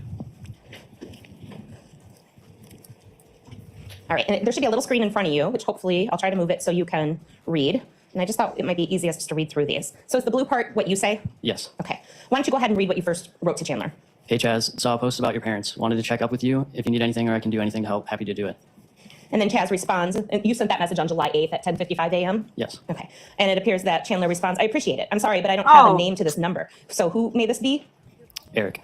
Sorry, I can't think of anything to do. I've searched the house with the cops for clues, but I couldn't find anything. Fingers crossed that they get the court order to open up their laptop. And then I believe They went up to the cabin, right? They haven't tried tracking their phones? we need a court order for that. Every time I call, it goes straight to voicemail. So I think the phones are off or out of range.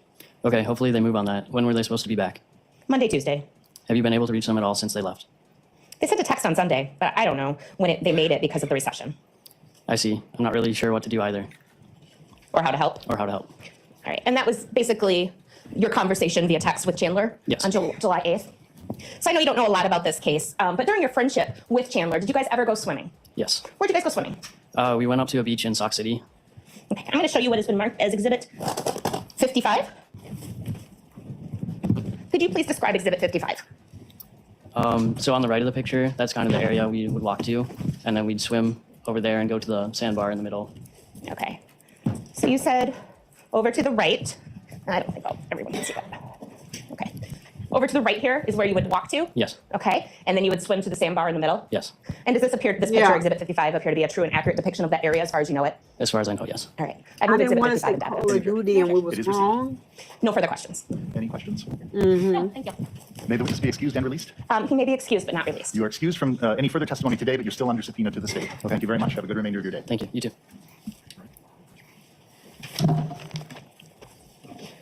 At this time, I'll recall Detective Brian Shunk to the stand. Oh, yeah. Cat crowd said. What in the what?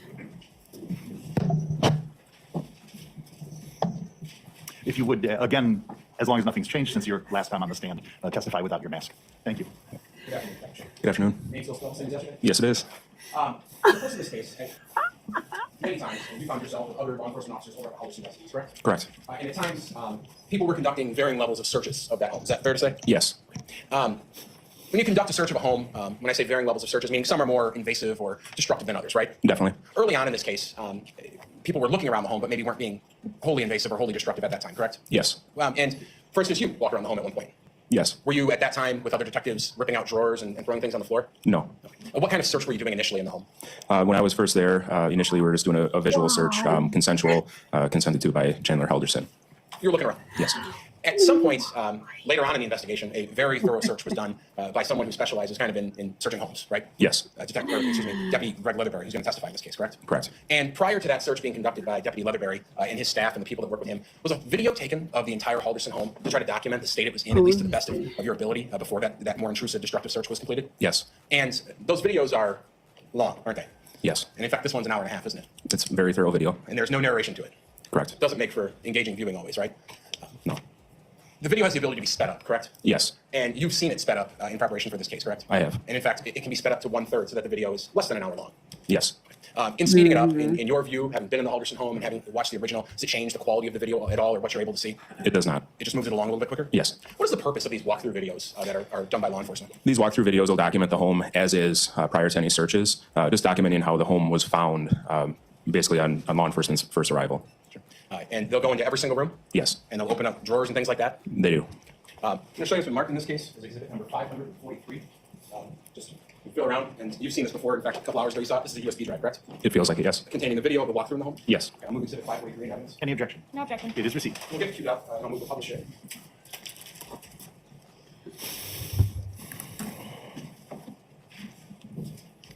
So as we're getting it queued up, if you can switch to HDMI, thank you. Just to preface this, again, this is going to be a walkthrough of the Halderson home. We'll pause it right there at 4595 Oak Street Circle. And it's going to take, well, it says an hour and 28 minutes and 55 seconds. We're going to speed it up by about a third. It's going to be just under an hour, correct? Yes. And I will hit play here in a second. Judge, if you want to just dim the lights, and everyone probably wants to get comfortable, it's going to take a minute.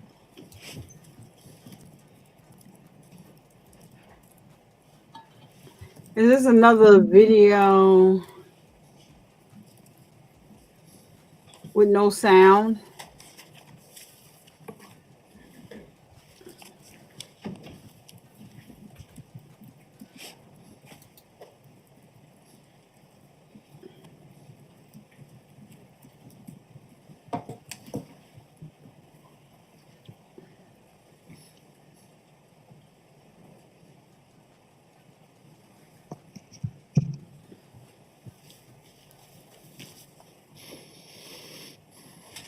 Now, y'all, look at how creepy he is. He put this on here talking about the officer told him to put these on here because he didn't want to get dog hair on his pants. He can't tell the truth.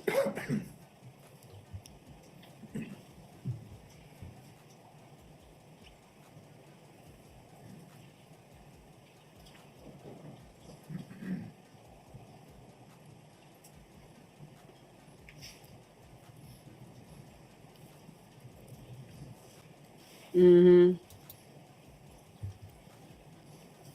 His parents worked so hard.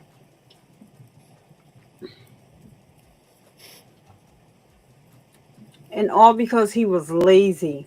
That's the problem. He was lazy.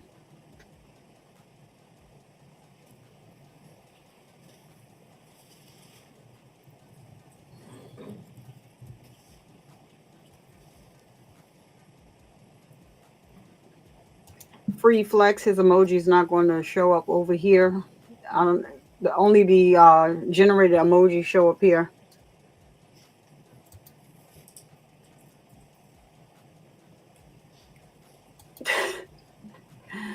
Chloe be on it.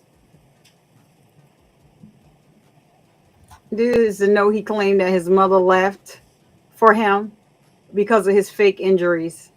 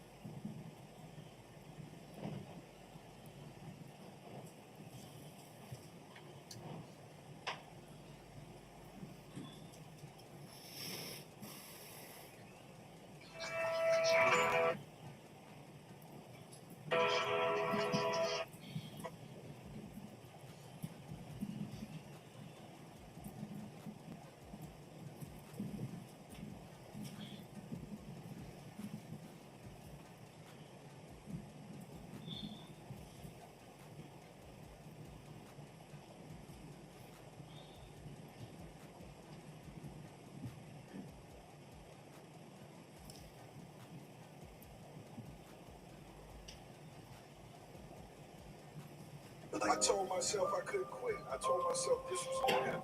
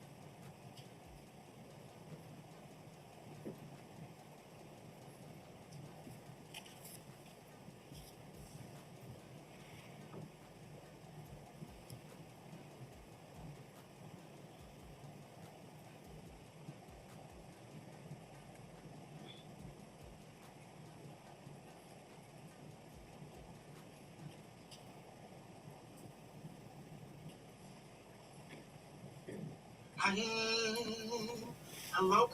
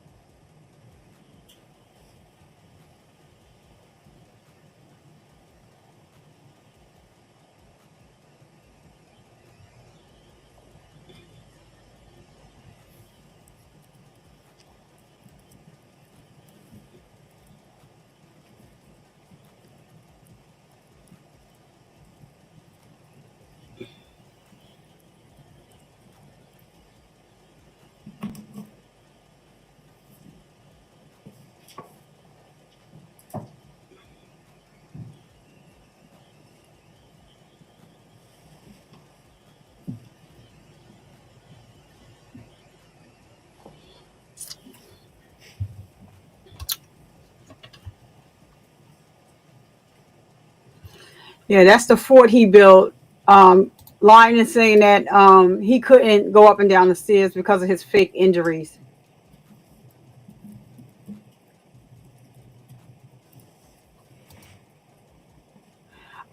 Yeah, they're gonna for always, forever, for life. Since there's no audio here, they're going to bring that part of the interview up about his father, and so that is another reason why he unalived him, because the father was on to him and has started asking questions. So he kept, dangling his father on a carrot in front of his father, because his father was thinking that he was emailing his job and his school, and he made some bogus emails addresses, and he was receiving the emails from his father and emailing them back as the person from human resources at his job and the counselor at school. So they're going to have the counselor from the college that he was supposedly attending. He's going to come and testify, and then they have somebody coming from his job, American. I forgot what it is right about now. She's going to come and testify also. So that is what the hurry was for him, and he came up with this idea. But yeah, everything about his life is a lie. He didn't have no job offer or to internship at SpaceX. Everything about his life is a lie. I don't think he told one truth in this case. So there's a guy upstate New York who refused to move out and get a job, so his parents took him to court and he countersued. This little brat couldn't just do that. What?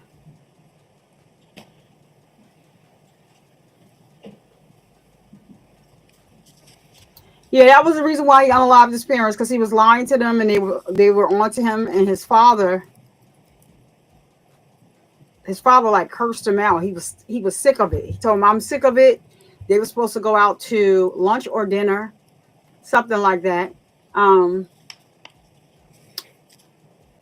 and when it was close to time, it was almost time. The clock was just ticking for him. So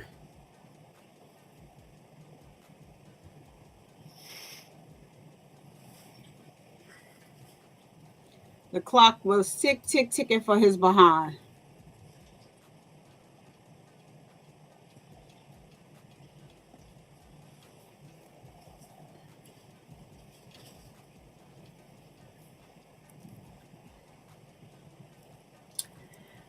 He just would not. Let me see. I want to say, who lied the most? Y'all chime in. Do you think he lied more than? I think you know what? Because we only had Raleigh on the stand for that short amount of time, I'm gonna give them about the same, because I believe that Raleigh he never tells the truth either. But in this case, if we compare the cases, I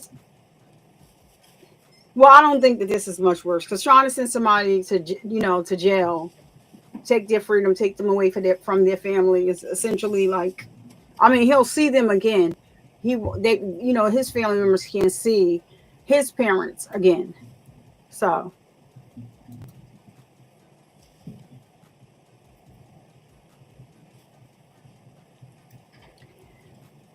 that wasn't even the issue. For always, his mother wasn't going to kick him out, and then he was supposed to be going wherever he was to SpaceX, and then when this happened, he had set up to move in with the girlfriend. She had her own apartment. They just didn't stay together.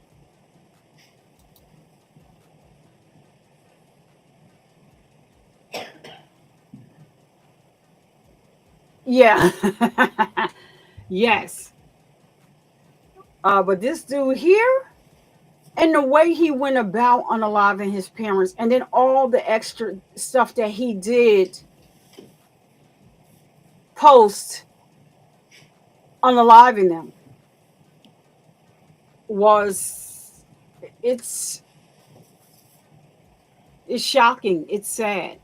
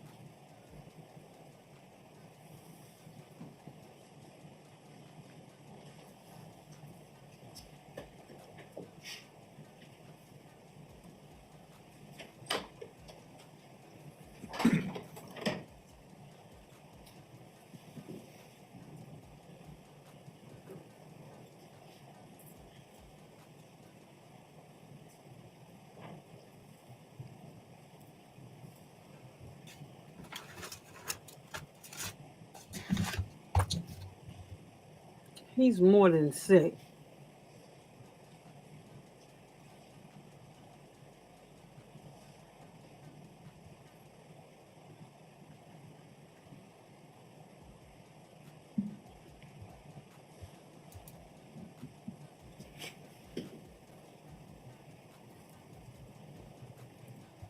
Yep.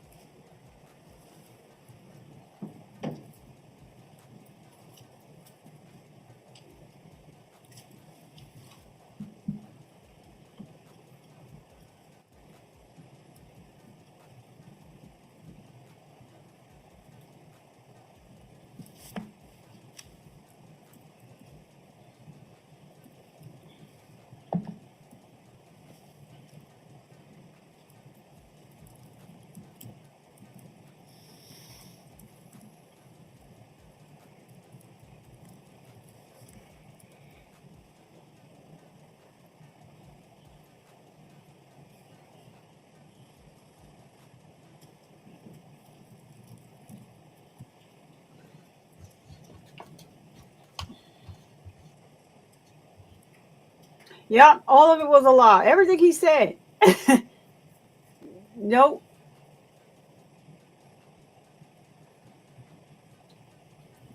The father said. No, the father said if he did not tell him the truth,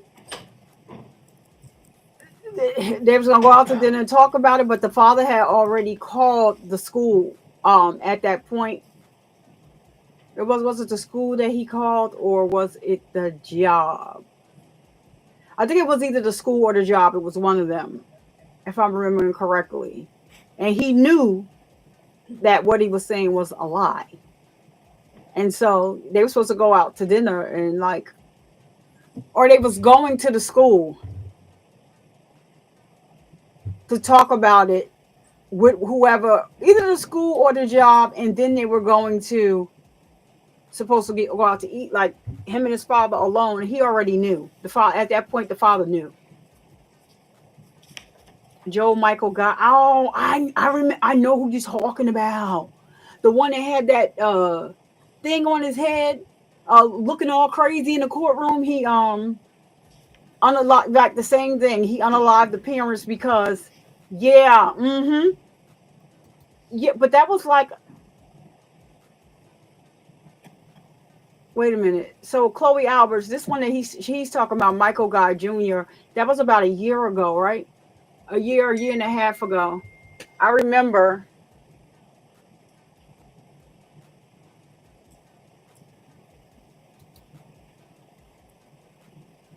Oh, okay. I remember when I remember that case. He was off his rocker. But the guy that Chloe's talking about, I don't think he lied. He may have, but I don't think he didn't talk that much or something. I know I know I watched that case, but I normally watch cases 2 to 3 times, and sometimes it's excessive how many times I watch cases. So this case, I think I watched about 2 times. And so that's why. Make sure y'all remember this freezer here. And for the people that just came in the video, they're showing the video. It doesn't have any testimony, so that's why I'm talking. I'm talking to the chat. Welcome in if you just came in. I know people are watching on YouTube, Facebook, and Twitter. So welcome in. We are having a discussion. I'm just talking openly, and they are talking in the chat. So Chloe, I know exactly who the guy that you're talking about. He had on some type of. At one point, he had something on his head or something. I know who you're talking about. He was crazy because they was giving him a crazy allowance, and they was going to cut his allowance, so he was upset about that. Yeah, they was giving him a lot of money. He was getting a lot of money a month, so he was upset about that, and he, like these privileged kids.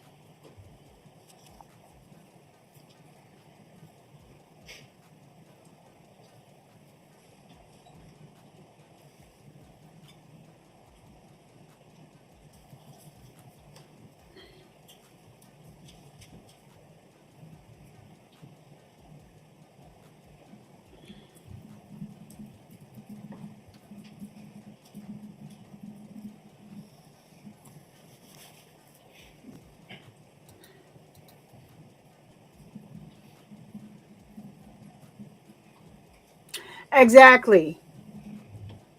But I already, the mother was probably never going to see her son outside. She was too nurturing and caring for that. And I even think that she was thinking that maybe he was being too hard on him. So maybe if the father was going out, maybe, he probably would have given him a chance. I don't think that they were going to put him out like that. I know the mother definitely was not. His mother was a sweetheart. So yeah, he is a pathological liar. He cannot tell the truth at all. Right. Yep. I saw that case. The Michael. Yep. I saw that case. Like, man, I'm telling you, it is something.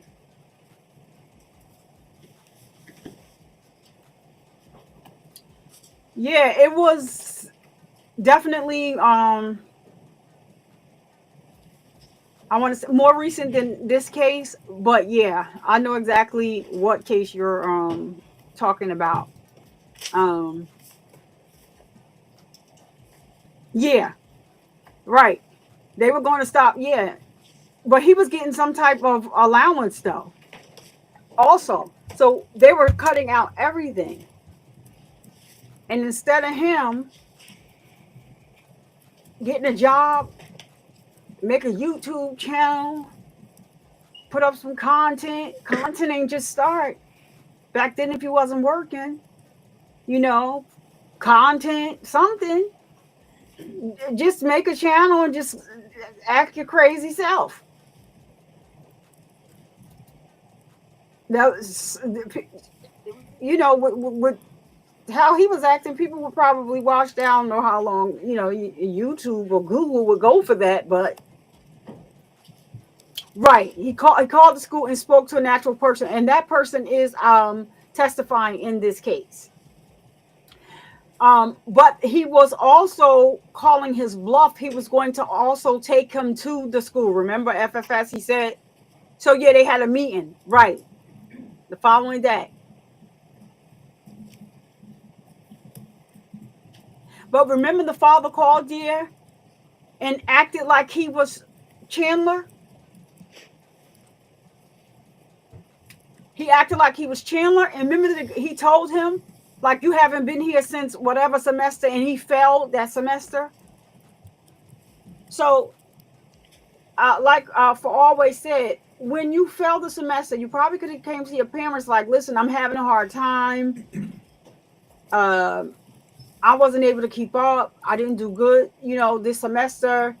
Give me some time. But then the father found out also that they found out that he wasn't working remotely because he kept saying they kept messing up his check. He ain't getting no check. He ain't getting no check. Then he sent the email to say they said they're going to send a check out this day.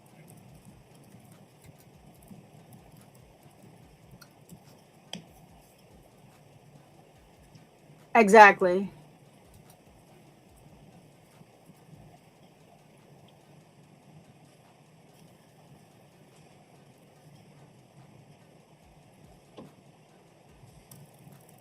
No, please don't say, Chloe. Oh, no, Chloe.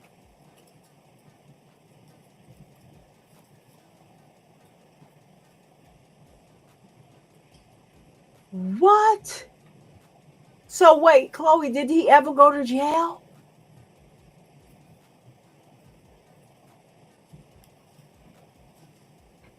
So who are they blaming for?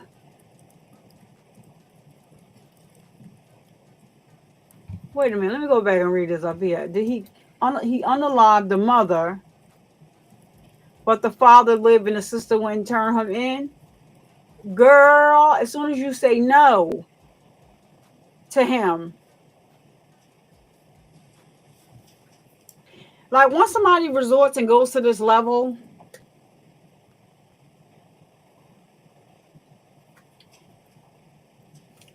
there is no helping them. I don't care who it was, he wouldn't be staying in my house. And that's for real. Like, you mad because you can't shack up? So you gonna unalive your mother for that because you can't shack? That's crazy.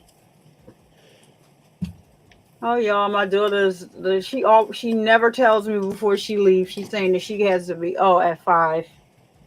Yeah, she is a piece of work. She never tells me when she has to go to work.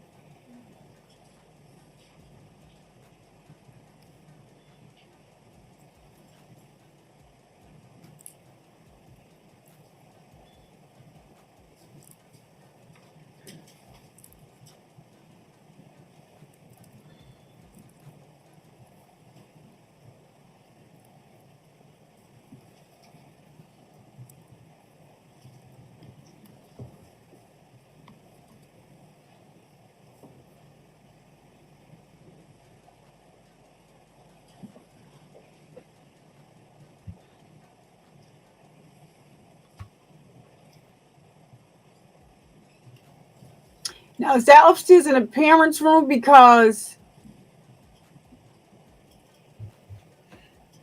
he had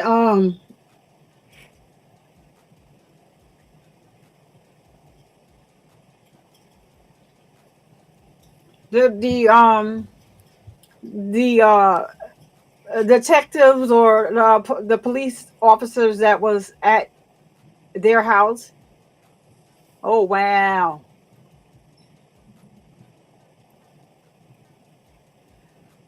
Is that his room or the parents' room? I have to look at that again.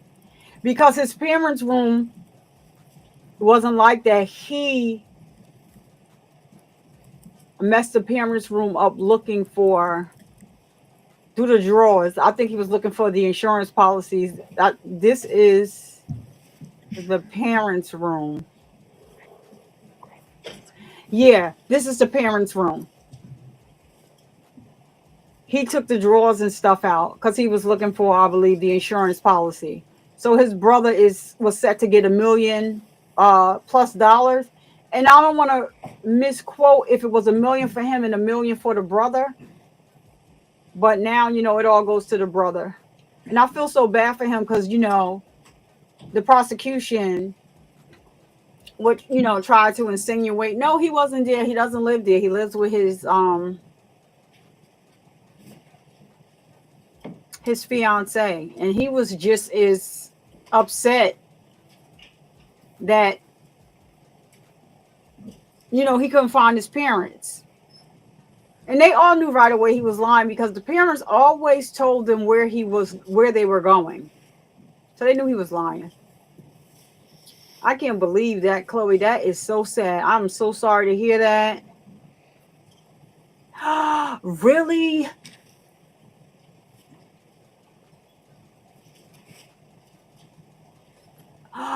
What?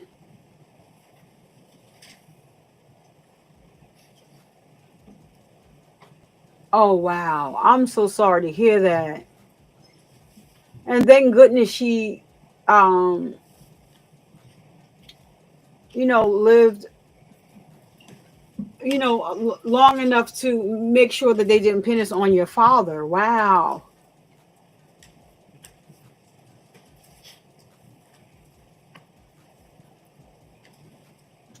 I'm telling y'all, man, it is something. I guess with them putting cases on YouTube, it's like, you know, makes the world more aware. But I remember when I was a little girl, I'll never forget this little girl's face. Like, so I was maybe 10 or 11. I want to say she had to be like 7 or 8. Very pretty girl. And I'll never forget, like, it was snowing, so the schools were closed for a snow day, and her mother sent her to school. I guess she just didn't check. Her mother wasn't that fit either. And I'll never forget, they said that little girl was missing, and then that they found the little girl unalive, but it was the mother's boyfriend who did it. And Super Bowl Sunday will never be the same for me. The lady that lived downstairs from us, her boyfriend unalive.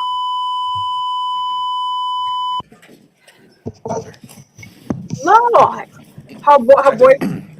That was the walkthrough video, right? Yes. And the time that was conducted, the whole purpose was to see the entire house. No one knew what was really relevant yet or not relevant yet, right? Correct. And while we might talk about all of the rooms in the next couple of days, fair to say that the basement of the house, the room with the fireplace, Mr. Halderson's bedroom, those will be the 3 primary areas that we're going to continue talking about the next few days. Correct. Okay. At this point in the trial, and I suppose as one of the primary investigators, we've now heard from pretty much everyone who was involved in Mr. Halderson going door to door, looking for security videos, correct? Yes. We might hear from a few more people that were in the area, but at this point, we've heard from those folks. One of those folks, Mr. Linsmeyer, mentioned to Chandler that he should give the cops a call. And in fact, you were one of the people who left a card and ultimately got some calls from Chandler, right? Yes. And we're going to hear about that later on in the trial? We will. Okay. Now, that home, the Halderson home, obviously there was a large amount of police presence there in early July of this year. At points, Chandler was there, and then at some point, I think we're all in agreement that he was arrested. In fact, you were one of the people in the room when he was arrested on the 8th in the afternoon or early evening, correct? Correct. From the 8th onward, so let's say July 8th when Chandler was arrested, all the way through August 4th, that house remained in the custody of the Dane County Sheriff's Department, correct? Yes. And it was guarded at all times, was it not? Definitely. Can you tell us just briefly what it means to guard a house, a crime scene guard? Yes. So our crime scene investigators will secure the home. They'll put up some type of evidence tape on the doorway to make sure that no one, snuck into the home. There'll be a deputy assigned to that location, to that crime scene, and they'll remain there for their entire shift. They won't leave unless they're relieved.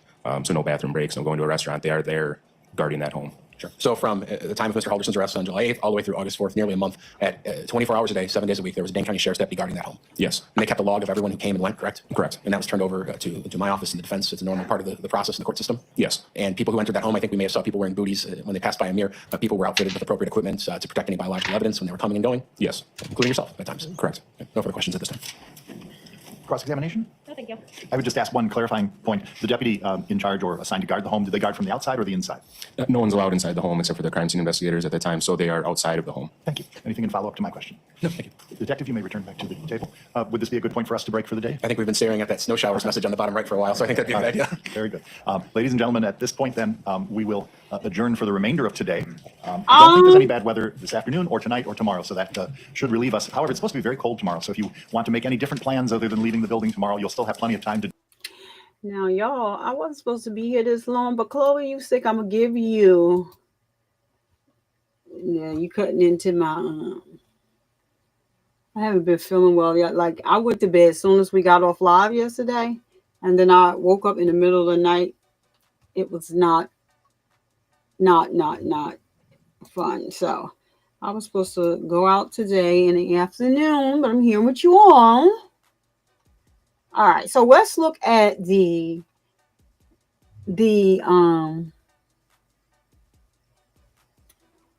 orange. Okay, so we're gonna look at because this is like kind of a short one, but I'm gonna just step away and make a phone call. Well, I'm gonna start it here, and then when they answer, So we're gonna look. This is the partner. Now I know FFS. You're about to have a whole field day. The judge is very animated. I really like him. He's very fair.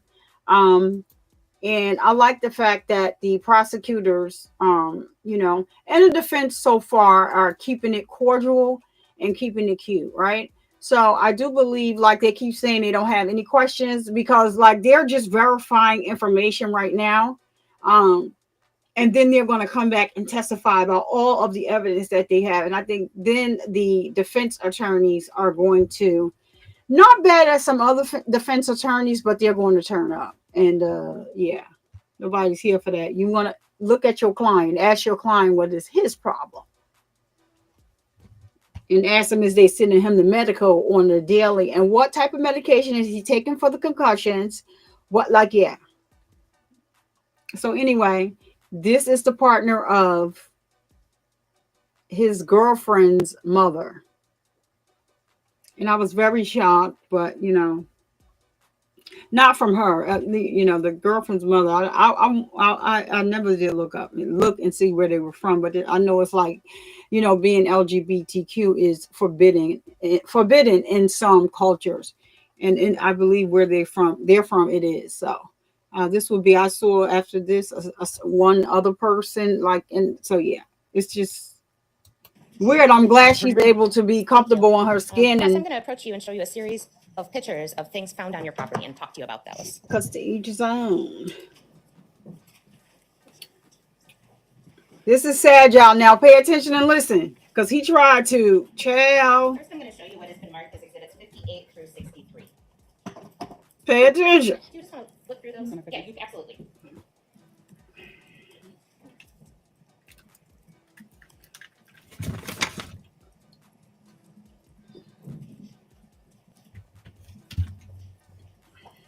You a couple of questions here.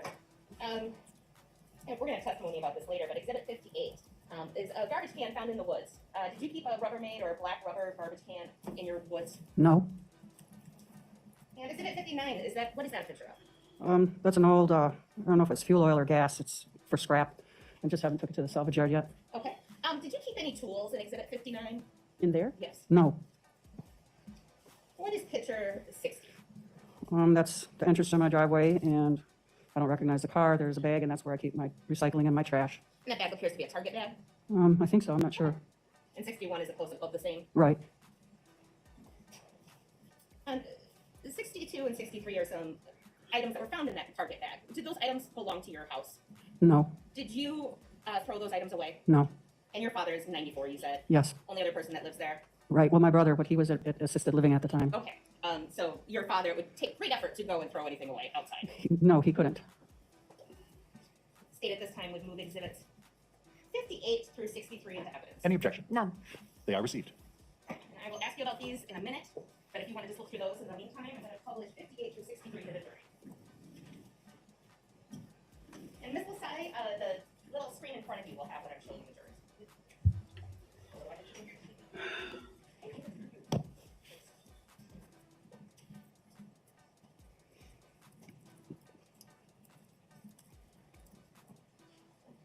The clerk is working on that. That second group of photos that I showed you, how would you describe those as a group? As a group, well, this is the tobacco shed that you call the barn. It's the shed.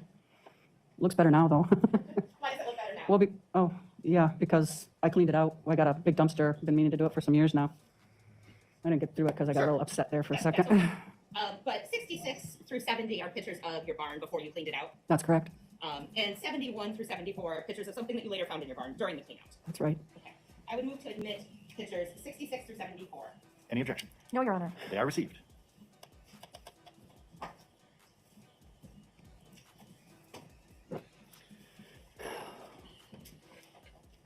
While you have identified the exhibits and testified about them, the ability to publish them to the jury requires the state to go through them with you again, but with the jury able to see those photos at this time. Okay, thank you. It's never perfect because of the glare. But this is the garbage can picture, exhibit 58 that I showed you that was found in the woods, but it was not yours. No, And how would you describe exhibit 59?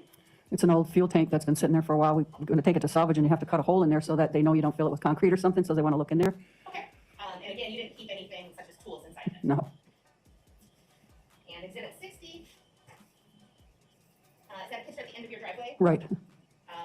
And is this where you keep the garbage cans? Yeah, that's where I put the trash and the recycling. Now, during the time of this, in the first week of July, did you have an experience of your garbage cans being moved? No, not that I'm aware of. I don't recall. I don't even know if I took trash out that week. Okay. So you do not recall a day when they may have been at the road and then somebody put them back? No, I'm not aware of that. That's okay. But that could have happened, just meaning because they'll say sometimes, like, if the trash is out and she goes out, sometimes she'll put it back, and I don't know about it. That could have happened. I don't know. Sure, fair enough.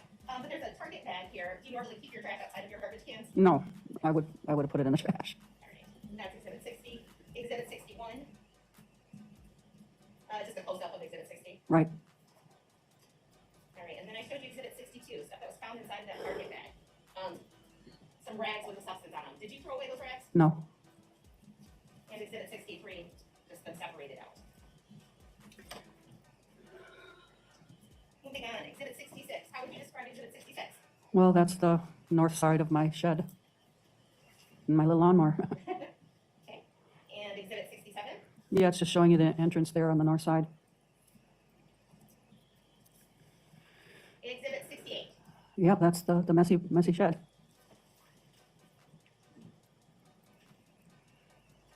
Exhibit 69, more the same? Right.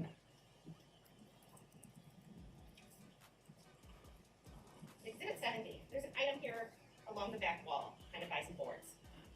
Yeah, there's a bird bath there. Can you tell at all from this angle what was behind the bird bath? Well, there's a rifle there. And at some point, you discover a rifle in your barn. Yes. Do you keep guns in your barn? Not normally. My dad sometimes he'd keep a pellet gun up there, but he hasn't been walking for a few years, so. So what did you do well, first off, when did you first see this gun? Well, I was organizing along the wall, like I say, I was cleaning out my shed, and I wanted to go through these, like, garden tools, because making sure I still use them, were they broken, when I was going to throw them away, so and then I was organizing, putting lumber where the lumber goes, the recycling where the recycling goes, and so I lifted up a board, and I saw a barrel of a gun, and I thought, right away I thought, what's my dad, what the heck has he got his pellet gun over here? So I picked it up by the barrel and looked at it, and I right away recognized it wasn't a gun that I'd ever saw or seen ever before. And just to be clear for the jury, this gun, before you lifted it up, was behind the board? Yes, it was behind us, there was like maybe 4 or 5 different boards there. Okay. So upon realizing you don't know where this gun came from, what do you do?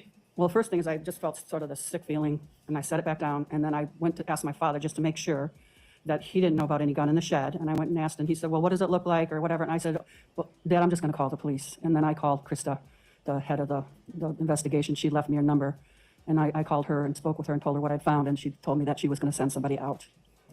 Okay, and do you remember roughly what month? Or? Oh, it was in the middle of October-ish, because I wanted to clean out the shed earlier, but the police were there for so long. My raspberries started, so it was after the raspberries were done, which was sometime in the end of October-ish. Okay, all right, so it was a few months later? Yes. Okay. I'm going to show you exhibit 71. Is that a picture of the gun that you found in your barn? Kind of a glare. Oh, I'm sorry, it is. Yeah. It looks to be. Do you want to look at the actual photo? Yeah, that would be helpful. But it looks similar.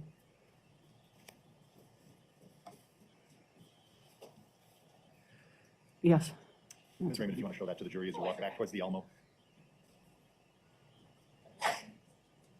Bless you.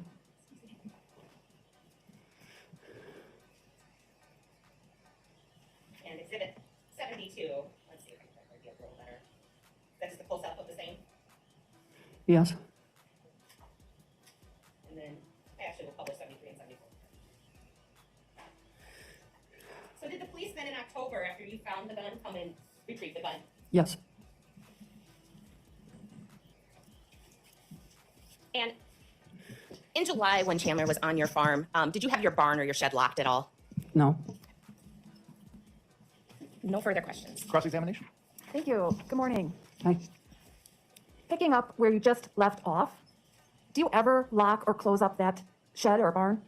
I haven't for some years. When I used to go to Florida in the winter, I would close it and lock it, but I haven't been there for a while. So, no. And is it fair to say that before you got the garbage bin and did the major cleaning of the shed, you didn't know exactly every item that was in there, right? No, not every single item, no. And you testified that there was a delay in getting the garbage bin and cleaning out that shed because the police were there for a while. That's correct. How long were they there in possession of your property or on your property? Ooh, seemed like forever. A couple of weeks at least, maybe longer. And they had closed off that area to you? Yes, they got kind of upset every time I come up with a lawnmower because I couldn't even mow my lawn, and it was frustrating. So, but they pretty much kept me by my house. They didn't really want me anywhere around. And was it your understanding that they were searching that area at that time? Yeah, they were searching my whole property. They served me with a warrant. Now, moving back in time a little bit to 4th of July weekend, I think I heard you testified that Chandler Halderson was not acting like himself. Is that right? That's correct. And it was for that observation that you and Dulce might have thought, oh, is he doing some drugs? Is that right? Yeah, it was a question because we couldn't figure out why he seemed a little off. And you had never seen him like that before, right? No. And normally he's sort of a quiet, nerdy kid, right? Yeah, that's a good description. That's all the questions I have. Thank you. Any redirect? No, Your Honor. May Ms. Lasai be excused at this time? She's excused. But not released? Correct. That means that you're still under the subpoena with which you've been served, so you can't discuss your testimony with anyone, but you're excused unless recalled by the state at any time. You can stay in touch with them. Thank you very much. All right, thank Have you. a good rest of your day. You say called Brent Baberstock, Mr. Yep. Do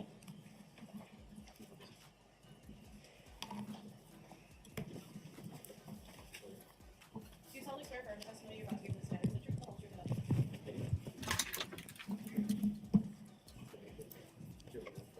but the truth? So who is? Detective, you anticipated my question. the You're phone. willing and able to safely and responsibly testify without a mask. Please do so. Thank you. Attorney Brown. Good afternoon. Please state and spell your name for the jury. It's Brent Baverstock, Brent Baverstock. What do you do for a living, sir? I'm a detective with the Dane County Sheriff's Office. In your role as a detective at the Dane County Sheriff's Office, were you asked to follow up in the investigation of two missing people, Bart Halderson and Krista Halderson, in the early part of July of 2021? Yes. Initially, what was your role in the investigation? I was not initially a part of the first response to it. However, maybe shortly before noon on July 8th, Detective Liz Allen came to my office. She said she had just had a phone call with the mother of Catherine Melander, who was the girlfriend of Chandler Halderson. And during that phone call, she intended to do initially just a phone interview, just kind of get some background information, but some things on that phone call alerted her to believe that we needed to follow up with a in-person interview. So she came to my office and asked me to sit in on that interview because we try to interview people, with at least two detectives there to support each other. And was that with Dulce? That was with Dulce, correct. And just briefly, if you could describe Dulce's kind of emotional state during some of that interview. Well, we got to the location where we agreed to interview her, which is she was in the middle of some classes, just trying to improve her education. And we sat in a side little conference room, and she was emotionally distraught. She kind of had this look of fear and panic in her eyes. Now, they've testified, so we're not going to talk much about that interview. But at some point, do you end up going to a farm that you thought might have been visited by Chandler Halderson over the 4th of July weekend and leading into the next week? Yeah, based upon our interviews with them, we determined we needed to get out to that farm right away and search it. Sure. I think it's been described as being near Cottage Grove, but kind of in a rural area of Dane County. That sound fair to you? Yes. The entire location of that farm, is that here in Dane County, Wisconsin? Yes, it is. And fairly remote? Yeah. Had you ever been there before? No. If you could describe the farm, just in general to us. Sure. Well, it's probably 30 to 40 acres. A lot of it is wooded. The house sits in a wooded area. There's a paved driveway that goes up from the road that kind of turns off to where the house is. And then if you kept going straight on that, it would turn into a gravel, and then up into the grassy area would be where like the back shed was, in the pool and the raspberries. Did you personally yourself walk out there with Cress or Dulce or anybody? Yes, I did. Who was with you? Well, I had first gone there, responded out there pretty quickly. There were a lot of red flags that popped up during my interview with Crescent, and I called to the command post to Detective Sims, and I talked to her. I'm like, I need some more people. We need to get out here. We need to search this place right away. But we were pretty stretched thin at that point. We had sent a team up to, the team was headed up to the cabin to do some more investigation up there. I'm like, we need some more people. We need to get out there and search it. So she was able to provide at least another detective, Detective Tim Blank, along with me and Detective Liz Allen. And then while I was on the way, I contacted I'll be back. I have to make Barry a Ehrman phone from the Dane call. County Medical Examiner's Office and asked him to respond with his cadaver dog to help us do the search. I got there and nobody was there. I had expected Cress and Dulce to beat me there. And I went to the house, knocked on the door, and nobody answered. And I got worried that they maybe went up and started searching on their own. So I went up there. I went up into the grassy area. I can see you have a photo of the farm there. So I could see whether or not anybody was back by there. And I noticed, during my contact with Cress, she did talk that she had recently seen vultures circling over the property. Your Honor, I'm going to check this hearsay. Sure. Sustained. Did you yourself at some point see some birds over the woods? Yes. And what were those birds? Turkey vultures. And did that raise red flags to you? Oh, yeah. Why? Most birds really don't have a sense of smell except for turkey vultures. Turkey vultures actually, when a body or an animal or a creature dies, it starts going through some changes. The microorganisms on there start producing different gases, and it emanates an odor. Turkey vultures can smell that. And when they do, they'll start circling the area to locate where it's coming from. And were those turkey vultures over the wooded area at the farm? When I got there, yeah. Okay. Did you find Cress and Dulce as you walked back there?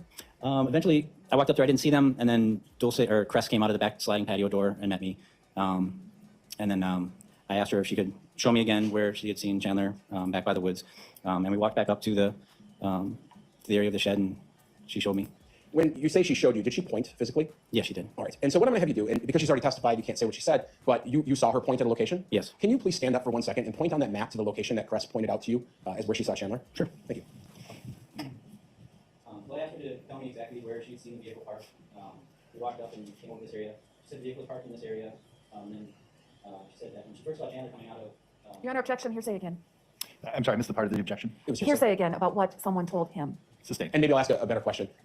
When she physically herself pointed at a location where she saw Chandler coming out of the woods, where was that location? Well, we were standing right out here. Okay. She pointed back. Okay, physically put her hand up and pointed? Okay, thank you. You can take a seat. You want to describe that for the record, counsel? I will. I would say that the witness just pointed toward the wood line, approximately a foot below that barn, where the barn is. The counsel's nodding in agreement, so I think that's fair to say. At that point, what did you do? Well, my partners hadn't arrived yet, so I asked for Cresta to go back and wait in the house, and I told that my partners would be here soon, and we'd start doing our search.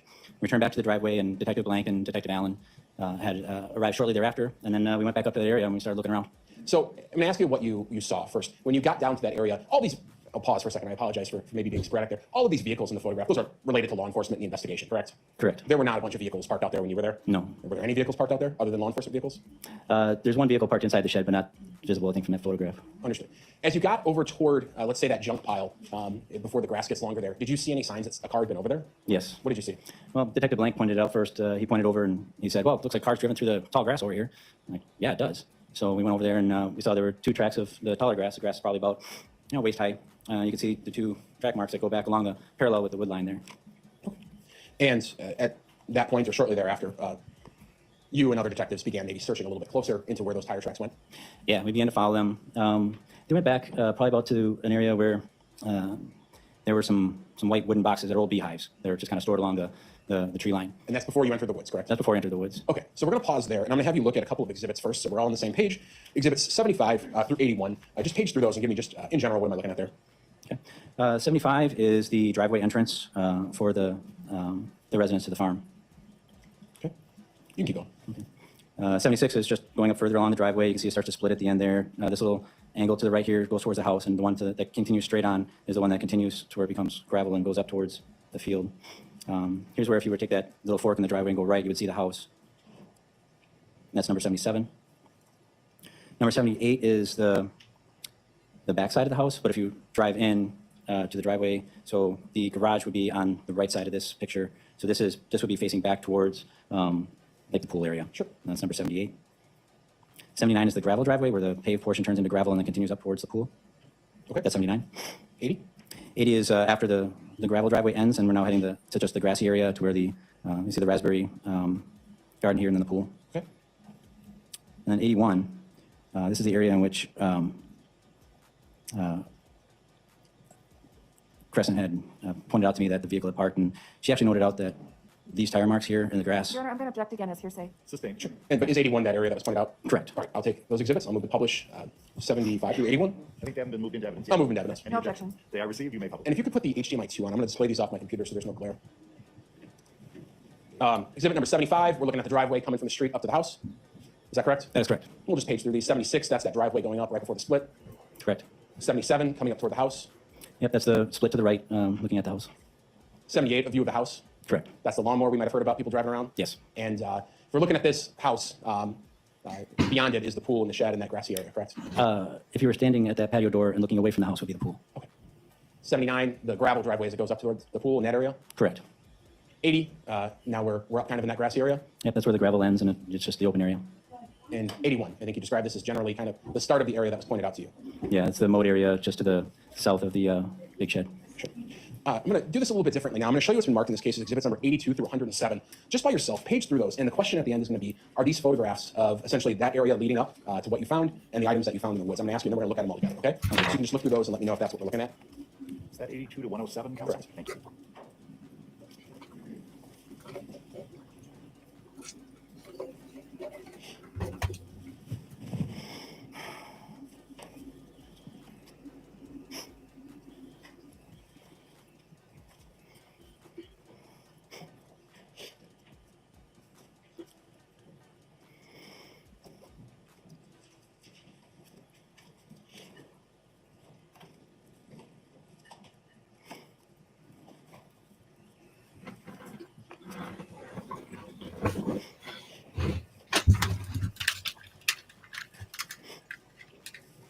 Question, are those photographs of leading out to the area that was pointed out to you and then ultimately your search into the woods and maybe what you found? Yes, they are. Appears true and accurate to the best of your knowledge? Yes, they are. I would move 82 through 107. No objection. They are received. All right, we're going to do this together. We're going to walk through them. So you see, And Detective, you can see the same exhibit on the computer monitor if you wish to. Okay. And that might help pick up the microphone better as we go through this. so we'll start with 82. What are we looking at there and what did you personally observe when you were out there? So there's the mowed section of the grass, which is just south of the barn. There's a stack of old logs sitting there, but to the right is where we could see what appeared to be two tire marks going into the deeper grass. Did you follow those tire marks? Yes, I did. Excuse me, 83, just a different view of those tire marks? Yeah. 84, what are we looking at there? Just a continuation of the tire marks. Where the tire marks end, there's another area of depressed grass, which would then, if you're looking at the two tire marks, where they stop, there's another area of depressed grass in all different directions at the end of it, sitting right there. Okay, we'll go to 85. This is maybe looking more into the woods at this point? Yeah, so if you're standing near where all that grass was patted down at the end of the tire marks in the grass, you look over and you can see more of the grass is like pressed down, heading towards the woods.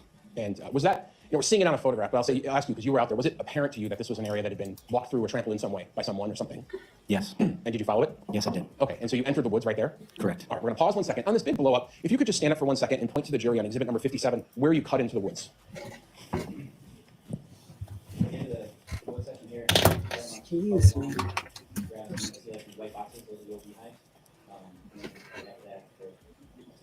Right, for the record, the witness ran his hands essentially down the wood line from the junk pile to the beehives and then drove them into the woods.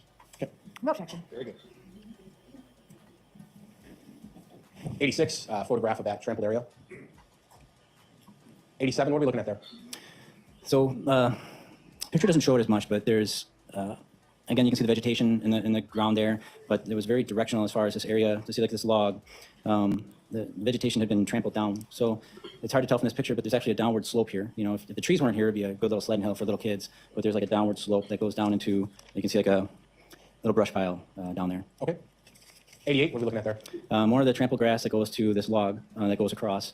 And then you can see, like, they get the green moss on the log, but there's areas where the green moss had been scraped off as if something had scraped it off. Did you notice anything ultimately beyond that log at this point?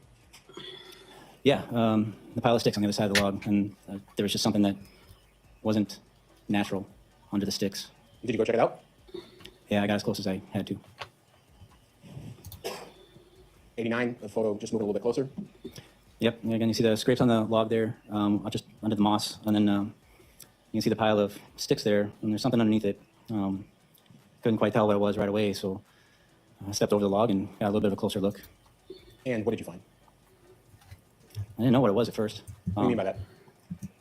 It just took me a while to process what I was seeing. Then it became obvious that I was looking at a human torso. Okay. So we're going to move in a little bit closer, photograph 90. Again, we're starting to maybe be able to see that, what you saw that day? Yes. Under those sticks. Okay. Going to 91, a different view of kind of looking through those sticks. Yeah, and this is about the view that I had. You can see the flesh colored skin on the right, and the belt and pants, and a black rope attached to it. And you can see the rope coming out from the bottom of the stick pile. Okay, we're going to go to the next photo, which is 92. Just a close-up of under those sticks. Yes.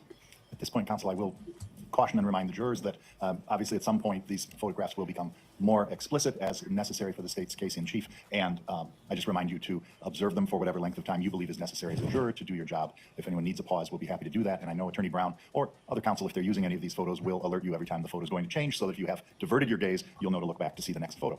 Please continue. Thank you. Trigger warning, but I think they're going to leave it blurred for us. That's the rope that was attached to the body. Is the rope in the upper right-hand corner? No, it's all throughout the picture there. I don't know if you can see from your angle, but thank you. It's all throughout the picture there. Thank you. We'll Kind go of to the coiled up like a snake. Photo, which is 94. No, we're briefly going to turn away, but what is that? That's a garbage can. And where was that in relation to the torso? So in relation to, this is back up closer to the top of the hill. Off to the right, out of picture, would be where the beehive boxes were. Okay. And that tarp was out there around the time you found the torso? Or that garbage can? The garbage can was there. The tarp was inside of it. Excuse me. And then, is this a close-up, exhibit number 95? Yes. Okay. Now, moving back, obviously, number 96, we're back to looking at that pile of sticks, correct? Correct. We're looking at the human torso underneath the pile of sticks. Was it a considerable pile of debris on top of the torso? If you could describe it any way you could. It wasn't natural to, it looked like it had been accumulated and placed on top. There wasn't another pile of sticks nearby. Similarly, it was mostly a collection of dead wood that was placed on top. Okay. The next photo is number 97, just looking at it from a different angle. Yeah, and there you can see the belt with the rope tied around the waist. Okay. So the rope was both off to the side, and you saw it around the waist? Correct. Okay. Number 98, what am I looking at there? You're looking at the torso with, I believe that's going to be the most obvious sign would be like the right shoulder with the arm severed off, the head missing. Okay. We'll go to the next photo, which is 99. What are we looking at there? At the upper shoulders of the back of the torso. We'll go to the next photo, which is 100. What are we looking at there? You can see the back of the torso. Again, you see the belt and the pants, the rope tied around the waist. You see the back hair is pretty visible. Now, I know we're looking at these all at once, but I think you mentioned earlier on the way out to the property, knowing what you had heard, you'd already called Barry Ehrman, who's the director of the medical examiner's office. At some points, other people arrived during the search, right, from the medical examiner's office, things of that sort? Yes. Okay. And while we're looking at them all in one group, there was a removal of the debris at some points over the torso, kind of supervised by everyone who was out there, making sure it was done correctly. Correct. Okay. So the next photo, we're going to start to see what that looked like maybe after some of the debris was removed, okay? We're going to go to photograph 101, and just describe that if you could for the record. Again, it's the torso we found, however, all the branches have been removed from the top of it. Was that the position it was in after all the branches were removed? Yes. Okay. And I think you testified previously that the limbs were severed in the head. A couple different views of that exist in terms of photographs. So we're going to go to exhibit number 102. And is that a different view? Yes, it is. Okay. Now, anatomically, standing how the body is it facing down? If the head were still present, would it be facing down? Are we looking at that person's back? Yes, the chest would be toward the ground at this point. Back is facing upward. Okay. We're going to go to the next photograph, which is 103. And what is that? That is a defect in the back, which would indicate, at least from the number of times that I've seen it personally, that there was a wound there. Okay. Consistent with a bullet wound? Your Honor, I'm going to object at this point as to foundation and expertise. I'll sustain. I think the description of a defect is appropriate based upon what we have as a foundation. Sure. We'll hear from the medical examiners later, Detective, but I'm going to go back one photograph to 102. Is that defect present in that photograph as well? Yes, it is. And if you could just physically, again, you know how it works with court, we're taking a record. Could you describe physically on the torso where that defect is on that person? In the center of the back, probably 8 inches above the belt line, So 6 to 8 inches. Understood. We'll go back to 103, which we've already looked at. We're going to look at the next photograph, which is 104. What are we looking at there? Looking at what would be the buttocks of the torso, the belt, and the pants, which appear to have been cut at the top left of the screen, as well as some red staining along the pants, and the rope again tied around the waist. And I'll go to number 105. Here we see someone manipulating that clothing. Someone involved in the investigation, obviously. Yes. Okay. What are we looking at there? Looking at the upper portion of the pants where the what would be just underneath the back of the belt to where the pants meet, that the fabric had began to tear. Obviously, the torso needed to be removed from the area it was in and taken somewhere else. Yes. That was done by the medical examiner. Correct. Doctors came out and helped with that. Yes. In the process of doing that, part of what happens is the torso is moved from maybe where it is onto a bag or a sheet, something of that sort, right, for transport? It would be placed into a sealed, in my experience, every time we've done it, it's always placed into what we call a body bag. Sometimes different size bags are used, but yeah, it would be to preserve anything that was on it and to transport it. Okay. And that was done in this case? Yes. I show next exhibit 106. Is that the beginnings of that process of rolling the torso over and maybe onto a more sterile surface? Yes. Okay. And now we're looking at the front of that torso. Correct. And I'm going to go to the last exhibit, 107. After the torso was rolled over, something was found underneath it. Black item, correct? Yeah, you could see it even when the torso, it was sticking out from underneath it. It was a black T-shirt. You can see the many maggots that were crawling around the shirt and around the wounds on the torso. Okay. Josh, can we shut this off? A couple of questions about that. And you said that there were some maggots and things of that sort. Were insects and the natural processes beginning to become a problem for that torso in your observation? Become a problem for the torso? In terms of the deterioration of the torso, were there insects and things of that sort around? Well, typically we'll call in a forensic entomologist, but yeah, it's part of the decomposition process. When any animal or any living tissue is exposed to the elements, flies will come, they'll lay their eggs. Within a certain amount of time, those eggs will hatch into maggots, and the maggots will feed and begin to consume and continue on with the process of breaking down the body. We're coming to an end, but fair to say that while you may have been the first one to come upon this, a lot of people ultimately descended on this farm and got involved in the investigation at that point. Yes. Okay. And in fact, we're probably going to hear from you again in this case, aren't we? Probably, I would think so. Okay. I have no further questions for now for the detective. Cross-examination. Nothing for now, thank you. May the witness be excused but not released. Yes. Thank you so much. Thank you. Have a good remainder of your day. Sir. Attorney Brown? I think it would be a fair place to break for lunch. I think we can do that. Ladies and gentlemen, it's a little early, but I always think that it's either better to be well before noon or afternoon. But I don't know what your plans will be. It is almost 11:20. All right, so that is it for day 3, the first half of day 3.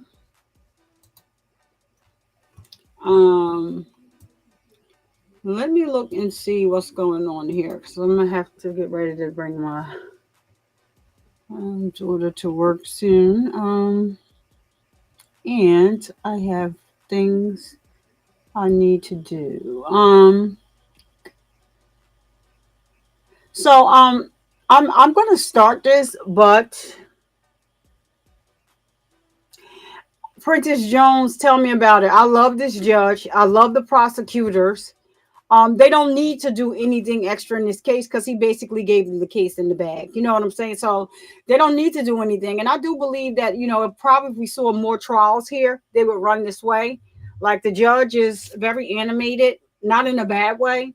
And I think like his bow ties really fit his personality.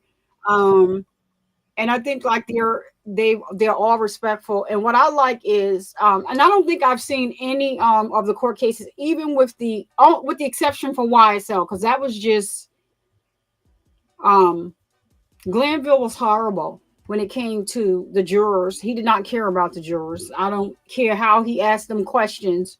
The fact that you would not make the state get it together. You didn't care about them people. But for the most part, everybody else, even if the judges, I don't really care for them. They're respectful of the jurors. But I really, really like this judge. So I'm going to start here and look. We're going to start here and look at the testimony of Chandler's girlfriend's mother. And this is really, really, really sad because they really thought something was wrong with him. This woman really was, they were going to take him in and take care of him. And it's so sad. And so I had to step away. I had to make a phone call, but I believe that her partner, they should have asked her how he came near, and when they looked for him, he was backing his car up down there, and then they also found the pow that he left there in the shed. Like he was trying to set them up. Like this guy's a piece of you know what. So yeah, but he's very respectful. And yeah, they are doing a great job. Like I said, the defense starts to get out of hand when they start asking questions, because most of these people have to come back and get on the stand again. So it's very organized, and the judge is so pleasant, and so everybody else has been as well. So let's just get past here so we can get right to.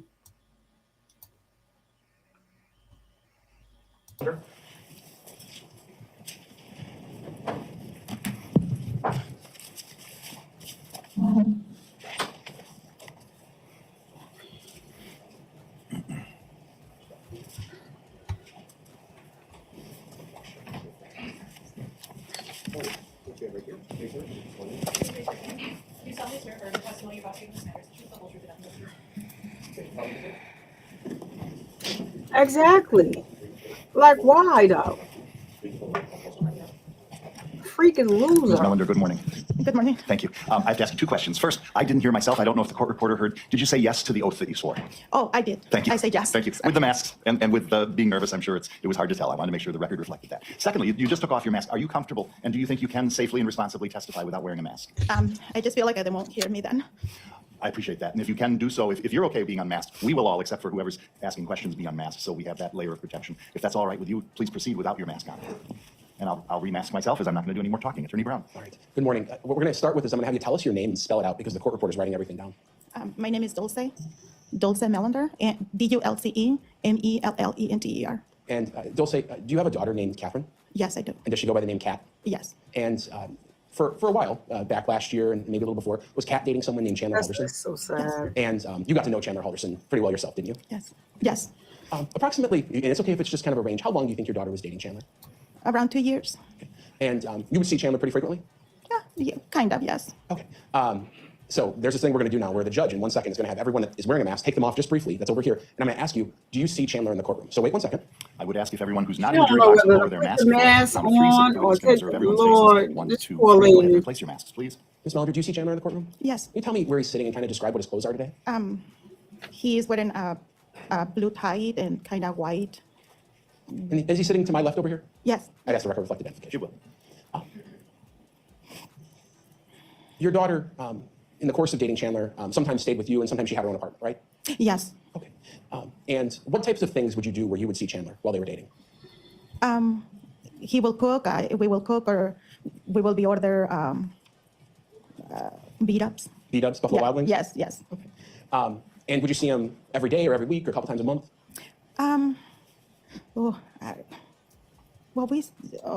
Repeat the question again. How often would you see him? Often when Catherine wasn't home, yes. Were you aware from Chandler if he had a job back in 2021 before all this happened? He was working at, what is the name? Can you give me a second? Yeah. He was working at the swimming. I think it was at DNR or yeah. Do you know what he was doing for them? Well, he's a good swimmer, so he wasn't called to, I don't know, to rescue, to see something in the waters. I really, but it was something with the DNR, I remember. He would get called to rescues and things like that? Yes. Very, I think it was very, yeah. Lies. At some point, did Chandler get another job that you were aware of? Oh, yes, I did, yes. Tell me about what job was that? That was American Family Insurance. And what sticks out to you about remembering about Chandler working at American Family Insurance? Well, I took him out to eat because he got the job. But he had people, a group of people, they were putting on for him. Yes. So you took him out to eat when he got the job? Yes. Where did you go to eat? Oh, Mexican Rositas. He likes the tacos. And was this kind of a celebratory dinner? Did people dress up and things like that? Yeah, he was dressed up really nice. And did Mr. Halderson or did Chandler tell you about the job that he was getting at American Family Insurance? Briefly. It was something about computers. You know, he's a computer guy. Sure. And he was dating your daughter at this time? Oh, yeah. Were you happy that your daughter's boyfriend had a job? Yes. Was that important to you? Objection. Yes. Overruled. The answer can stand.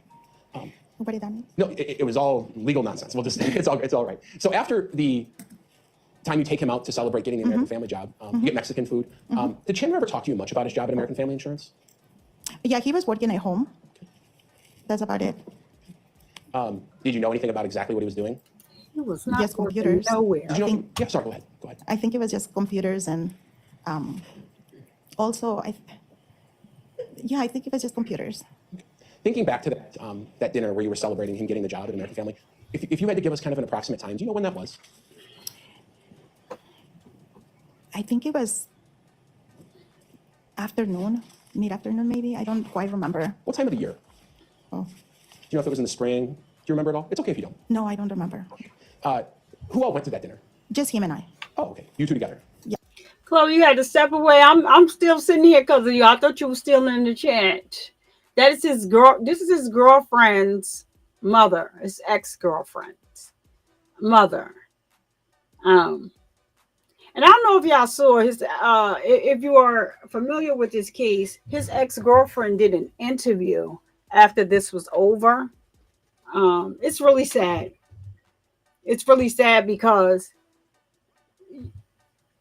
I don't think they talked about it yet, but he was either trying to set all of them up, and maybe he was going to become a serial unaliver, because he sent the girlfriend to Target to get him some cleaning supplies and some alcohol. Now they said if you use alcohol on blood, it kind of cuts it, so they will have a hard time tracing it. It kind of dilutes it. They will have a hard time tracing it if you use rubbing alcohol. I didn't know that. I learned that from this case. But that's what he sent her to Target to get, and then wind up throwing the receipt and the bag either on the farm, or he threw it at the other location where he disposed of the body parts. He's a real winner chicken dinner. Yes. I asked him to meet me there. Whose idea was it to go out? Mine. And because he had gotten the job? Yes. And you paid for dinner, I would imagine? Yes. Yes. So other than knowing he worked on some computer stuff and for American Family, did you know anything else about that job? Well, he wanted to do the solar panels, but I don't know. Yeah. I don't know. The American Family was getting him for the solar panels, but I know he was very good in computers. Was Chandler around this time, was he going to school anywhere while he was working at American Family? Girl, here come another lie. He was having, he was doing a credit because he was going to UW, so he was needed a credit to go to the UW. I think because Catherine's, I think. Did Chandler talk to you much about going to school and what classes he was taking? No. It was one class that he needed to graduate. He was about to graduate. I think so. Going into kind of the late spring of last year, so May and then into June, maybe the summer, into July, just before everything started bad happened. Did Chandler get a new job somewhere else in the country? Your Honor, Yes. I'm sorry, but can we approach real quick? Okay. We're gonna have a Oh, she conversation don't- that nobody else can hear, so we use this white noise. Yeah, we know that's not white noise, sir. That is something else. That is what Chloe said it was earlier. You know, it's really, really sad, like, you know, that he had all these people fooled. She done took them to dinner on her. It's sad. Let me see. Is she still waiting or he came back? I don't want to. Okay, so let's see. This should be it. Okay.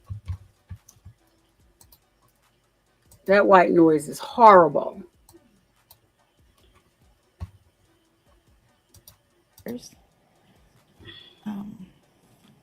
It's a very pricey car. I don't know the name of the car. What kind of car is it? Oh, like $50,000 car. Tesla, yes. She's heartbroken But, as well. I think Tesla has another company that is from Tesla. I don't remember the name. I'm sorry. He had them people thinking he was going to meet Elon Musk. Did he share with you any details about what his job was? Or what he was doing? Elon He Musk. was going to get those samples, and he also was working for the solar panels too, because I think it has something to do. It's kind of an engineering job or something like that. Yeah. Yes. Chill. Making more money and less money? Did you talk about money at all about that job? But he says that he will have a good job. It will good money. Yeah. Did Chandler ever talk to you about where he was going down there? Was he in a house or anything like that? Yeah. It was an apartment that he showed me. How did he show you? In his cell phone. Did he say he had a car or anything like that? Yes. Yes. Tell me what you knew about that for Chandler. Well, Catherine has my car. And I say that, Catherine, do you guys need a car? Take my car. And the three of us, we were talking about the car in the apartment. And I'm sorry, it's just a bad burp. And he says that his cars over there, they are very cheap because older people, they're kind of, they don't drive anymore, or they're past, and then they have cars in there. So he was ordering the car. And I say that I will sign my car for them can sell it and then can buy maybe 2 cars. Oh, and then he was saying, oh, I will take care of it. You mentioned your daughter. Was your daughter involved, Chandler, before what you did? Yes. And she was going to say. Did Chandler talk to you about that? Catherine, the day that he brought Catherine home because she have an injury in her back, he did. Oh, he basically asked me. That's where he got the back injury from, Catherine. I was very worried. She's my only daughter. I was uncertain. You're uncertain. Yes. I'm going to start asking you questions about kind of the 4th of July weekend, okay? You remember the 4th of July weekend that we mentioned last year? Oh, yes, yes. On the 4th of July weekend, there were some plans to get together, right? With Catherine and Chandler and others, right? Yes. You were living here in Madison at the time, right? Let me turn this. But is it your fiance? Yes. Chris. Yes. Has a farm, kind of in the rural area thing, right? Yes. So it's Chris's farm if you're engaged. Y'all can hear Yes. good? We got engaged in May. In May. Yes. And Chris lives in the farm with her elder farm. Yes. And you go out there. I live part-time there, yes. Judge, sorry again, but can we approach? Why, lady, listen. Listen, Linda. Let me see if he gonna make the white noise that loud. Like, what is the problem?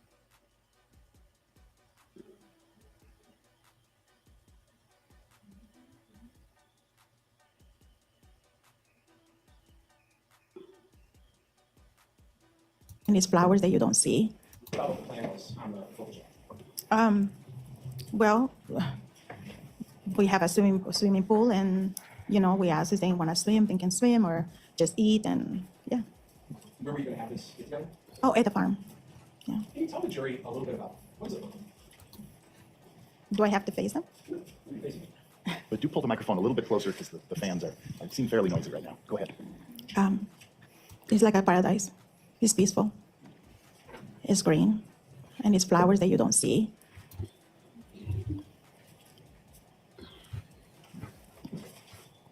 It's just beautiful. So the 4th of July weekend, who all went to the farm? Chandler, Catherine, James, one of James' friend, Chris, Michael, and Papa, and me. Did Chandler talk at all at the 4th of July get together about having suffered any sort of injuries, having injuries, things of that sort? I beg your pardon? Sure. Did Chandler ever tell you around that time about suffering any sort of concussion or head injury? Oh, we knew. I knew that he had a concussion. Yeah, he fell. And was Chandler acting the same or differently than usual on the 4th of July? He was kind of okay, quiet. But yeah, he was sitting at the table with the other kids. So What types of things did you do that day? we ate, and we were waiting that the kids will be going and use the pool, and then when they use the pool, actually, just happy that the kids were home. And the kids used the pool? Yeah. Catherine and James' friend used the pool. Yes. I don't know if Chandler got into the pool, but I think Chandler always was cleaning the debris. Yeah. Yeah. Yeah. The next day, do you know if Chandler went back to the farm on July 5th, which would be Monday? Yes. And how did you become aware that Chandler went back to the farm? Because Catherine texted me. Did you get involved with the farm? I fly to the farm. Yes. Why did you fly to the farm? What's that? I was just worried. Uh, Can I have 1 minute? There's another bottle of water from the floor. Oh. I know those are small. Do you want to take it? Yes, Do you need a break? yes. Do you think that you need more than just a few moments outside of the courtroom? Just a few minutes. Okay. I'll go ahead and excuse the witness. Don't talk about your testimony with anyone. You can go back to where Ms. Brown is in the vestibule. That's so sad. You forgot your mask. I'll grab it. He grabbing the mask. She done coughed and burped in it and stuff. Chill. If it's all right with the jury, we'll just stay. You can stand up if you need to or stretch. But I think if we excuse ourselves and come back, we'll lose additional time, as you know better than I, how long it can take. This is really, really sad that, you know, he would take advantage of this poor lady and her family. And now you got somebody sitting in court that probably would never want to even be in court and looked at you as like a possible son-in-law and treated you like you was a son. It's really sad. And I think her seeing him and hearing what he did triggered her.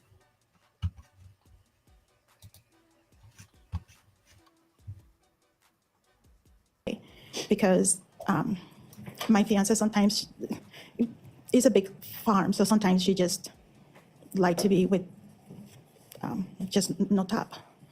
In the pool. To go to the pool, yeah, she just put her shorts to go to the pool and no top. So I was worried that he might. Prior to that day, when you found out that Chandler was maybe going out there by himself, are you aware if Chandler had gone out to the farm much before by himself, alone, without Kat?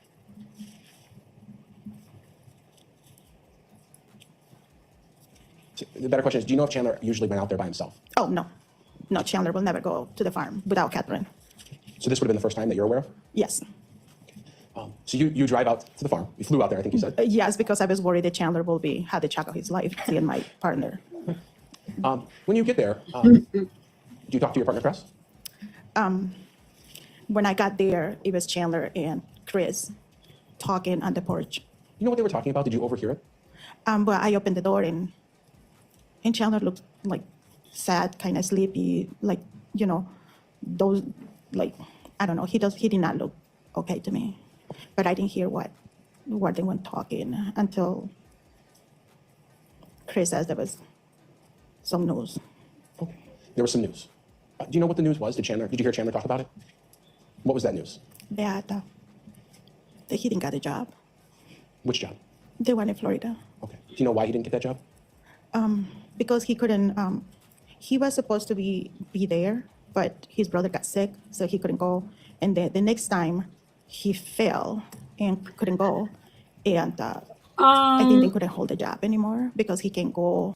You know what it is for always. I think that at that point, she knew that they were going to ask her the question about Chandler coming to the farm by himself. He never comes to the farm by himself. So because she had to testify that her partner, she rushed there because her partner sometimes is topless in the pool. I think that because, you know, they talk to them to try to help prep them, right? And so I think that, you know, that's her private life. Like, she doesn't want to be like sitting on here in front of a bunch of people. So I think it was more that at that point she knew that question was coming. And it's embarrassing. Like, you don't share your bedroom, like what you do in your bedroom, and that's their private farm. Nobody's there normally. So he just was like showing up because he felt like it.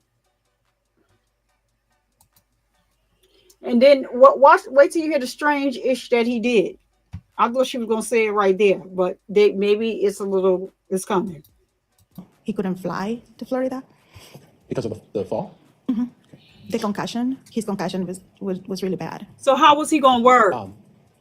What did Chandler ask to do, or what happened next at the farm? Well, we were very supportive. We were like, you know, he lost a good job, and I was worried about him putting on money for the apartment, and Chris and I were trying to find out how can we help him because he looked really, really. I think down and that's just what I'm thinking. You might be absolutely right. Did you all stay together, or did at some point Chandler go somewhere else on the farm? we were talking, and then after that he basically excused himself to go swimming. And did he go by himself, or did you go with him at that point? No, he went by himself. What did you and Krista do while Chandler was swimming? We were trying to figure it out how to help them, how to help him. He just got a concussion. I was very upset with Krista because why she wasn't to taking him that day. He has a doctor's appointment. He thought his mom should have been there. Yeah, so we were talking about as a mom, I was very upset with his mom. How long, at some point, did you go down to the pool to check on Chandler with Chris? I was asking Chris to what we're gonna have for dinner. I bring chicken, and she was very upset, and it was a while. How long do you think it was before you went down to check on Chandler at the pool? I don't know, probably half an hour maybe, or a little bit longer, because I don't know. I'm sorry. That's okay. But did you go alone, or did you and Chris go together? No, we got together. Yeah, of course. And how did you get down to that area? We use a little car where we mow the lawn. A lawnmower? Yeah, lawnmower. So I basically inherited the lawnmower that Papa used to use, and so we, like a two grannies going. You were both on the lawnmower? Yes. Okay. And did you drive down toward the pool? Well, we drove to the pool. Yes. Tell me about where you went as you were driving. What do you mean? Yeah, where did you go first when you started driving down to the pool? Well, we went to the pool. It's on a little hill, so we went, and we didn't see Chandler swimming. We didn't see anything, so we turned right, and we saw the car, and I thought he was sleeping. Where was the car in relation to the pool? Was it close or farther away? Oh. Would it help if I showed you a map? Oh, yes, A photo? sure. Oh, a photo, yeah. I have a huge photo of the farm. Oh. Okay. I'm going to show you. I told you it was big. It's number 57. Is that the farm? From above? From like an airplane?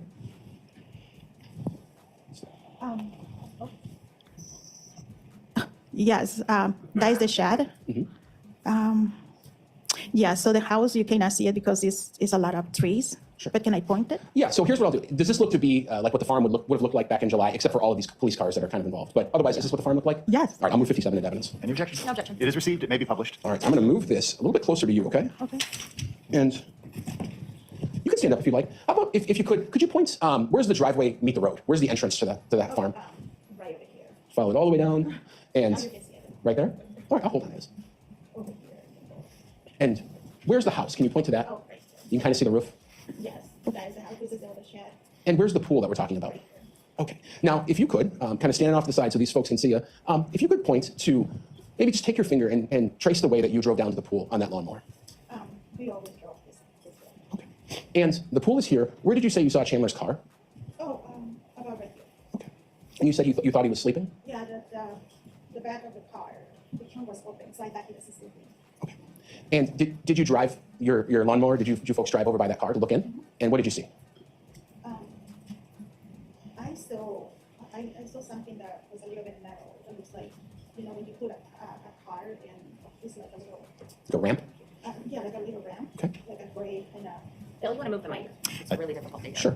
How about you take a seat real quick, and we'll keep asking And while we're questions. moving, let me just reflect for the record that if you think of the upper half of the picture and the middle of the upper half, the witness indicated that the road from the access road to the driveway to the house is in the upper middle portion of the half. You can see a small amount of roadway. She traced her finger through the woods, demonstrating that the house is within the wooded area in that upper quadrant, identified the swimming pool as a round shape, and indicated that the driving with herself and Kress on the lawnmower was from the area approximately where the house was down to the back of the shed, and indicated that the vehicle of Mr. Halderson was lower into the lower half of the picture, approximately where you can see some unidentified objects that don't appear to be cars. Is that accurate, counsel? That's fair. Well, why don't you, if you could, one more time, point to where Mr. Halderson's car was when you drove down there? That's the part I couldn't see as clearly.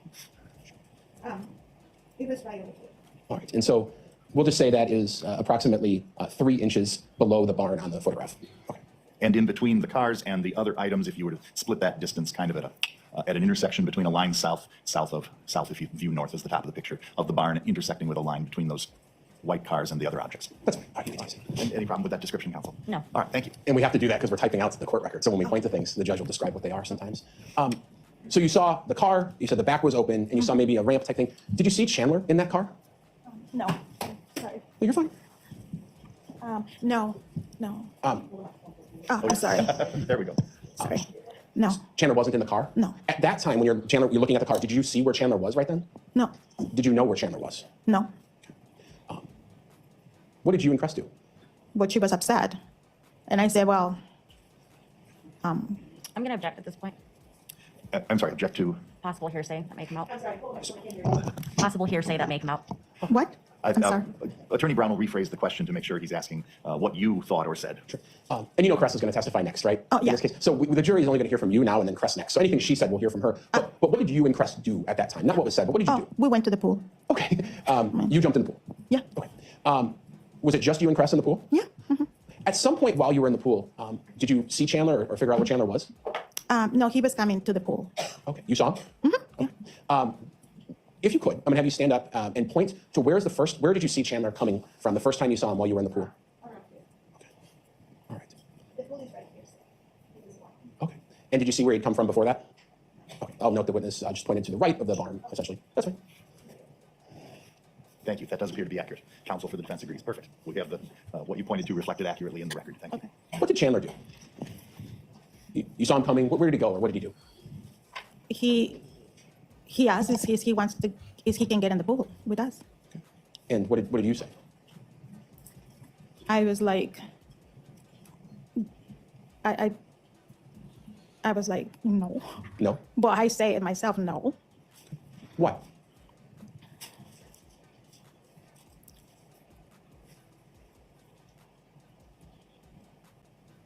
That's a shame. That what other people do, you have to, your Because whole life Chris, is we exposed. have clothes on the top. She didn't have a top on. Okay. Did Chandler? What happened next? Did Chandler go away? Did he get in the pool? What happened? He got in the pool. What did Chandler do once he got in the pool? He was just, he was looking, he was looking to the horizon. And was he in the water? Yes. What was he doing in the water physically? Was he moving around? Was he swimming? He was like going underwater and, put it on water on his body and, So you're making those motions on your arm, and this is one of those weird things because we have to type down everything that's happening. How would you describe what he was doing when you put your hands on your arms? like he was, put it on water, when you put water and. So staring off kind of through that field toward the horizon and Yes, because Chris is behind me and I put my body to kind of shield her but Chandler was looking to the horizon and then he turned around and then he was getting more underwater and, he was like underwater. Like. Okay. Was he saying anything? Not much. The water was nice and warm. But. Did you or Cress ask Chandler where he had been? Objection to the form of the question. Sustained. Did Chandler tell you where he had been?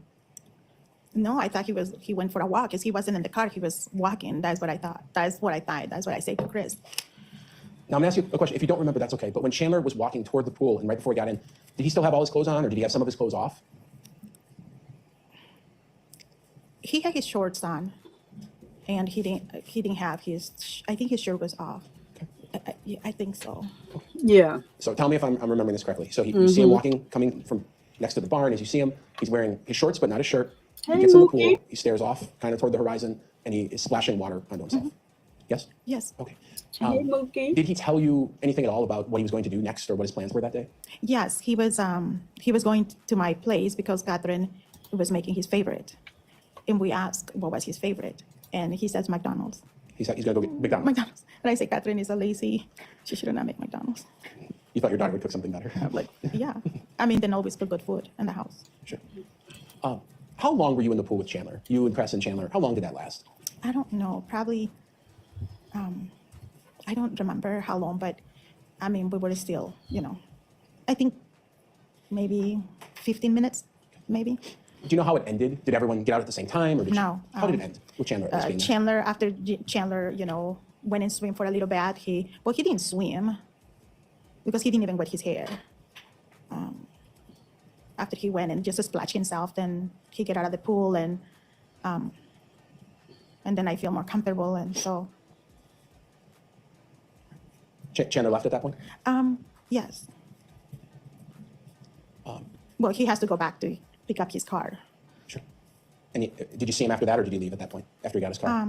No, he just went, got his car, and then drove off, and we just waved him. We was very happy that he came, which was strange because Catherine wasn't with him. But at any point the day before the 4th of July when you were out there, or this day, the July 5th, Monday, so Sunday or Monday when you see Chandler, does he tell you that his parents are anywhere, at a cabin or anything like that? yes, he says that they were going up north, or they went up north. But that was Sunday. They already left, and I already knew because, yeah, I already knew. Did Chandler ever express any concern to you about where his parents were? That he was worried about them at all? He looked worried, yeah. He looked worried? But maybe, did he say anything about that, or just looked worried? No, he didn't say too much about it. But on Tuesday, that was different. Right. And then we're going to go there in 1 second. But one more question about the July 4th and July 5th when you see Chandler out at the farm. Would you describe the way he was acting, his behavior? Objection, leading. We'll hear the full question. Would you describe his behavior or the way he was acting? Was that normal for Chandler? Was it different than usual? It was a little bit different. Okay. What do you On mean? the Sunday? Yeah, let's talk about Sunday or even Yes. Monday the next day. What do you mean by different? Sunday when he was kind of okay and with the kids because the kids sit down in the same table and they were interacting, but for some reason Chandler was a little bit more quiet in a way. But he was, and he looked kind of also sleepy. On the 4th of July? Yeah. What about the next day? Tired. He the was next a day, busy bee, that's why. I'm sorry. I just thought that Chandler was so depressed that he probably took his mom's pills because she had cancer. So Objection. I thought what? May we approach? Okay, hold on 1 second. We're going to talk again. All right, let's see. They don't have the white noise on, but let's see if we can get past this. Oh, they're back already.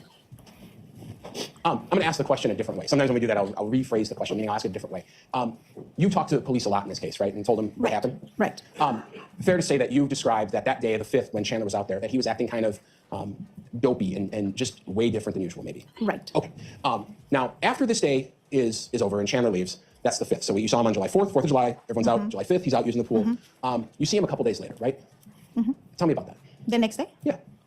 Well, it was Tuesday, so we had beat-ups. Sure. Is that your normal thing? Yeah. You have some Buffalo Wild Wings that day? Yeah. That's a family thing. Yes, Chandler, James, and Catherine and I will like beat-ups. So we always buy what my sons likes, what Catherine likes, what Chandler likes, and what I like. And it's just the 4 of us. And that was on Tuesday? Yes. Because it's buy one, get one free, isn't it? I think so, yeah. I think so too. And you've mentioned James a couple times. James is your son. Yes, that's correct. And this was at your house? Yes. Okay. Did Chandler say anything? And again, I'm only looking for things Chandler said to you, not James or Catherine. That's a different thing. But did Chandler say anything to you when you guys were doing the Buffalo Wild Wings night about his parents or where they were? He was just worried because he wasn't here from his parents yet. Okay. Did he tell you anything more about that? No. How was he acting on this day? Tired. Sad in a way, maybe. At some point, did you find out that Bart and Krista Halderson were missing? Like the people were looking for him and they didn't know where they were? Well, 2 times it was brought up that they were missing. And on Tuesday, I questioned myself how they're missing. And I questioned saying, I will say that I didn't hear from my parents, or my parents hasn't called me, or I would not say missing unless I know they were missing. And I know other people may have, but did you personally talk to Chandler about filing a police report or what to do about his parents missing, like what actions he should take? No. Okay. Did you know Bart and Krista Halderson very well yourself? No. I just know what Chandler told me. Okay. Yeah. And Catherine, of course. Sure. Yeah. Okay. I'm going to take a break now for just 1 second. So if you want to get a drink of water, but it'll just be about 30 seconds, okay? Can I Sure. Counsel, the witness would like to use the restroom, so I'm going to excuse her to go do that as you consult, and then she'll come right back. I don't know how long it's going to take her to go to the bathroom. She's drinking a lot of water. This dude was we are thinking the same thing, Chloe. I do believe that he was on his way to to being a serial killer and unaliver. Excuse me, YouTube. I said iller, and I believe the same thing, and I believe that he may even have, because why would he take the pow and hide it in the shed? I understand he didn't want the police to find it, but that's kind of suspect too, because he only dumped part of the bodies there. So he did have another place, and he was just showing up to places like really, really weird, really, really crazy. So I totally agree with this, what you're saying here. I totally agree with it. If he would have got away with this, and so I made a phone call. I had to go make a phone call. I don't think they mentioned that part of the trial yet. Well, the neighbor from the back, she did come and say she saw fire from across the lake. So not only did you dismember your parents, but you tried to cook them first. So he was trying to do a cremation, and a lot of people don't realize they're not able to just like burn the body. Cremation takes way more than that, and it takes them a long time to burn up those bodies during the cremation, and they do it in a furnace, and they use special stuff. So he tried it. He tried it, but it didn't work, and that's why the freaking the glass on the fireplace busted, because that's how hot and stuff the fire was. But they did find like some bones in the fireplace, but he decided to go with plan B after he saw that wasn't working. He was up late that night doing what he did. It's just nasty. Thank you. Attorney Brown. All right. Attorney Vera, did the defense wish to engage in cross-examination at this time? Oh, so she's done. Would you prefer if I call you Dulce or Ms. Melander? Dulce. Okay. I promise I'm not as scary as I make it seem right now. Sometimes I just have to tell Bill what to do things, and that's what we're doing, okay? So I just have a couple questions for you. And I know you may not like this topic, but I just want to clear up some points. When you were talking about Cress in the farm and in the pool, she was topless, correct? Yes. And it makes you uncomfortable, correct? Talking about it. Very. So when we saw you, that was just you being uncomfortable about Cress being topless and Chandler having to see that, correct? Both. Both the fact that she was topless and the fact that Chandler had to see. No, that the fact that she was topless and that Chandler came in the pool. Gotcha. Okay. But as far as Chandler making you feel uncomfortable, that's not something that you were feeling personally. It was just the situation with Cress being topless. And let me ask it this way. That day in the pool on the 5th, it was just a weird situation. Is that fair? It was very weird, the whole thing. The whole thing, yeah. Yeah. Chandler was acting dopey. I think that's what the DA used. Yes, but also I know Chandler that he is very polite, so I was like kind of surprised how dare he went in the pool when Chris was topless, and he made me uncomfortable for that. And that makes total sense. I would react that way too. Now, as far as your interactions with Chandler go, you mentioned that you took him out to dinner. It wasn't dinner. It was more like lunch. I think I say it was midday. Okay. Okay, so you took him out for lunch, and it was just you and him, right? Yes, yeah. Was that the first time you had interactions with Chandler, where it was just you and him? Yes. And most of the times he's with Kat, correct? Yes. And you also mentioned something about whenever it's him and Kat and you guys cook. Is that correct? Didn't cook, yeah. Chandler is, yes. Does Chandler help out? Chandler likes to make good salmon, so yeah, Catherine and Chandler didn't cook. So they leave a mess, but yeah. As they do. Yeah. So they cook, you take advantage, but then you have to clean. Is that fair? Well, I have to clean, yeah. Is the food worth it at least? I just had to interject right here. Wait till y'all hear, and when in the interrogation, when he started talking about this pasta that he had to make his father, and his father was mad because I forgot what ingredient he didn't have, and so his father. Yeah, this guy is unreal. I think we're gonna get through his with the detective on the stand in his interrogation tomorrow. This guy is, when I tell you, he is off his rock. He is off his rocker. I beg your pardon? Is the food worth the cleaning? Sorry, is the food worth the cleaning that you have to do? Oh, yes, Chandler is a good cook. And I have the same problem you do, or sometimes I need to speak into the mic, so that's why I'm sitting down right now. Okay. So in general, your interactions with Chandler and Kat, they're good, yes? In some ways, yes. And Chandler is a quiet person, correct? Yes. And we'll see your daughter later, but she brings out some of Chandler's funniness, if you will. Yes, he can be funny. He can be funny, but normally he's just quiet. He's a quiet guy. Well, I think is when they worked together. I mean, he was kind of funny. Yeah, he was. Yeah. In a way, yeah. I mean, yes, we're all funny in a way. I get that. Yeah. I don't have any other questions for you. Thank you so much. Any redirect? May this witness be excused and released? Excused. Okay. You're excused from testifying any further today, or at least this morning. But the state is maintaining you under subpoena, which means you can't discuss your testimony with anyone else. And they'll let you know when you're released from the subpoena itself. All right? Let me see Thank you. who is coming up next. What time is it? Yeah, I don't have no better. Oh, if it's all gone, that's fine too. Thank you.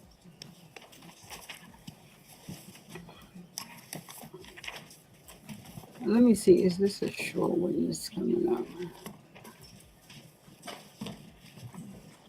So wait a minute. They had the State of Wisconsin calls Crescent LaSalle. so this may be law and crime.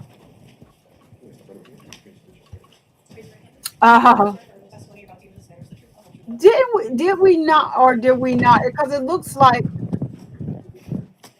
they didn't call her back to the stand. I want to say that law and crime made a video If you with believe just you can her do so safely testimony. and responsibly, testifying without a mask would be our preference. Would that be So something I want you to see feel if you this could do is today? the same that we All right, watched. if you prefer to maintain your mask, I understand. Pull the microphone much closer because it does muffle our sound naturally. Okay. And if I have trouble hearing you and I'm really close to you, I'll ask you to do even So closer just so yeah, everybody who's a little further I away don't can know. hear. So And they you can hear the cut blowers it around out this and morning, put so it it muffles sound a little bit. Thank you. by Please proceed, itself Attorney for Raymond. some reason. Thank And you. Could you now, please state your full name, both first and last, for the record, and then spell both your first and last name? Crescent LaSalle, Crescent, yeah. So L we apostrophe saw this SAI. one when I showed it earlier.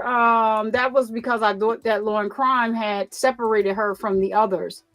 So I'm not sure why they did that, but let's see. We saw this already, and then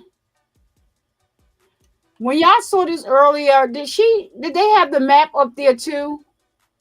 Because I don't want to. She was up there for about 40 minutes earlier. Let me see. Yeah, and I think that because she was supposed to go after her, and the way Law and Crime chopped it up, they put her before, and it doesn't say like a continuation or anything. So let me see. Yeah, because I remember.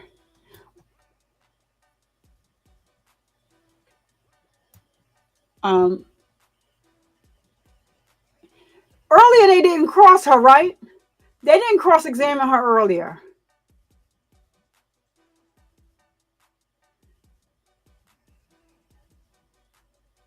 Because why would they call her back? And she just testified earlier. I think that y'all not answering, so.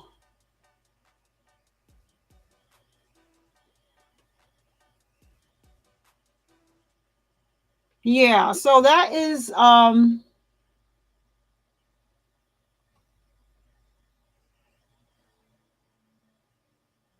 right, so they calling this lady back to the stand. She is a, so tomorrow we're going to go on to, we're going to finish up with day 3 tomorrow. Tomorrow, his ex-girlfriend is going to be on the stand as well. The detective and we should get into the detective. And they're gonna go through his what do you call that? Interrogation with the detective or police on the stand. That's gonna be pretty funny. Not fun, like not funny in a way. I'm just talking about his answers. This is a serious matter, but let me clear that up, because sometimes some people, I don't know who's watching me, I don't think that this is a joke at all. But his responses are hilarious because they make no sense. So I think they said she wasn't excused from the trial yet.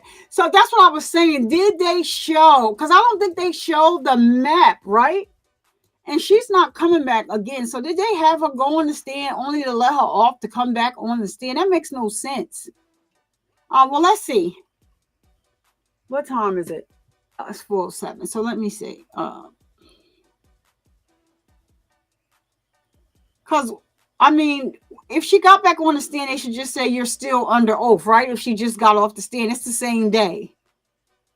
So that's why it's confusing to me. But let's see, because I didn't think that I was asking y'all, did they have the map out earlier when she was on the stand? I don't think so.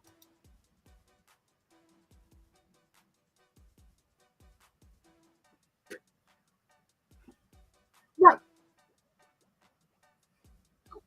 Hold on now.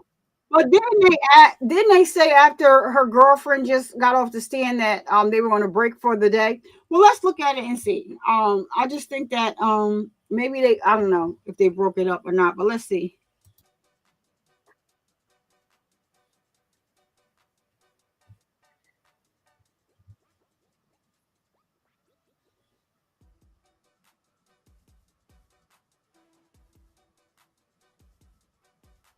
Because I had stepped off to make the call.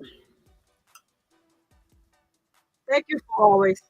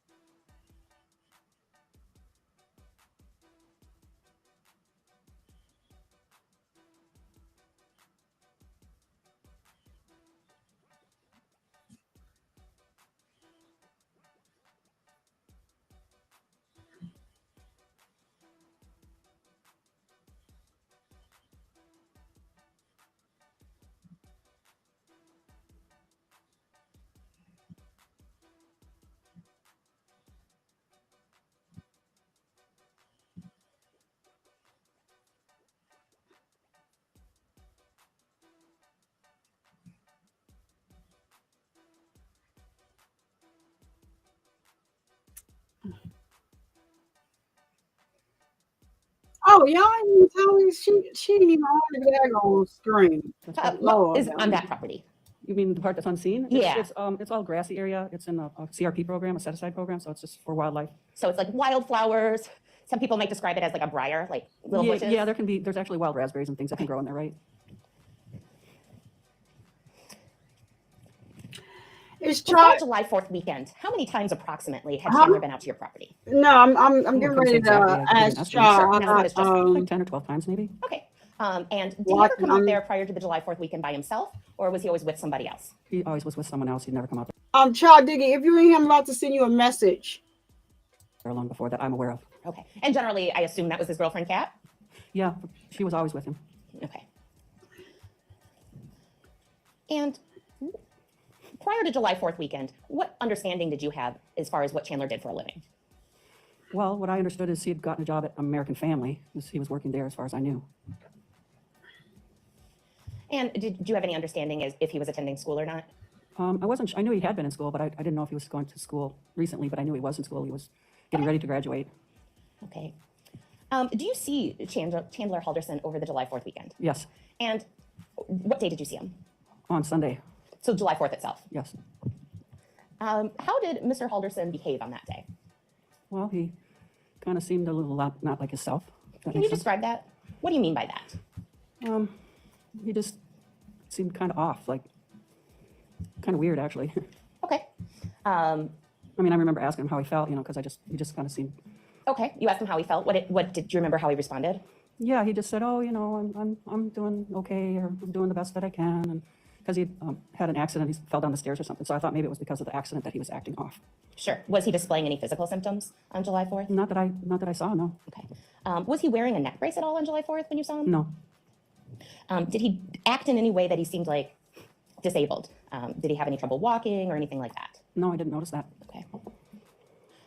Did you have any one-on-one conversations with Chandler on July 4th? Yes. Tell me about that. Well, shortly after he was done eating, our kids were sitting at the table in my family room, and they had gotten up, and I was kind of walking towards the kitchen, and he approached me and asked me if he could have my phone number, my personal phone number, because he wanted to know if he could come and use the pool. Okay. Did you give him your number? Yeah, I gave him my cell number, and I also gave him my landline. Okay. Because I don't always answer my cell phone, and I don't have voicemail on my cell phone. Okay. Did you guys have any further discussion on that day? I don't recall. Okay. So obviously prior to July 4th, he didn't have your number to your knowledge. Not to my knowledge, I didn't give it to him. Okay. And in all fairness, when you hung out with Chandler prior to July 4th, it was always with other people. Yes. Namely, Dulce and her family. Correct. Okay. As of July 4th, did you have any knowledge about the whereabouts of Chandler's parents? No, I didn't even know their names. Did you know whether or not, had you heard any stories or anything about them being missing at this point? No. Okay. Let's fast forward to the next day, Monday, July 5th.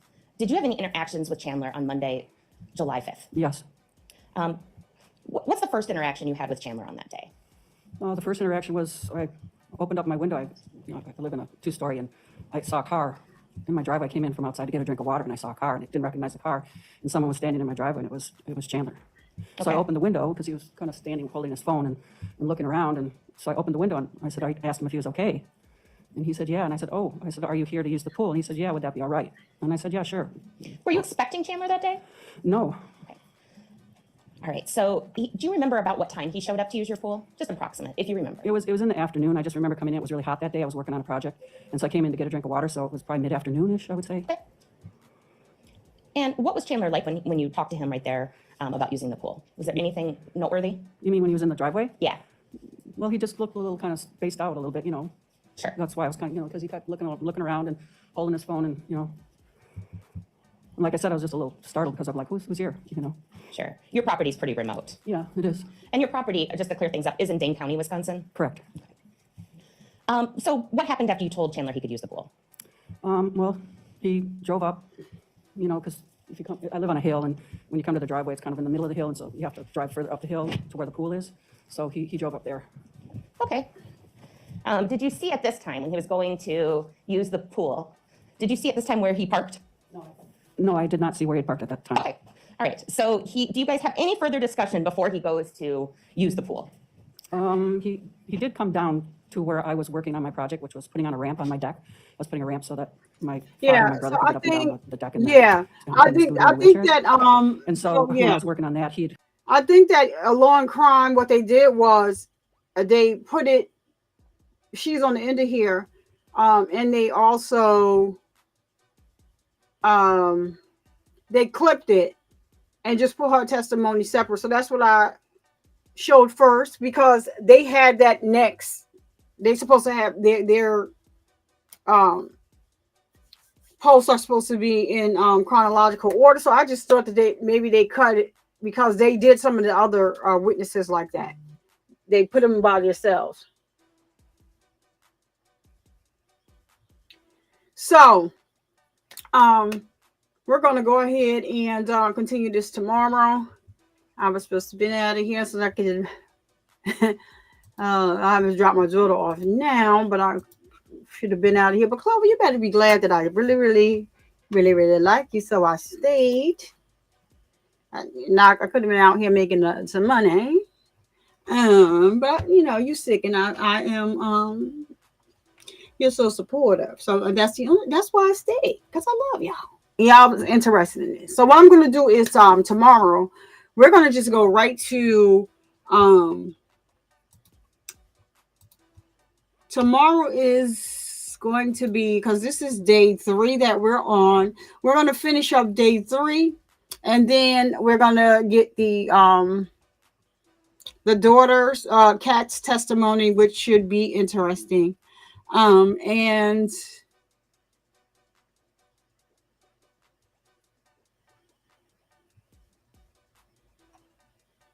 let me see where we are. All right. So yeah, we're gonna get the daughter's testimony tomorrow, and then also we're gonna get to the interrogation for Chandler Halderson. So cop on the stand, they go back and forth between the interrogation videos, and if I remember correctly, their interrogation video was clear also. So we'll do that tomorrow. Yeah. Chloe, yeah, I thought, remember, I stepped off to make a call when she started testifying, but I'm like, wait a minute, why do they have it twice? So anywho, right, the daughter's cat's testimony is going to be tomorrow, because we started day 3, because I asked and you said you wanted to see. So tomorrow we're going to one video first, and then cat's testimony is tomorrow as well, and then we should get to Chandler's the officer going through the interrogation for Chandler. So yeah, we'll do that tomorrow.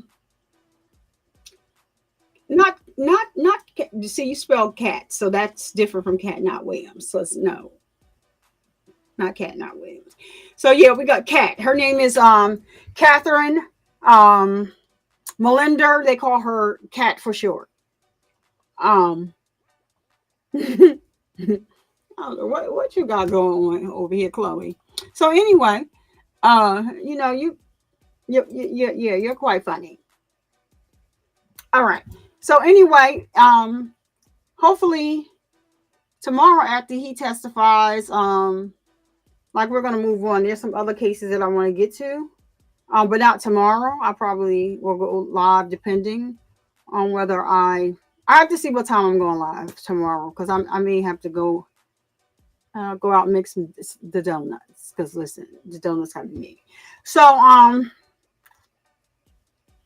we'll see about that tomorrow. I'll let you guys know. I will post. It sounded like you were saying feline was testifying. Cat. Yes, cat. That's what they call it for short. Cat.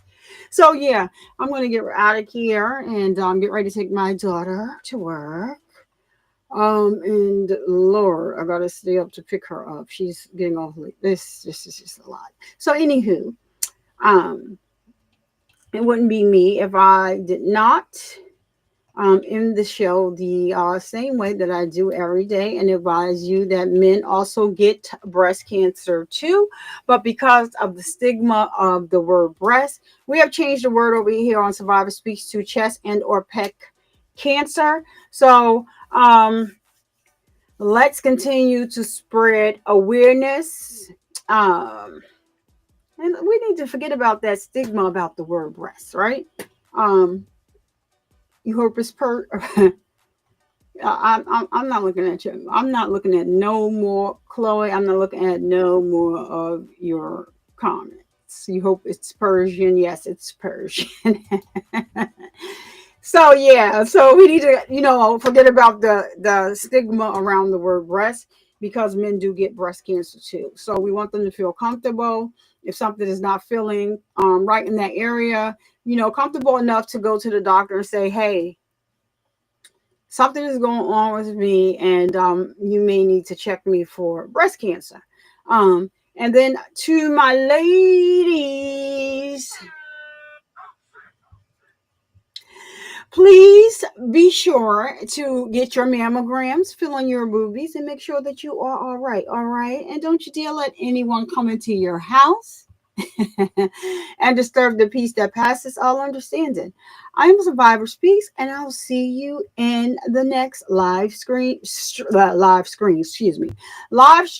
or an uploaded video where I will be down in the comments. A premiere, I'll be down in the comments.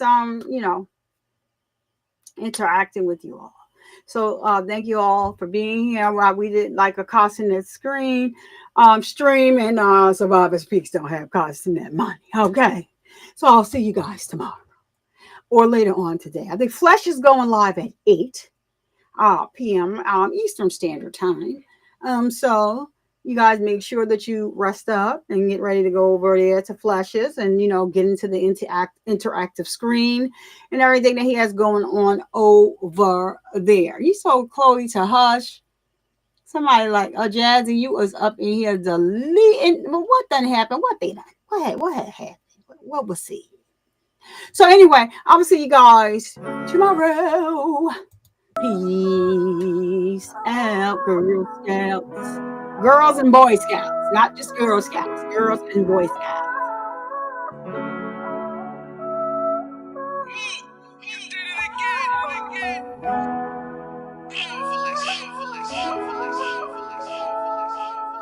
Full cycle, I just might though, just like a Michael. Mama gone now, I'm thinking death is not we entitled. And it was me versus me, them battles had to fight through. And when you way in the dark, them demons try to fight you. But you can't let them when you gotta see the damn light.